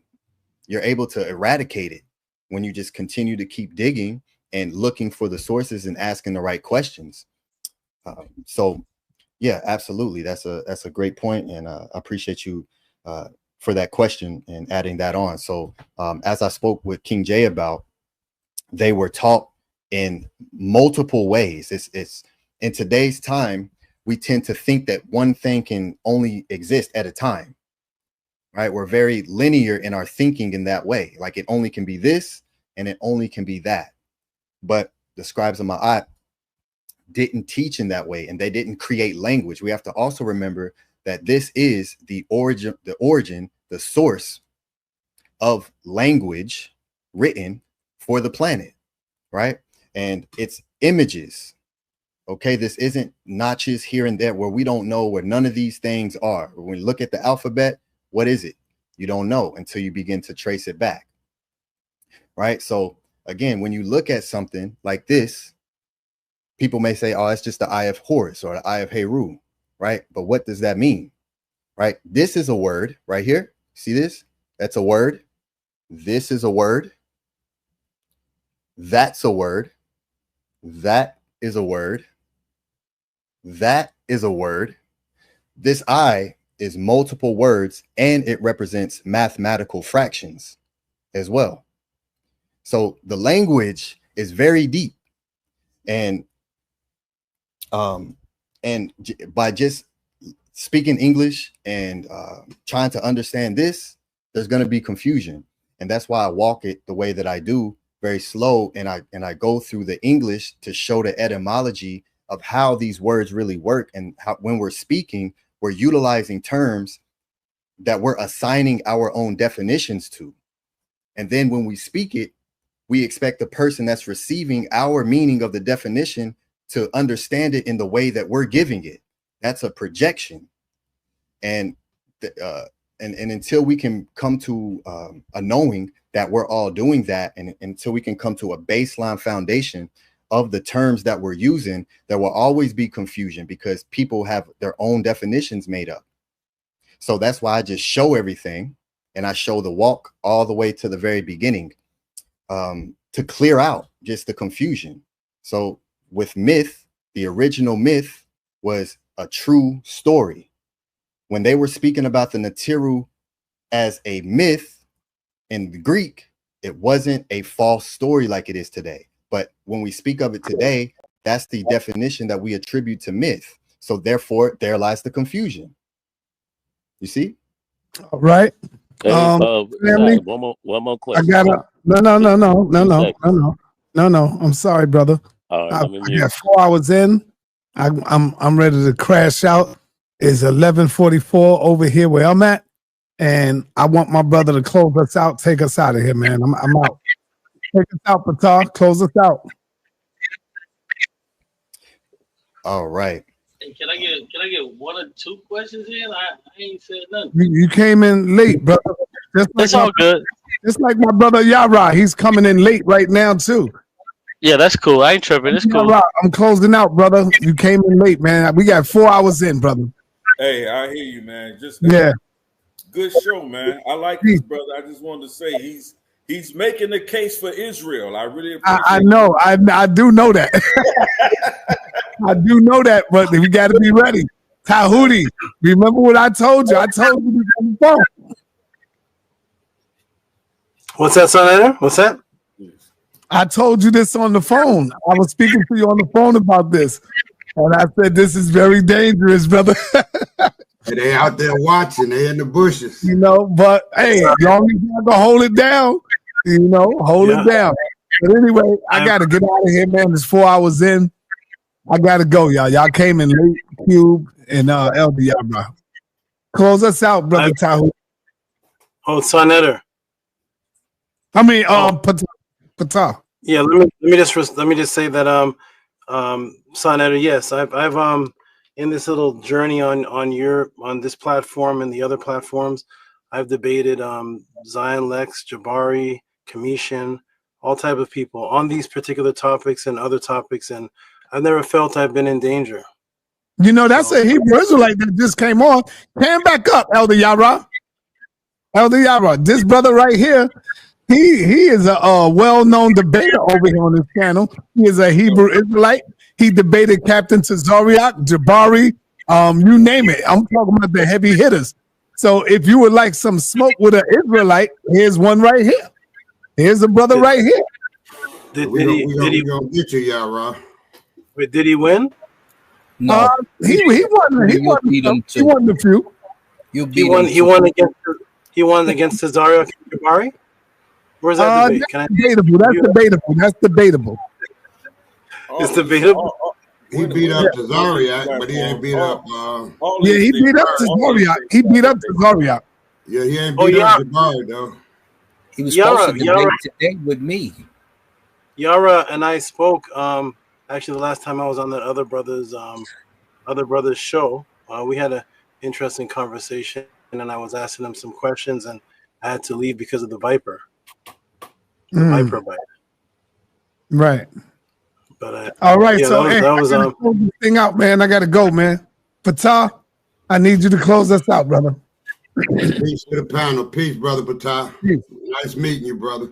Peace. What's up? Peace to Ptah. Peace, Hotep.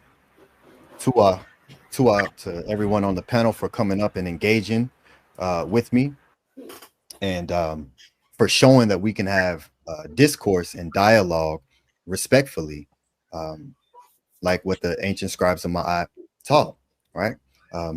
And I'll definitely be back. So Elder Yara and Cube, feel free to join the panel earlier next time I come on, and I will be happy to answer questions and build. So that's what I'm here to do. So Tua, for everyone's attention. Without your attention, this don't exist. And again, just to summarize what I brought forth and what I taught on in this session and also the previous session. And I hear an echo in the background from someone. Tua. And for this particular session, the 42 Pekha Em Khu, and giving that to you all to utilize in your own journeys, right?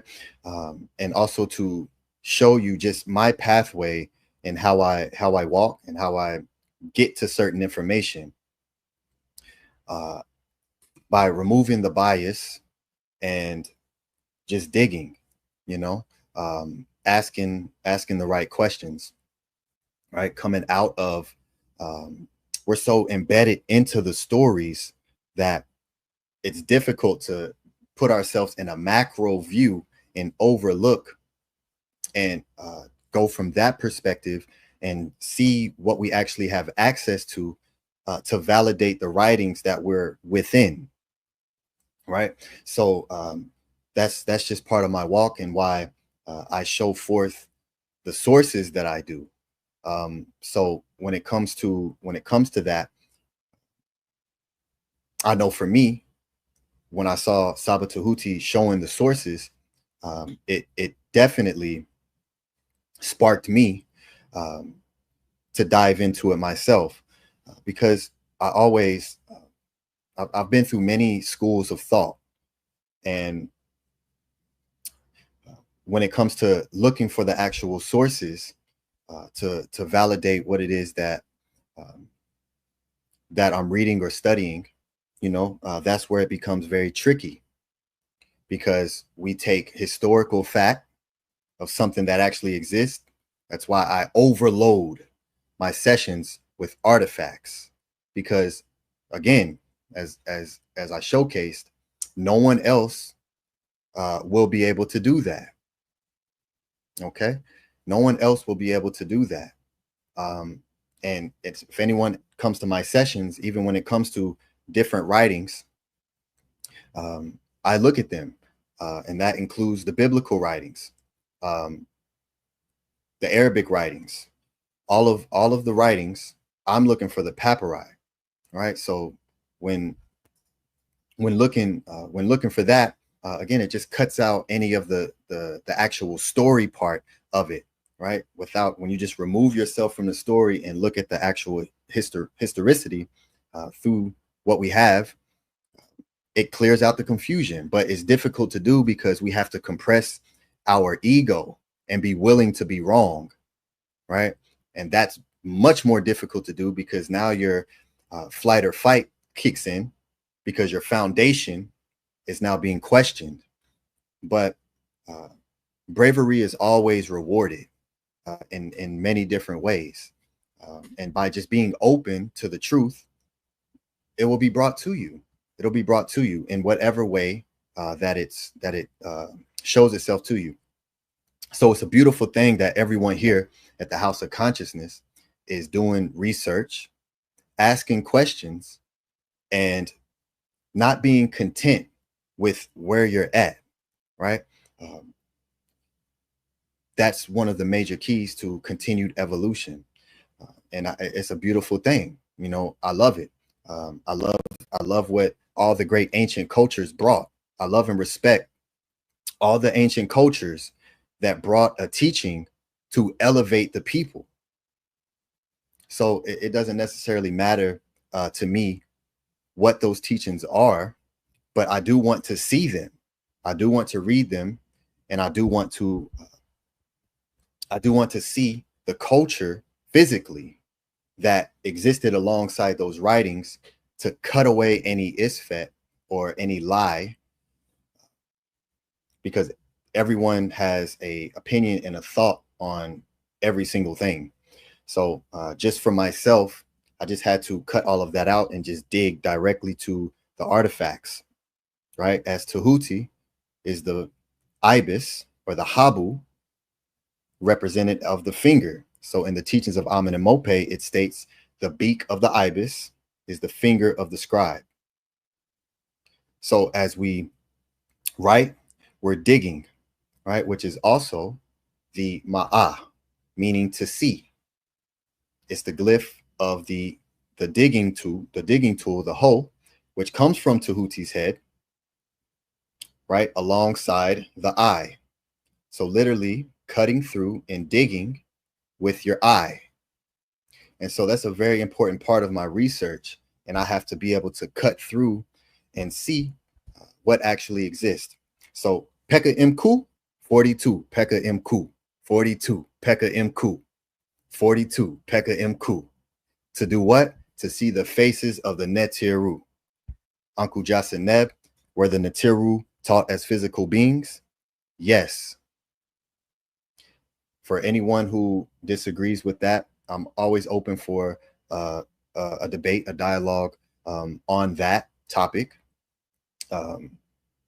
And for us to show publicly for everyone who watches around the world, especially the youth, that we can communicate with one another effectively without hating on each other, without digging into each other on a personal level. Stick it to the information and show the youth that are watching that we can do that. So we can take it outside of just whatever we're studying and apply it to our real lives, right? So that's what it's about. And out to the great elder Neteru for all that you do for your platform and for offering your platform to me, to the House of Aten, to Saba Tahuti. And yeah, we'll continue to come here and bring the teachings of Ma'at. I'm very intentional in not talking about biblical writings or any other writings but the scribes, because we have an abundant and we don't talk about it enough. There's not enough sources being shown. So that's why I just overload with these sources. So as I continue to